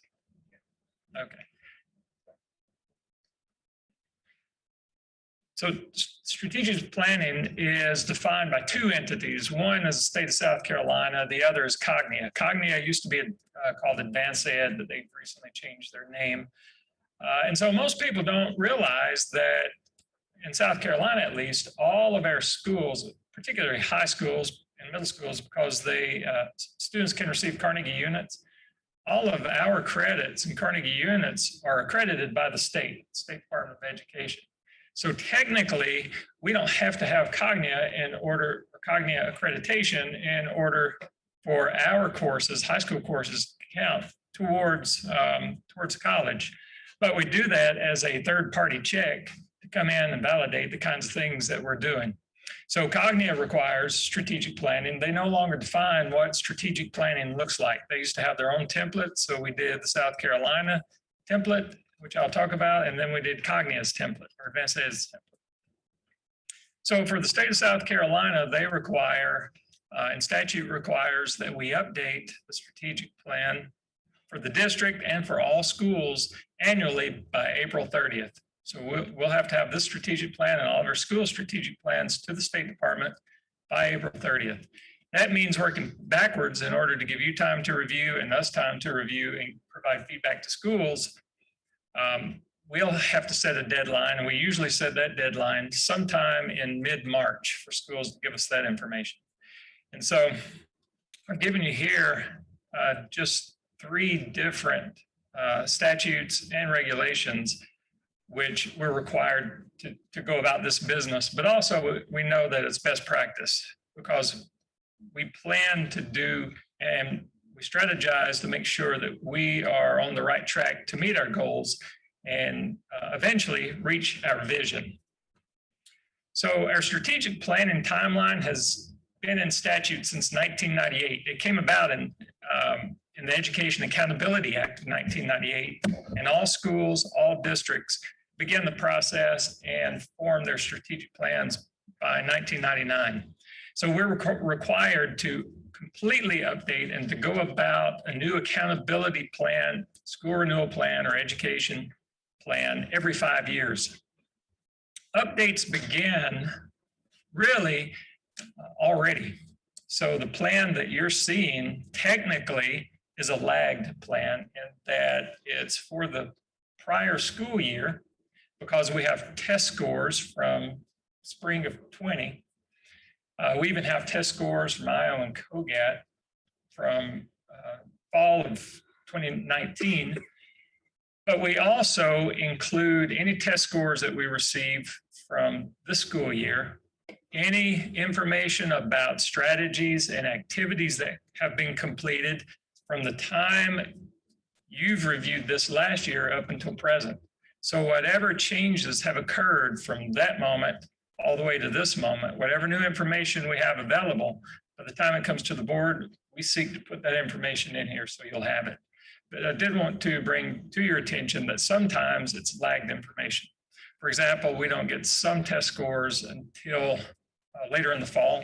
Graduation rate typically comes in the fall. So the school report cards and the release of the school report cards were later last year. And so information sometimes comes late. So we're constantly updating information. And like's been said a couple of times in here today, most, if not all, of the student performance achievement data and those scores should not be new information because throughout the year, as we receive test score information, that information goes to you. It's publicly released in press releases and communications and also in other presentations. And we'll do presentations oftentimes for principals and for other groups, even outside organizations regarding test scores. So I said before, these electronic portfolios that come in March, presentation due is in April, get it back to the State Department by April 30th, and then the plans become effective for us immediately. For the state, it begins July 1st. And I'll say 2 other things, if you recall, and we're not going to forget, last year was cut short by 2/3, so COVID really impacted some of the things that we do. And that 185-page, 158-page document is not all that the district does.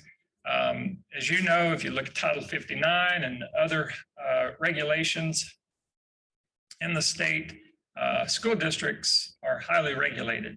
And so that means that oftentimes myself and others around the school district are working on making sure that we're doing those things that we're required to do by statutes and by regulations that we must do, but are very much in addition to the activities and the strategies in the education plan.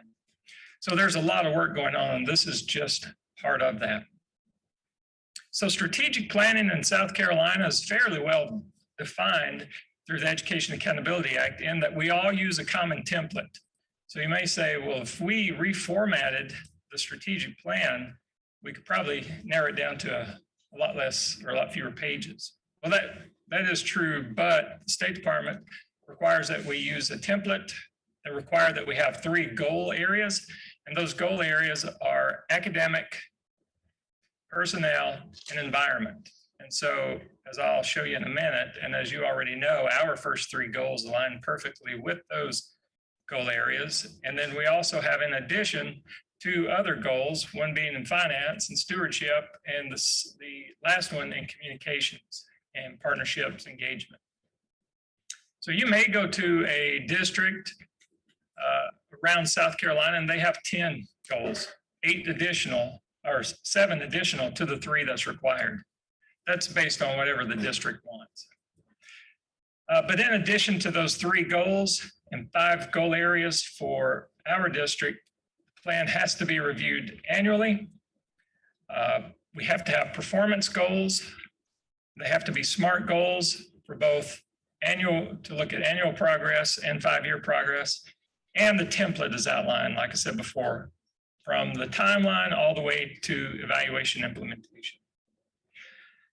So the last time we did a big 5-year revision of the education plan was in 17-18, just prior to the Cognia visit.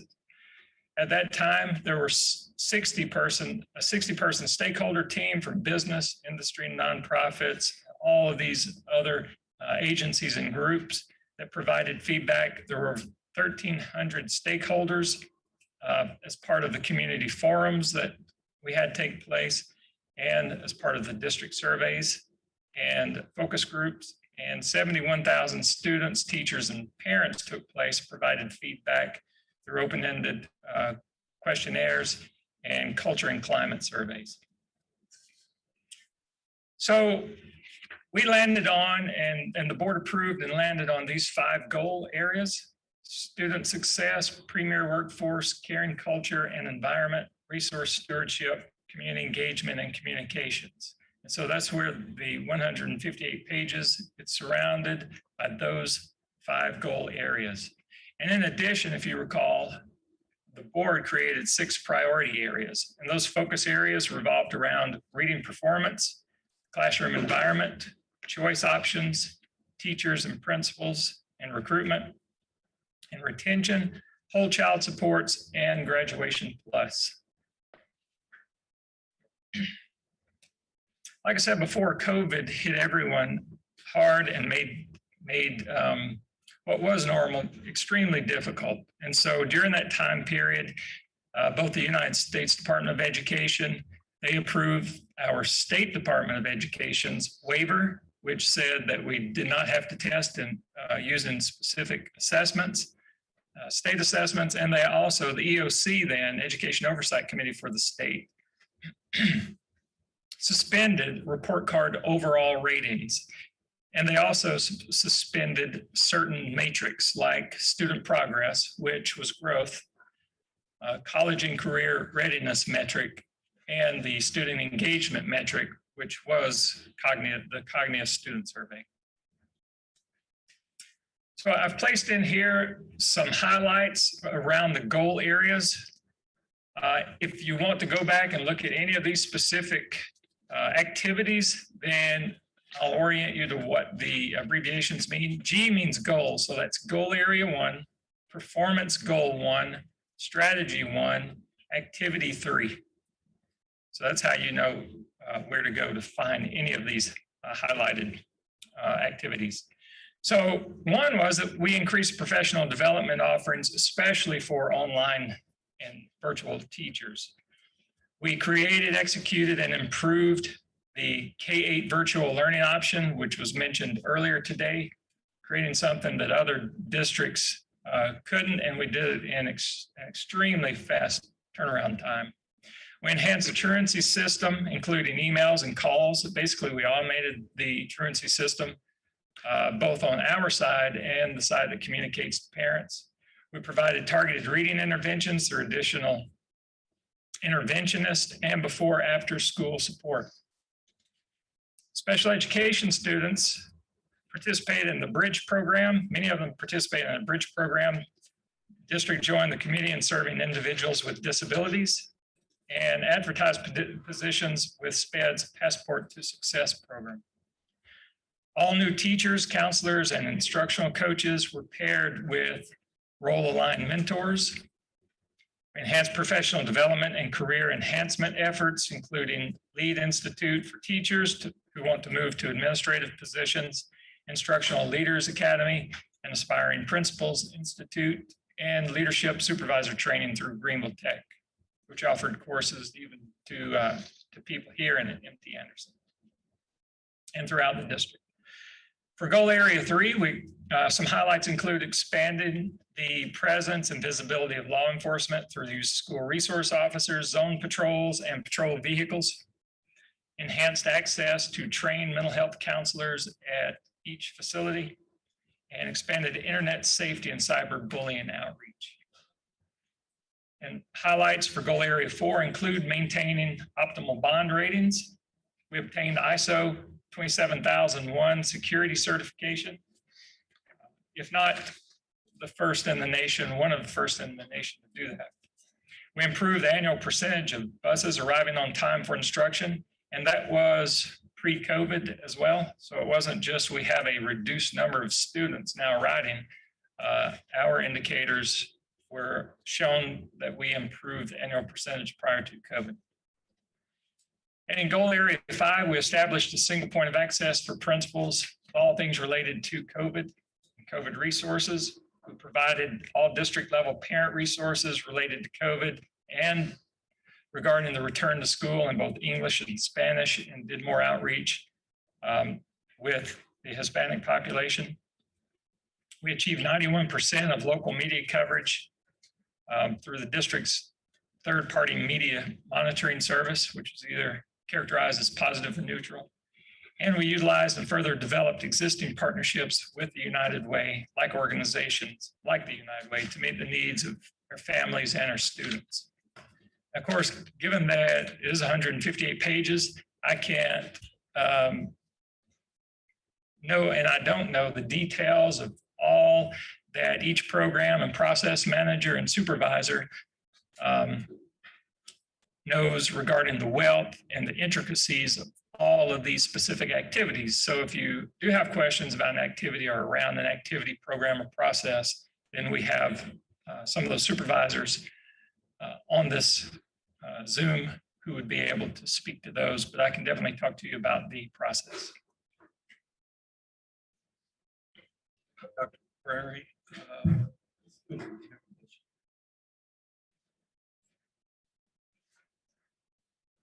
I'd like to make the motion to approve the district and school strategic plan update. Second. Motion and second. Any discussion on the motion? Hearing none, all in favor of the motion, say aye. Aye. All opposed to the motion, say no. Motion carries. Next item on the agenda is the officer candidate roster. Mr. Lewis. Thank you, Mr. Meek. If I just direct the board's attention to board docs, you'll see the board policy BBAA outlines the process that individuals can have their names entered to be considered for an officer. As secretary, I received 5 roster applications. Mr. Meek and Ms. Wells sent in their name for chair. Debbie Bush and myself sent in their names for vice chair, and Ms. Stiles sent in her name for secretary. Those are the 5 names that will be on the slate of candidates. There is a 7-day window where board members who are interested in having their names added can do so by letting me know in writing, or if they're interested in having their names removed, can do so by letting me know in writing. Otherwise, at the April board meeting, those names will be presented as the slate of officers for the board to vote on. And the board will be asked to vote at the June board meeting. So thanks for those who put in their names. And if you have any questions, please let me know. Thank you, Mr. Lewis. Any questions, Mr. Lewis? Hearing none. Next item on the agenda is 3.06, naming of accessible playground at Monarch Elementary School. Dr. Royster. Thank you, Mr. Meek. You have in front of you our request, and you have the supporting documents from the PTA and from the SIC, and certainly the concurrence of the administration. It's our recommendation. This is a fitting honor to recognize the contributions of Fawn Overman as the first principal at Monarch, and certainly recommend for your consideration approving the naming of the playground. And this meets your revised policy from several years ago, done within the frame of her announcing her and us accepting her retirement, which becomes effective at the end of this fiscal year. Thank you, Dr. Royster. Yes, sir. Ms. Doolin. I motion for us to approve the naming of the new accessible playground at Monarch Elementary School for Vaughn Overman. Second the motion. A motion and a second. Any discussion on the motion? Ms. LaVentus Wells. I would just say that Fawn Overman has been an outstanding administrator, educator. She loves those children. She will be missed. She is always loved and always admired. I think we live with her, and I think we could not, I think this naming of the playground is just one testament of how she was cared about. Thank you. Thank you. Any further questions, comments? Hearing none, all in favor of the motion say aye. Aye. All opposed say no. Motion carries. Next item on the agenda is 3.07, Champions for Public Education Award nomination. Ms. Goodwin Caldwell. Thank you, Mr. Meek. I wanted to recognize Mount Calvary Baptist Church as a lifelong partner of Cherrydale Elementary School. When the new school was first built and we went into the school in 2003-04, Mount Calvary opened their arms to our school, and they provide after-school program called Release Time. And it is a Bible-based after-school program where they offered services for our students and their families.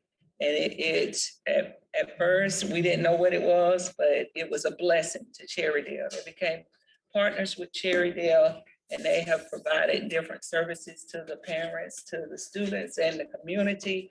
And I wanted them to be recognized as a champion for public education, because they have been doing that now for 17 years, because it started in 2003-04. I would like to make the motion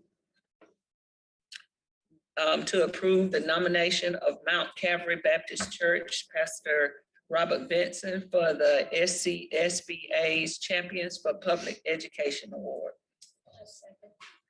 Motion and a second. Dr. Royster, would you like to comment on it?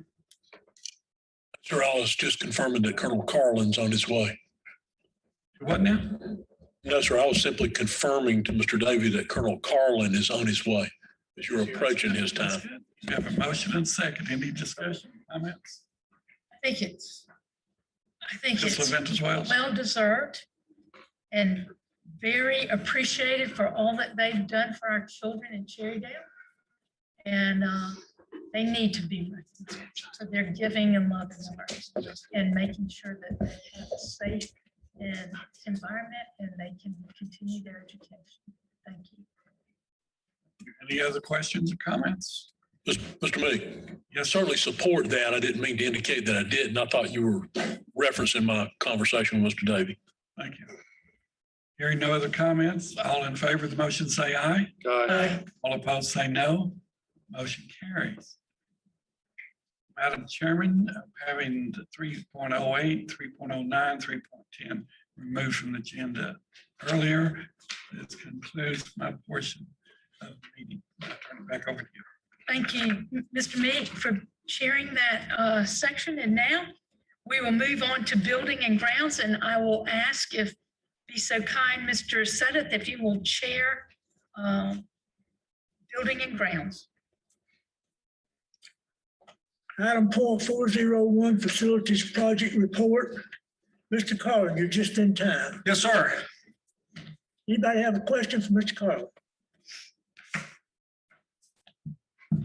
Go ahead, Karen. What was satisfied with the residential development property that we. It has closed. Yes, ma'am. I believe it was the 11th of last month. They have not. Not yet. They should, we expect them to be moving out in the June timeframe. We agreed to provide them a short-term lease so that they had time, their current residence that they're moving into is in the process of being completed. And so they should be rolling into that again in the June timeframe. Okay, so will we be waiting until they have moved out to try and find a buyer for that? Those Well, structures? actually two. I think this was purchased before you came on the board, ma'am, but we have a piece of property at Taylor's Elementary School on a previous purchase. And we're going to try to sell both of those at the same time. Same buyer? We're going to put it out for sale. Sorry. Okay, well, that's really it. I did ride by the Fountain Inn High School recently, and it is looking amazing. We're pretty proud of it and proud of the progress that the contractor and their team is making. Okay, thanks. Yes, ma'am. Mr. Lewis? Thank you, Mr. Sudduth. Could you give us an update on the high school weight rooms? Yes, as a matter of fact, we have the first group of 8 that are currently in progress. And I can give you some general percentages. The 2 that are the farthest along are Travelers Rest and Woodmont at 62 and 38%.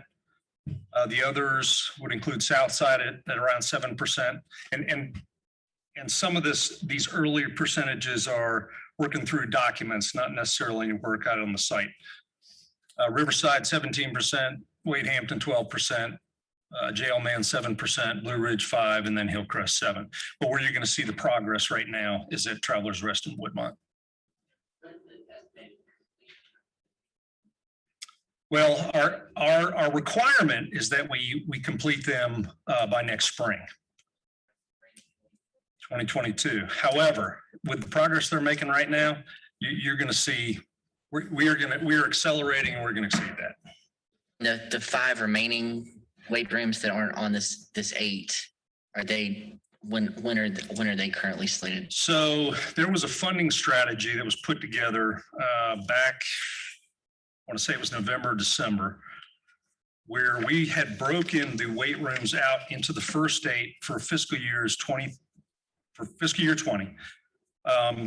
Malden High for FY21, Berea High, Carolina High, and Greenville Academy for FY22, and then East Side in FY23.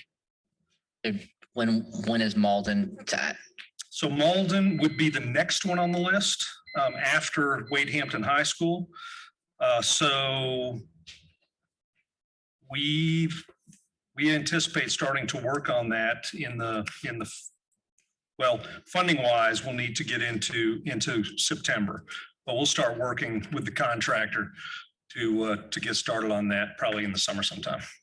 September of 2021 or September 2022. That is correct. With a estimated completion date of the spring of 2023. Great, thank you. If there's no exception, we'll extend for 10 minutes. You have a question, Mr. Mayor? Ms. Bush? Yes, I met back in February with a gentleman, Mr. Nathan Galbraith. Yes, ma'am. And I understand they were preparing some documents to send to the school district. He's part of an organization called Upper Greenville something Trail, UGATA. And they have been working hard to try to get a connecting route between the YMCA and Main Street as part of the Swamp Rabbit Trail connector.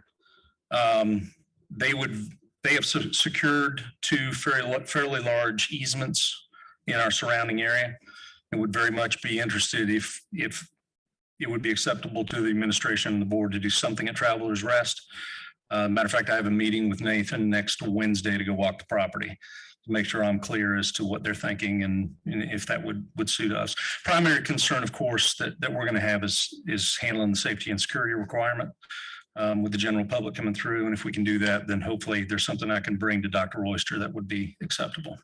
Be fantastic. I know it's the same group that were kind of instrumental in doing the connection with Lakeview Middle School. Yes, ma'am. The segment to the trail.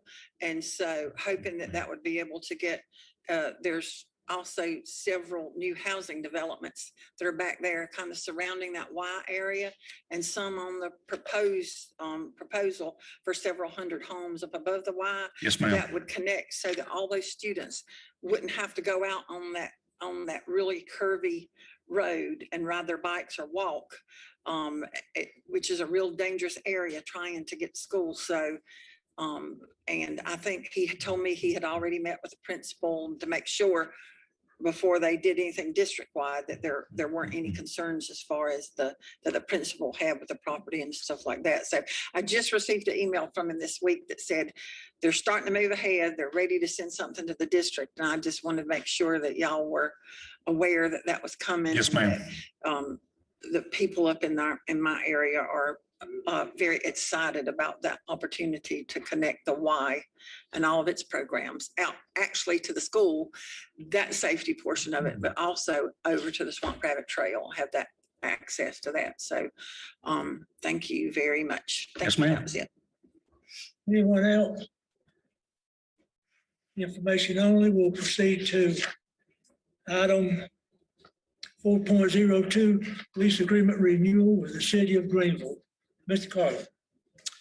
So what you have before you is a lease renewal, basically with the city of Greenville to use Kiwanis Park, which is on the property of Blythe Academy. This is a 5-year lease that we would be renewing based on the current lease that expires on May 23rd, 2021. So we'd be renewing it for 5 more years subsequent to that date. We have a motion. Mr. Chairman, I move to accept the recommendation. Second. Second. Open for discussion. Mr. Derek? Do we have an update on the status of the playground on that property? Has it now been fully installed and renovated and updated? I don't know if Colonel Carlin has that with him today or not, but we certainly get that to you. Okay. But there's no expectation that is connected to this lease? No, because as I recall, that lease basically covers the eastern, kind of the northeastern segment of the property, which is a baseball field. Okay. And the playground area is behind the school, which would be sort of the northwest side of the school. So I don't think there's any impact there.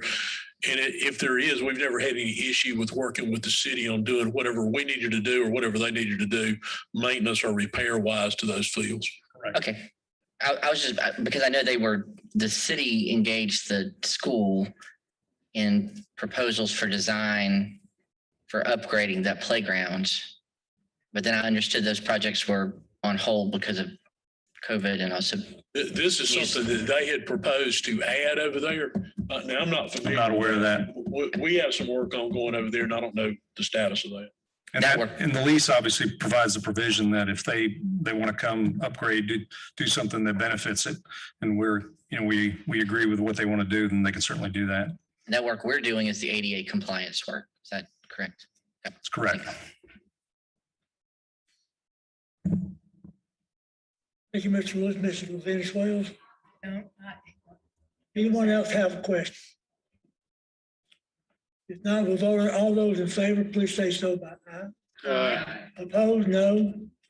Motion approved. That ends my part of the motion, Mr. Thank you Chairman. so much for chairing that, Mr. Sutton. At this time, there's no further business. I will entertain a motion to adjourn. And please remember, we have a special call meeting immediately following. Motion to adjourn. Second, made by Mr. Sutton, second by Mr. Meek. Any questions? All in favor, please address by saying aye. Aye. All opposed? Thank you so much. At this time, we will go into our special call meeting. Yes, sir.